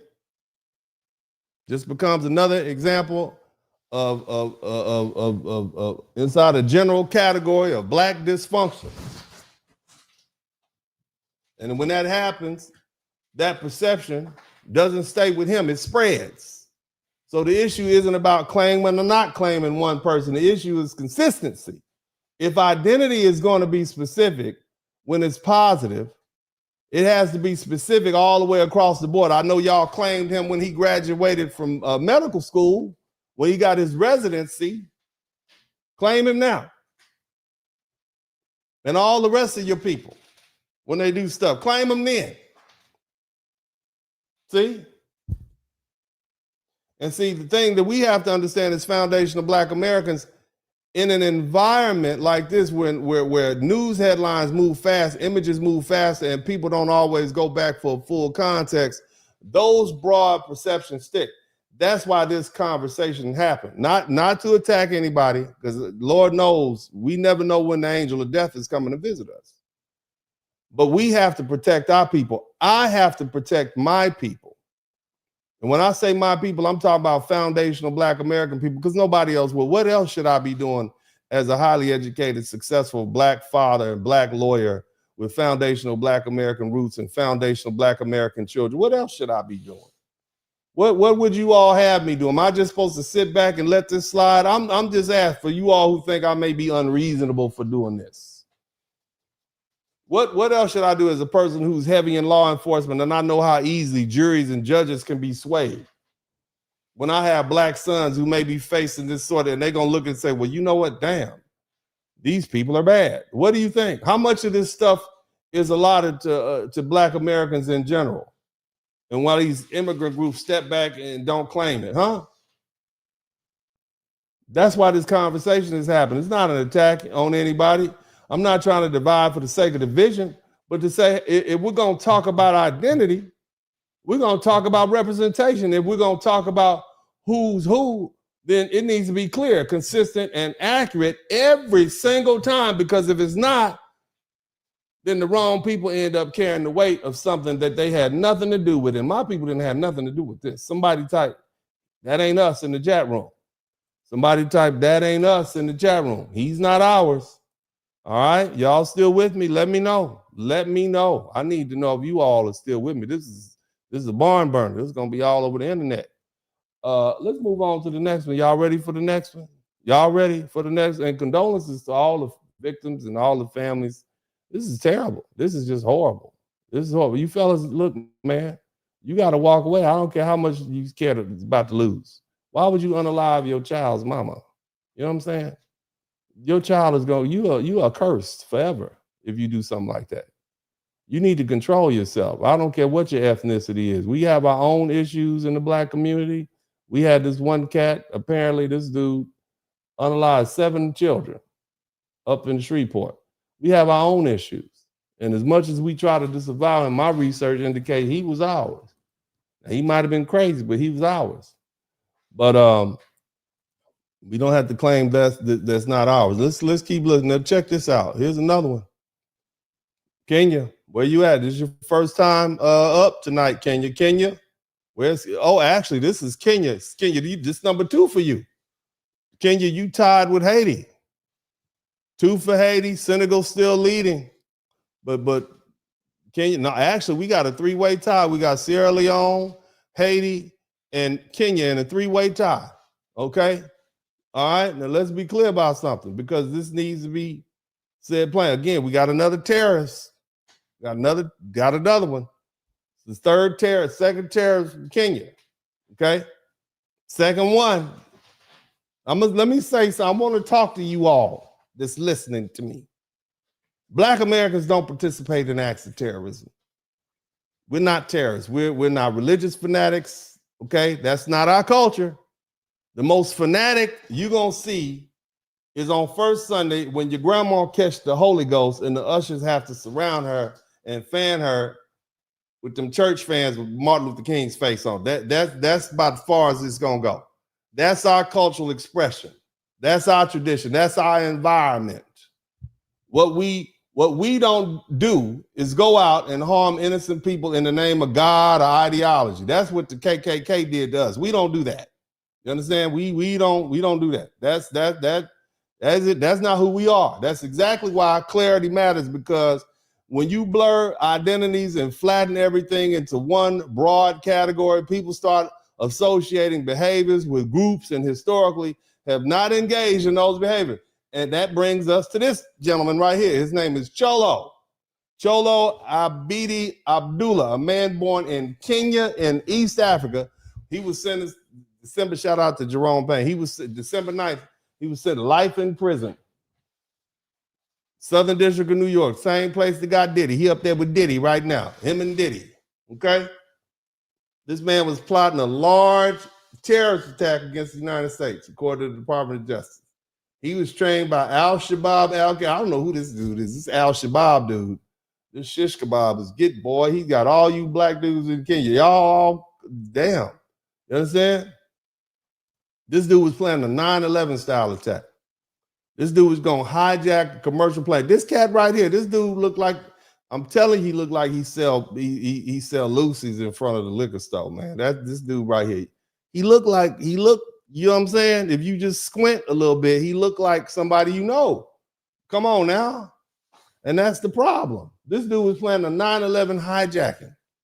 He came into the United States in 2019 on a student visa, had already begun conducting research into aviation and security and cockpit procedures and airport operation. He was arrested on July 2nd, 2019, before the plot could be carried out, and was last indicted on multiple terrorism-related charges, including conspiring to provide material support to a foreign terrorist.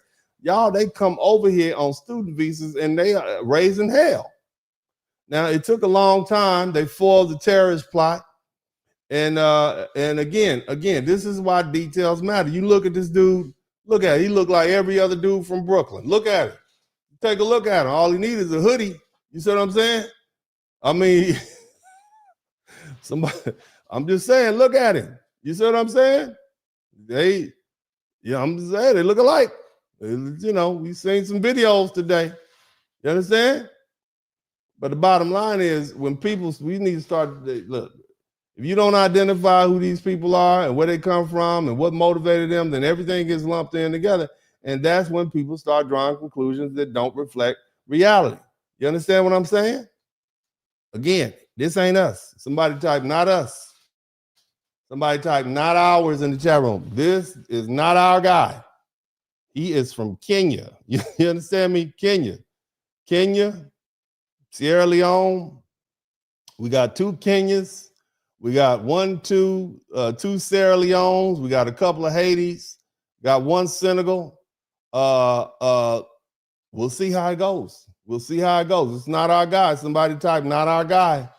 It's not Foundation of Black America. Do you see why we're delineating? If everybody now understands why we're delineating, type yes. If you don't, type no. Okay?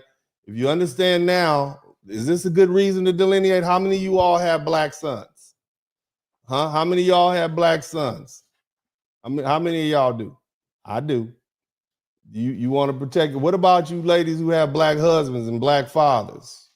You see why we delineating? This ain't us. We're not gonna fall for that flat blackness. No, you're not gonna get us caught up into that. Cubans delineate from Mexicans. Venezuelans delineate from Colombians, and they right next to each other.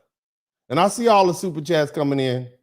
I see y'all. Make sure you contribute. Are y'all learning something? You learning something? I bet you didn't know this. I bet you didn't know this. I bet you didn't. Now this one I'm gonna tell you. This one was tough. I was blaming black men for this one the other day. I was blaming black men for this one the other day. Brothers, again, I want to apologize to you all. I was fussing at y'all on the internet. I was yelling at the internet. I was hot. I spent 2 hours fussing at the internet about DV, okay? Because I was bamboozled and hoodwinked. You know, there was a young woman. She was the vice mayor of a Florida town. You familiar with that? You familiar with that? Vice mayor of a Florida town. And what happened is that her husband allegedly unalived her. I'm gonna show you his picture. Look at him. Stephen Bowen. He's the husband of Coral Springs Vice Mayor Nancy Matamaya Bowen, and he was arrested in Florida for shooting to death of his wife. I was mad at black men for this. I said, Stephen Bauer, that's probably one of ours. I mean, I don't see a Tay in his name, but I'm like, Stephen, or I think it's this is one of ours. I was like, damn, this is one of ours, man. I can't believe this, man. Can't believe this, man. Why would he do that? You know, his wife is Haitian. Okay, she was the vice mayor, Nancy Matamaya Bowen. He's 40 years old. He was taken into custody after an incident which authorities have described as another domestic. I was mad at you, black men, but this ain't us. Okay, this is not us. It's not our guy. Okay, the husband was accused, and of course he's accused, innocent until found guilty here in the United States. Happened on April 1st, 2026 in Coral Springs, Florida. Here we go, Florida. Florida again. I'm not claiming anything in Florida no more. Authorities discovered her body, the vice mayor's body, Mrs. Bowen's body, after she failed to attend scheduled meetings that morning, prompting concern from colleagues and a welfare check at her home. When officers entered the residence, they found her deceased in upstairs bedroom, wrapped in a blanket and garbage bag. So the police caught him. He was trying to, you see what he did? Wrapped it with evidence indicating she had been shot multiple times. Her husband, Stephen Bowen, age 40, quickly became the primary suspect. According to the police affidavit, Bowen had gone to a relative's home earlier that same day around morning hours and admitted he had shot his wife 3 times the night before, stating he couldn't take it anymore. You understand? Instead of just leaving, you pew-pewed your wife, right? Jamaican dude. Later that day on April 1st, 2026, at approximately 2:35 p.m., law enforcement located and arrested Stephen Bowen. He was subsequently charged with premeditated first-degree murder and tampering with physical evidence, and he was booked into the Broward County Jail without bond. Investigators also uncovered additional details suggesting attempts to conceal the crime, including the way a victim's body was wrapped in items in the home that indicated efforts to suppress evidence. The killing is officially being treated as a domestic violence homicide. From a background standpoint, Nancy Matamaya Bowen was widely recognized as a public figure. She was the first Black woman and first Haitian American elected in official as an official in Coral. This is a beautiful lady. Look how beautiful this lady is. Look, let me tell you something. I love the melanin. I disagree with y'all culture, but these some beautiful women. It's so sad. Beautiful little lady. Look at her. Beautiful. Look at her pleasant smile. You're not gonna make me not feel empathetic for Black people losing their lives. You understand me? I'm not like that. I love Black people. I love all Black people, but when push comes to shove, I gotta stand on business for my own Black people. Because you all trying to take over what we have. Well, you want to take our home, you done left your home, and you done came over here to the United States, and now you treating us bad in our own home. Who gonna let you stay in their house and treat them bad in their own home? We not standing for that. But what a beautiful woman. Look at that beautiful smile. This woman had a promising career, and this man, for whatever reason, He unalived her. That's sad. That's tragic. And that's why I tell you, man, you got to control yourself. You got to control your emotions, man. Just leave. The money's not worth it. Leave her with them kids. Okay, you got to lead them kids. Lead them kids with it. Let her babysit them kids, man. Let her argue about the house in court. Go to the strip club. Okay. I don't go to the strip club, but I'm telling y'all, okay, I wouldn't go. I would go to church if I was arguing with my woman. I'm gonna go to church. But you all go to the strip club, get you some chicken wings, get you some of that brown liquor. Don't put no ice in it. And the strip club closes like 5 o'clock. You know what I'm saying? And you could be there like 5. The girls will be getting out, and you can they'll come get picked up. Usually they either have a pimp or a John. I'm not, none of my business. But they have great conversations. You could have a great conversation with a lady that works at the strip club. Not me, but they are so smart. They're so smart. They are. A lot of them have working on their degrees in local universities and stuff. You know what I'm saying? Some at the HCC. But I'm just I was telling y'all earlier I had a case, so I had an opportunity to, do some research. But they're they're athletic. They're very athletic. And strippers are good at massages. You would be surprised how their grip strength is amazing, because they have to climb that pole. They could flip upside down. But not me. I'd never, but they, like, if you just sitting in, they have these chairs there and they really low back, and oftentimes they have velvet and they spin around a little bit, but they might come up behind you because, you not want to lap dance. I'm good. Just sit there and I'm just here to chill. But they'll give you a good massage on your neck, especially if you like at a computer all day, so your neck is sore. But not me, though. I would never. But yeah, leave the house, man. Don't be in there arguing with your old lady. That's what the strip club is for. Go hang out there at 5 o'clock in the morning. Turn your phone off. She can't find you. You know what I'm saying? Come back the next day. You know what I'm saying? And try. You wait till she go to work, and then get your clothes and go get your hotel, man. You know what I'm saying? Go get your hotel, man. You ain't got but just leave, man. Just leave. Go get you some chicken. I ain't never met a problem that a black man couldn't solve with some chicken and brown liquor. You hear me? Some fried chicken and brown liquor at 3 or 4 o'clock in the morning. What we arguing about? I'm good. Well, I'm good.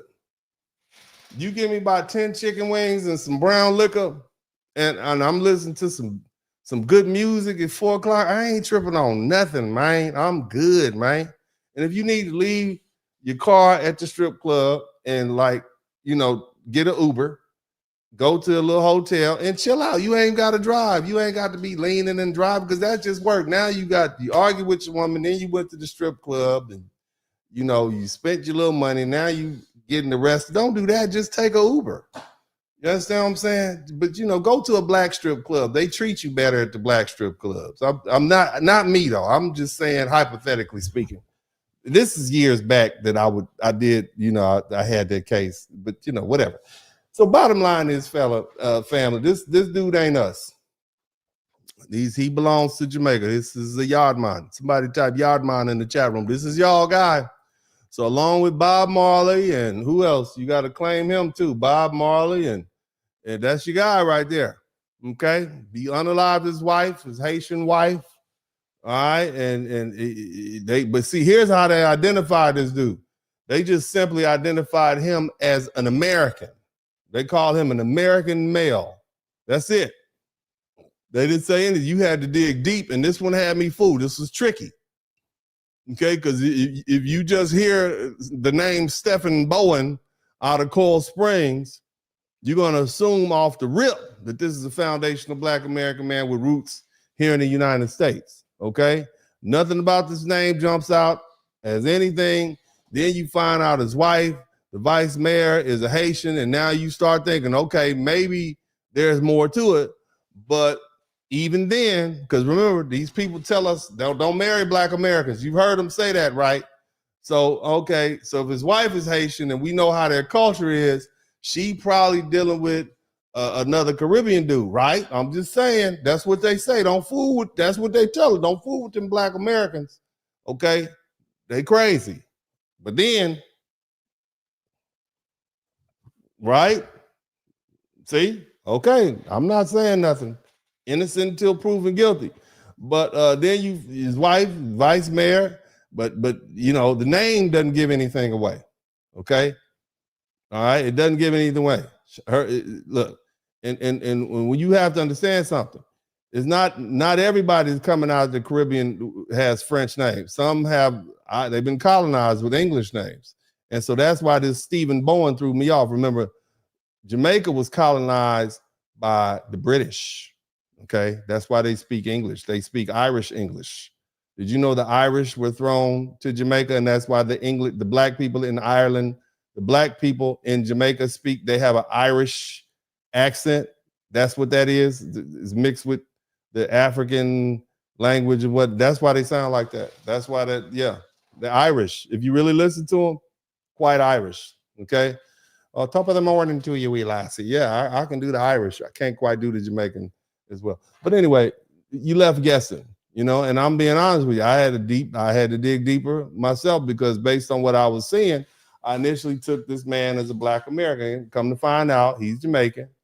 And that right there is the point. Now look how easy it is to misidentify somebody and then attach their actions to the wrong Black America. Because if you don't go beyond the headline, beyond the name, beyond the surface, this just becomes a black man kills his wife, and now the broad category absorbs the impact. Meanwhile, you don't see anybody stepping up to clarify. I don't see any Jamaicans stepping up with your flags. Where y'all flags at? Okay, this is your first time appearing tonight. Okay, you only got one, but this is your guy. Somebody type your guy. Okay, and I'm talking about, look, this isn't about claiming or not claiming one individual. This is about how quickly perception forms and how easily it spreads, and how if you're not precise, the wrong people end up carrying the weight of something that we didn't have nothing to do with. We didn't have anything to do with it. Okay, let's move on. I got a couple more. Y'all still with me? Are you learning something? I know that it's like, man, this is a lot. I know it's a lot. All this happened within a few weeks, though. That's what's crazy. Here's another one. This dude right here. Look, West Africa. Y'all back. This is your guy. This is your guy right here. That's you. That's you. Now, this one is very unique. Okay, this guy his name is, we're gonna call him Alolukitanable. I don't know, Adenable. He's West African man from the UK. This dude unalived 2 white women. Okay, white women. Okay, 2 white women. He shoots a homeless man in Georgia. Right? I didn't know that this dude wasn't foundational Black American if I'm just looking at the picture. He was arrested, unprovoked, went on a murder spree in DeKalb County, Georgia. Left 2 women dead, homeless man shot. This guy's a UK national and a naturalized U.S. citizen. It happened on Monday, April 13, 2026, beginning in the early morning at 7 a.m. This is when he started. In DeKalb County, Georgia. This man was 26 years old, got to the United States in 2022 under Joe Biden. And according to the police, the incident occurred in 3 separate locations, beginning with a fatal shooting of a woman outside a Checkers restaurant, followed by the killing of Lauren Bullis, age 40, who was a Department of Homeland employee who was shot and stabbed while walking her dog. You understand me?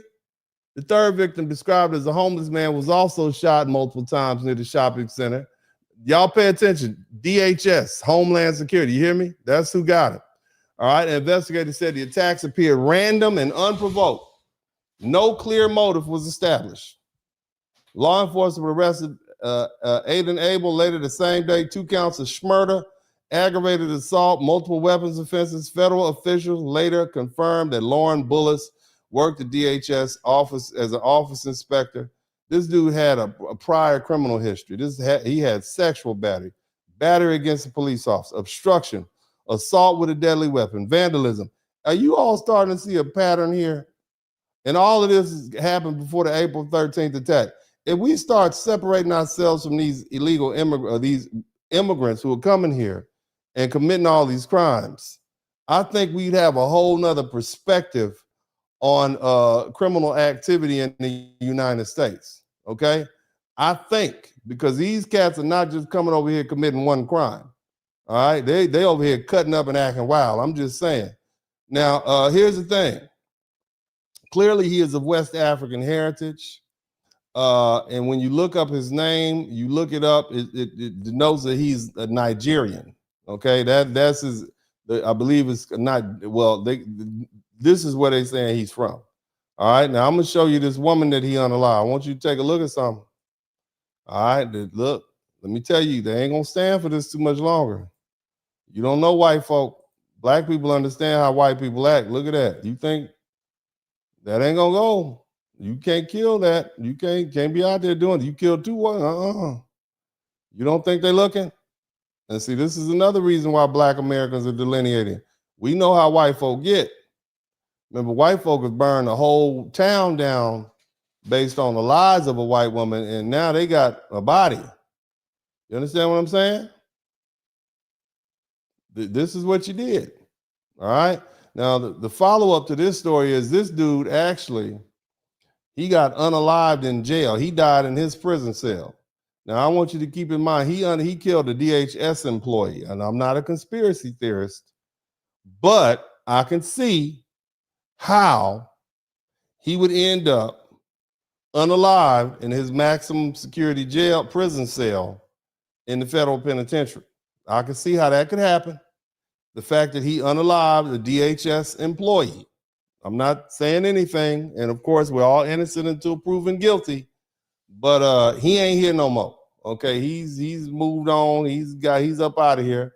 And rest in peace to the victims. Now, I'm not gonna hold y'all up all night. I got one more, but I wanted to make sure I put this guy is not ours. He's not ours. You guys, just somebody type "this ain't us" in the chat room. This ain't us in the chat room. Come on, you guys. Let's play the game. This ain't us. This ain't us. This is first appearance for Nigeria. This ain't us, but you can't really blame this on Nigeria because this dude is also British. All right, so but Nigeria, you got half of one. This is your guy. That's your dude right there. So don't walk away from it. This is your guy. That's y'all's dude right there. He belongs to you. Okay. So when you start talking about defective culture and all that different stuff, and this is your dude. That's y'all's dude. Now let's go ahead. We're gonna wrap it up. We got one more. It's for the game winning, you know. But again, am I adequately explaining some real life reasons why Black Americans are delineating? Is it bringing it home to you? Is it making it real to you? Do you want to get blamed for any of this, brothers? All you Black men, all you Pan-Africans out there. All of this happened within 7 weeks. 7 weeks. All of this mayhem that we're reading about happened within 7 weeks. Y'all understand that? Now, some of them predated, some of but the most heinous of these crimes happened within 7 weeks of each other. But then, let's go. Y'all ready? I got one more. This is the 10. 10 for the win. Somebody type 10 for the win. There you go. Senegal is back up. Senegal make a strong comeback. West Africa beat everybody hands down. This article, what this guy, he's a Senegalese immigrant.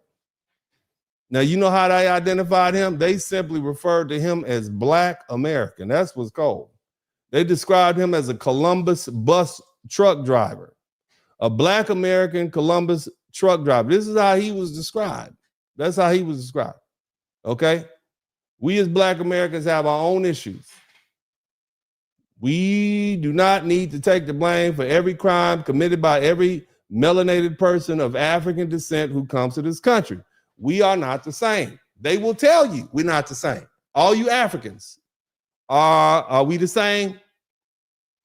Remember you told us you sold us into slavery because we're not the same? Remember that? We're not the same, right? Different culture, different people, different language, different ethnogenesis. So what happened? On Saturday evening, March 29th, 2026, at approximately 6:27 p.m., a fatal multiple vehicle crash occurred on Interstate 71 northbound near U.S. Route 36, Delaware County, Ohio. Innocent people. Okay, it happened within an active construction zone. You know how the streets get small, the highway get. This dude, Ohio State Patrol said 2006 Freightliner. It's basically a 18-wheeler. This guy named Mudal F. Nagam, 50 years old, from Columbus, Ohio, he failed to slow down, so he just come barreling through the construction site. Okay, this is according to the police. He didn't slow down for traffic that had backed up in the construction zone, and the semi-truck slammed into the rear of multiple vehicles, and it triggered a chain reaction crash involving 9 cars.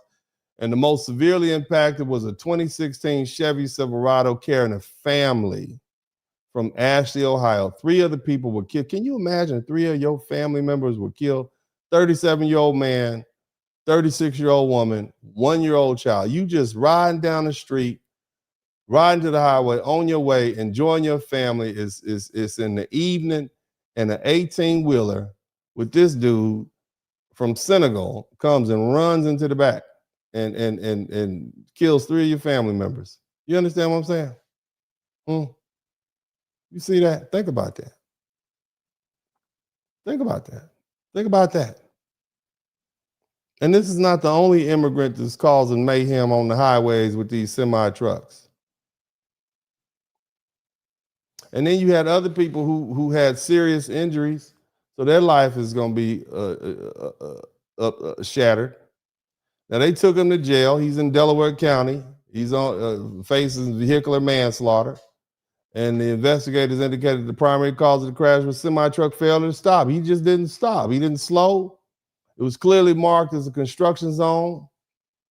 And they haven't done a full investigation. They didn't know if he was speeding or braking, but they have black box. They can video typically.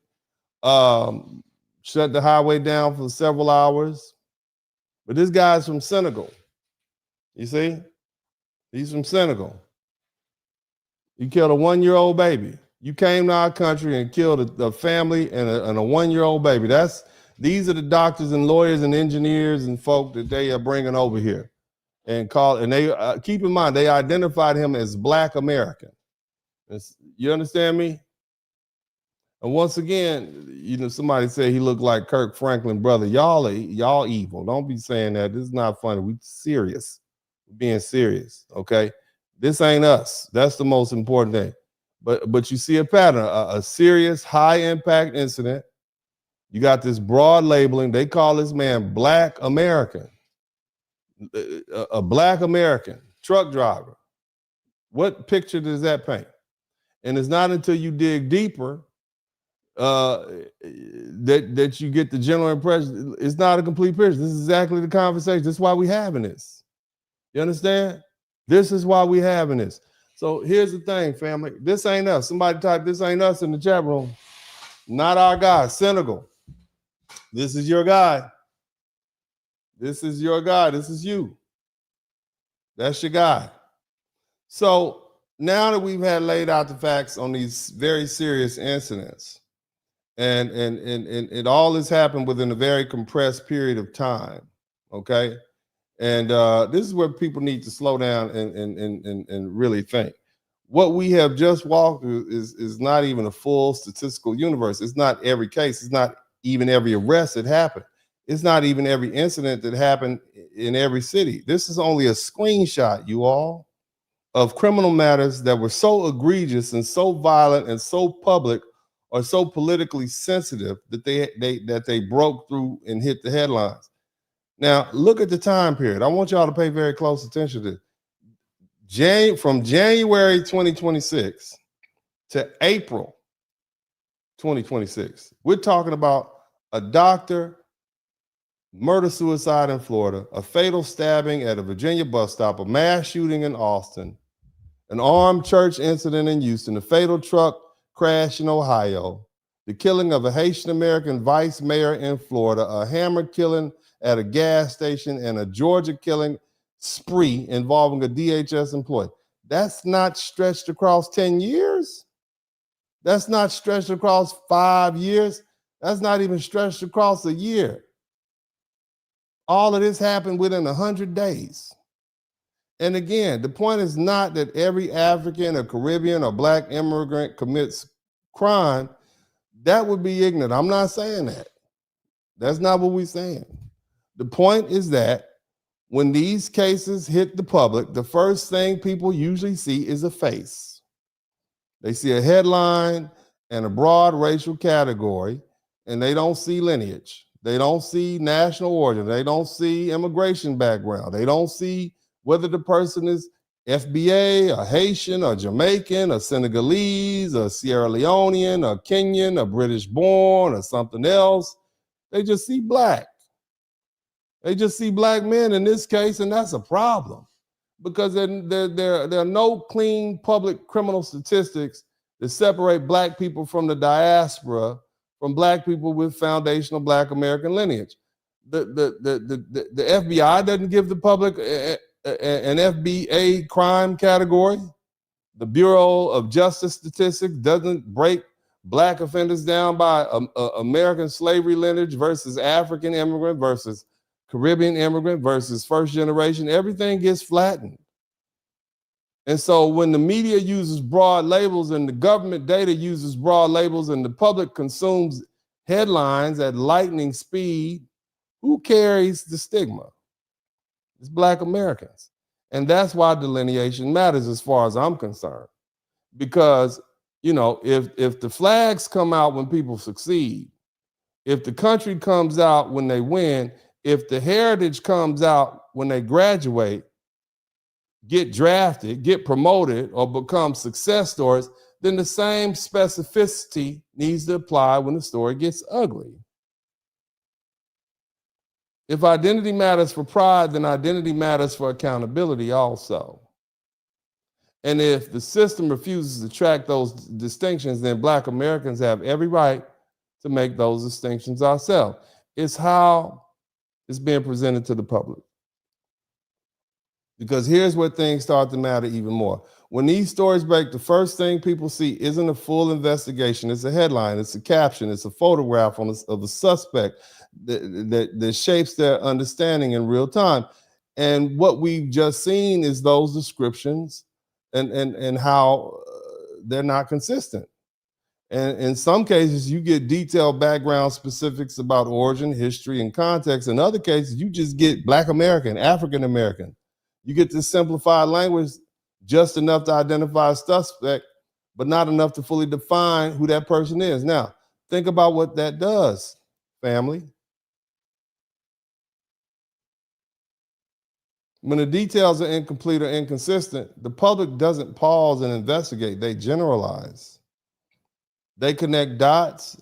They may or may not belong together. They begin to form a picture based on what's missing, just as much as what was said. And once the picture is formed, it doesn't stay limited to one individual. It starts to attach itself to a much broader identity. That's the real issue. Not just crime, but the categorization. Not just incidents, but how those incidents are framed. Because if identity is being communicated in a way that's vague and inconsistent or overly broad, then the responsibility, at least in the public mind, can become just as broad. And that brings us to where we are. We're going to take a closer look at what we need to do to delineate, especially when it comes to the media and the press. And I think that's important because we know how damaging the press has been. We know that the media has never been our friend to Black men or Black women. They've kept wars going amongst us. And I think it's important that we be mindful of how serious this is. So anyway, I want to thank everybody. I want to take the time to read these super chats and cats. We've been here a long time, huh? Did y'all learn something? Was it insightful? Was it insightful? Did you guys learn something? But the first thing I want to do is this. Let me go ahead. I think this is important. Okay. Y'all listening? Y'all listen to me? You listen? Shout out to everybody who's contributed to Super Chat. I'm glad 15 people learned something. I wish more people had learned something, but we're not finished. But maybe some of you all will learn something But again, I appreciate you guys. But before we get to this superstar, I need you all to make sure you hit the subscribe button if you hadn't already. I don't know if you all have. I have not had an opportunity to check and see if you hit the subscribe button, but I'm looking now. I'm going to look right now to see if you good people care about me enough to hit the subscribe button and help me, okay? Because at this point, it's about me. It's about me getting to 100,000 subscribers. And it's taking a long time. I'm just saying, I feel like I should be there by now. As people, I need some more people to subscribe. I need approximately 66 people. Well, no, hold on. I need 63 people to subscribe to the channel right now, and that will get me to 95,000. Okay, I need 63 people to subscribe to the channel. Okay. I need 63 people. Somebody type 63 in the chat room. Chantel Smith, I need you to subscribe to the channel. Dwight Chair, I need you to subscribe to the channel. Okay, who else is in here? Jelena Taborn, I need all y'all to go ahead and subscribe to the channel. Don't hate watch. Okay, don't have me up here forehead sweating, talking to you all about history, trying to make it interesting. I need all of y'all to subscribe to the channel right now. Don't play me. I'm not here for the games. I need my subscriptions to go up. I want a little gold plaque on my wall behind my head. Mm-hmm. Do me a favor, subscribe to the channel. If you have already subscribed to the channel, double check, because YouTube plays these vicious games with me. I need 58 people to subscribe to the channel to get me where I need to be. Okay, 58. Somebody type 58. In addition to that, make sure you like, share, subscribe if you appreciate what I'm doing. Yes. Look, I need faith. Faith is all we need. I need you to subscribe. Q Strange GT 3000. Loretta Howard. Make sure you subscribe to the channel. Okay. Divine Order. Kaylin Barish 9873. I know you've already subscribed. Subscribe again. Subscribe again. Talitha, we know you from Alabama. We know you from somewhere down south. Talitha B76, subscribe. Live Log TV, NY6UQ, subscribe. Everybody who's looking, okay? Each and every one of you all that are within my listening voice today, I need you to subscribe to all the people who were busy doing something they probably shouldn't have been doing. To listen to me, I need you to subscribe to the channel. Do that now. Do that now. Do it now. Make sure you chop this up and give it to people, okay, who need to hear this. And I wanna take the opportunity to thank you all. And I want to start with Shimmy ER. Thank you. We only have 22 super chats. That's plenty. But it'd be great to have some more. But some people they don't learn. Some people, they can't learn. And I only want the people who learned something to subscribe. I don't want the people who didn't. If you didn't learn anything, that means I need to do better. I don't know how much better I can do because I sat here and talked to y'all for 4 hours.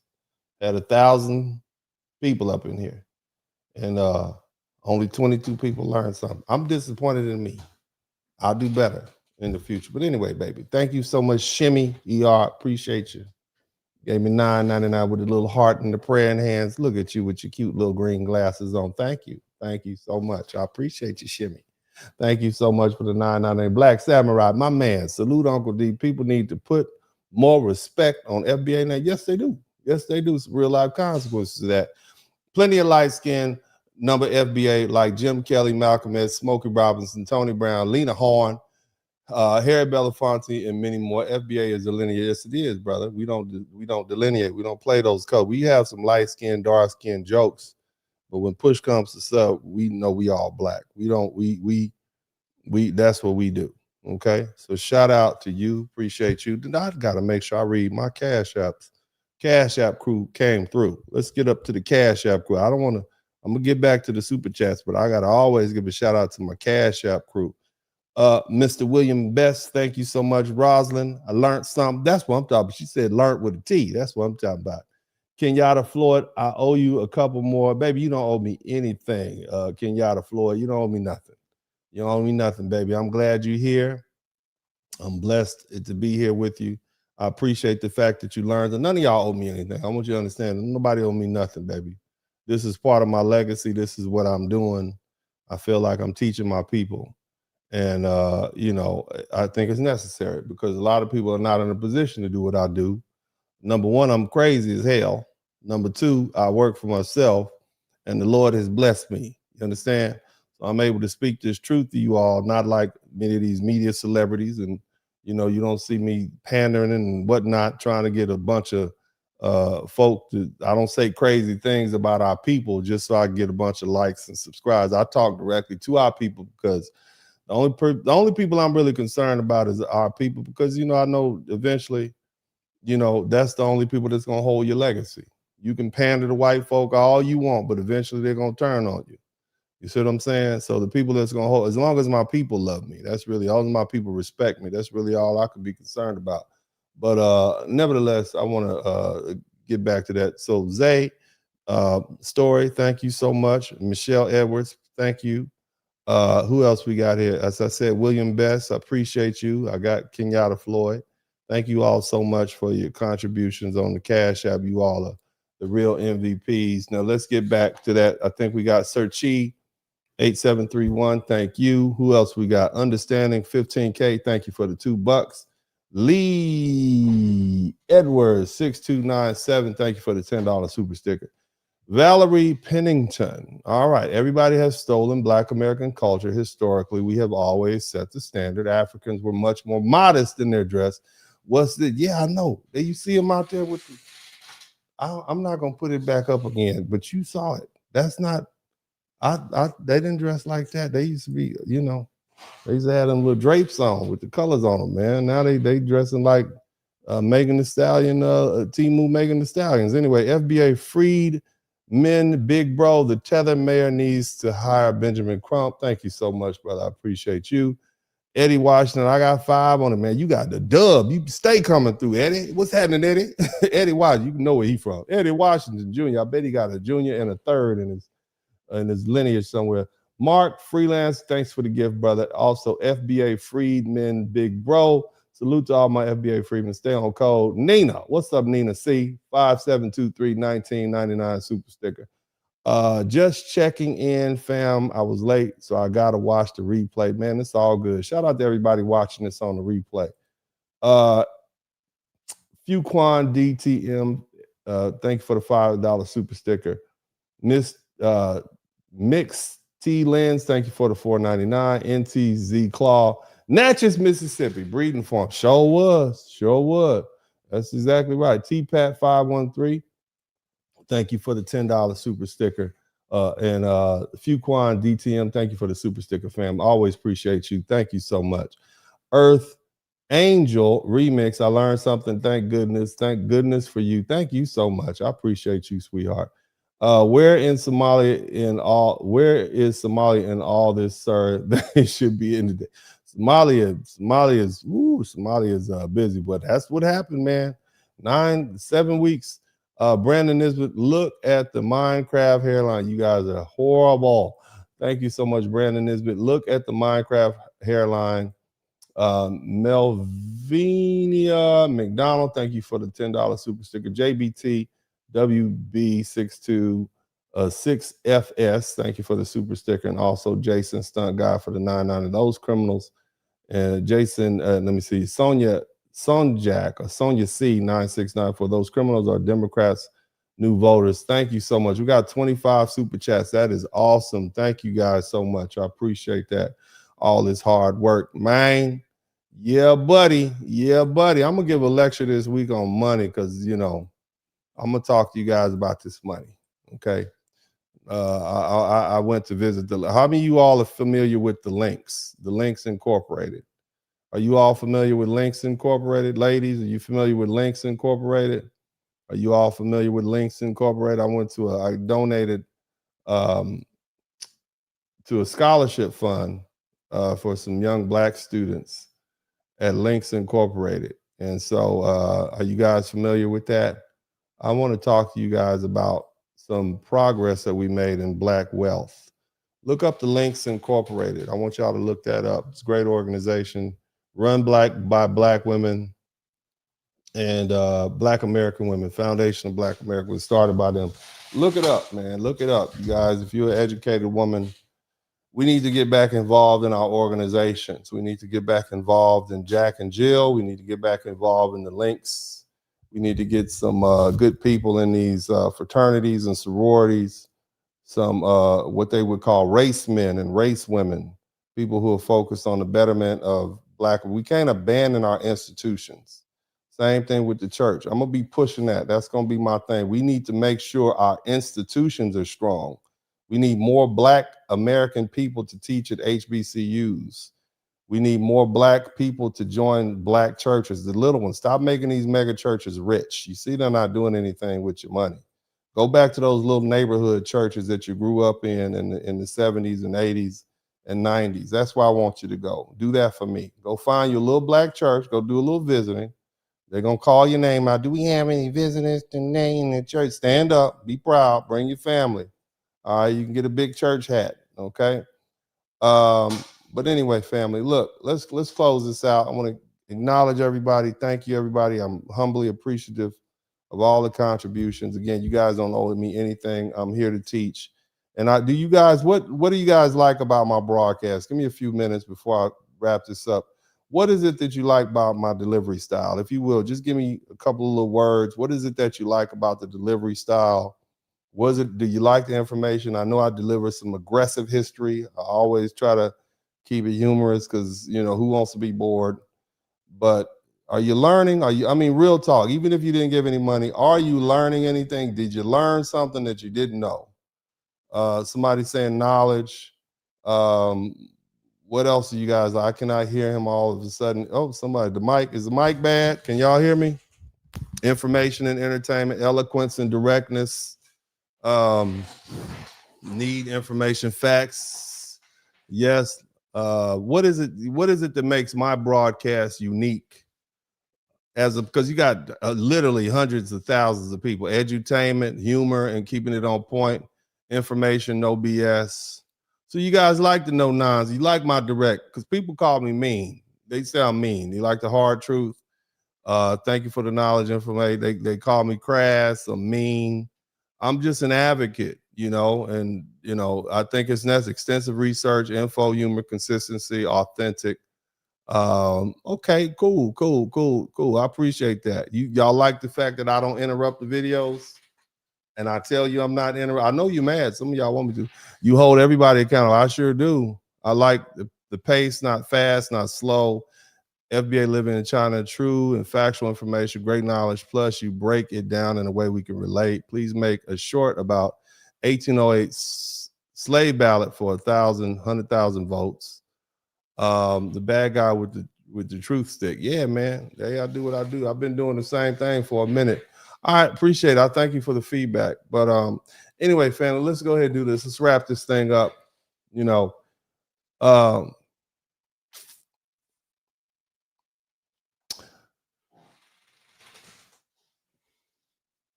What we just walked through isn't just random. It's not isolated, and it's not something people are imagining. This is a pattern. And once you see it, you can't unsee it. You all will never unsee the fact that you heard about 10 horrendous crimes, 7 of which happened within the past 100 days. You're not going to unsee that, are you? You're going to remember that. Right? Serious crimes, high impact incidents, domestic violence, murder, attempted mass casualty events. Shout out to I Choose Better. We got 26 super chats. We might get 30. That'd be great, but only if you learn something. But again, over and over again, you saw the same thing, right? These serious, heinous crimes. You saw terrorism. When we know Black Americans, we don't do terrorism, okay? And all this happened within a very short time frame. And every single time, the same process plays out on the headline. You see a photo, right, of a Black person, a Black man specifically. You see broad labels first, African-American, Black American, man from Texas, truck driver from Ohio. And then the details come later. And by the time those details come out, the damage is done because the public has already formed an impression on who did what and when and where. And that we know that impression isn't precise, it's not specific, it's broad. It becomes a black man, right? Usual suspect.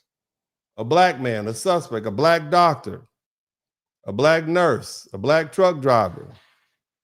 And once it gets flattened like that, the responsibility doesn't stay with the individual. You saw those children and little black girls behind that counter, them little Haitian girls. But nobody knew. Nobody knew. They're not saying. See, that responsibility for that crime, it doesn't stay with that individual. It spreads across the entire category. Blackness, black men. And that's an issue. Black Americans, we have our own history. We have our own lineage. We have our own trouble. We got our own issues. I'm not saying we perfect. We're a work in progress. We're doing great, despite what you're being told, especially under the circumstances. We've done a lot in the past 60 years. I told y'all the other day, Generation X is the first fully free generation of black people. And the fact that we've only been doing this for 60 years, we're doing pretty great. We're doing good. But white folks have had a 300-400 year head start. Look at how well we're doing. But we're still fighting. And we don't have the luxury of carrying additional weight that doesn't belong to us. We don't want the issues of other people. We don't want whatever problems or conflicts were brought here from somewhere else. We've got enough to deal with right here in this country as it is. That's about survival. This is about social standing. This is about progress. And when perception gets distorted, when identity gets blurred, that has real world consequences. Policy, policing, opportunity for how people see you before you even open your mouth. How you think stereotypes get formed and why they're so dangerous? And this is why delineation isn't some abstract conversation or internet debate. It's a response to what we're seeing in real time. It's about clarity. It's about perception. It's about making sure that when something happens, it gets attached to the person or people who did it and the culture that it came from, not an entire group of people that had nothing to do with it. Because in this environment where headlines are moving quick and images move faster and people don't go back and read the fine print, if you don't define yourself clearly, you will be defined. You're going to be defined. And you probably are not going to like the result. And that's why this matters. This is not hate. Got much love for Caribbeans. Got much love for Africans. Appreciate y'all. Okay? You melanated people. It's not about hate. It's not even about division for division's sake. It's about understanding that if we don't draw clear lines, then everything gets blurred. And when everything gets blurred, the consequences don't stay where they belong.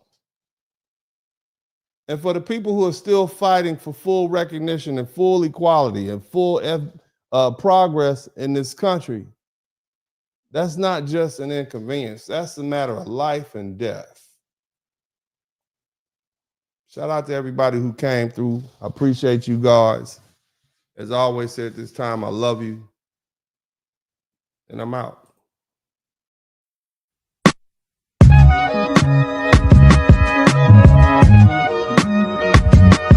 In the Spurling podcast. Hit the like button, subscribe.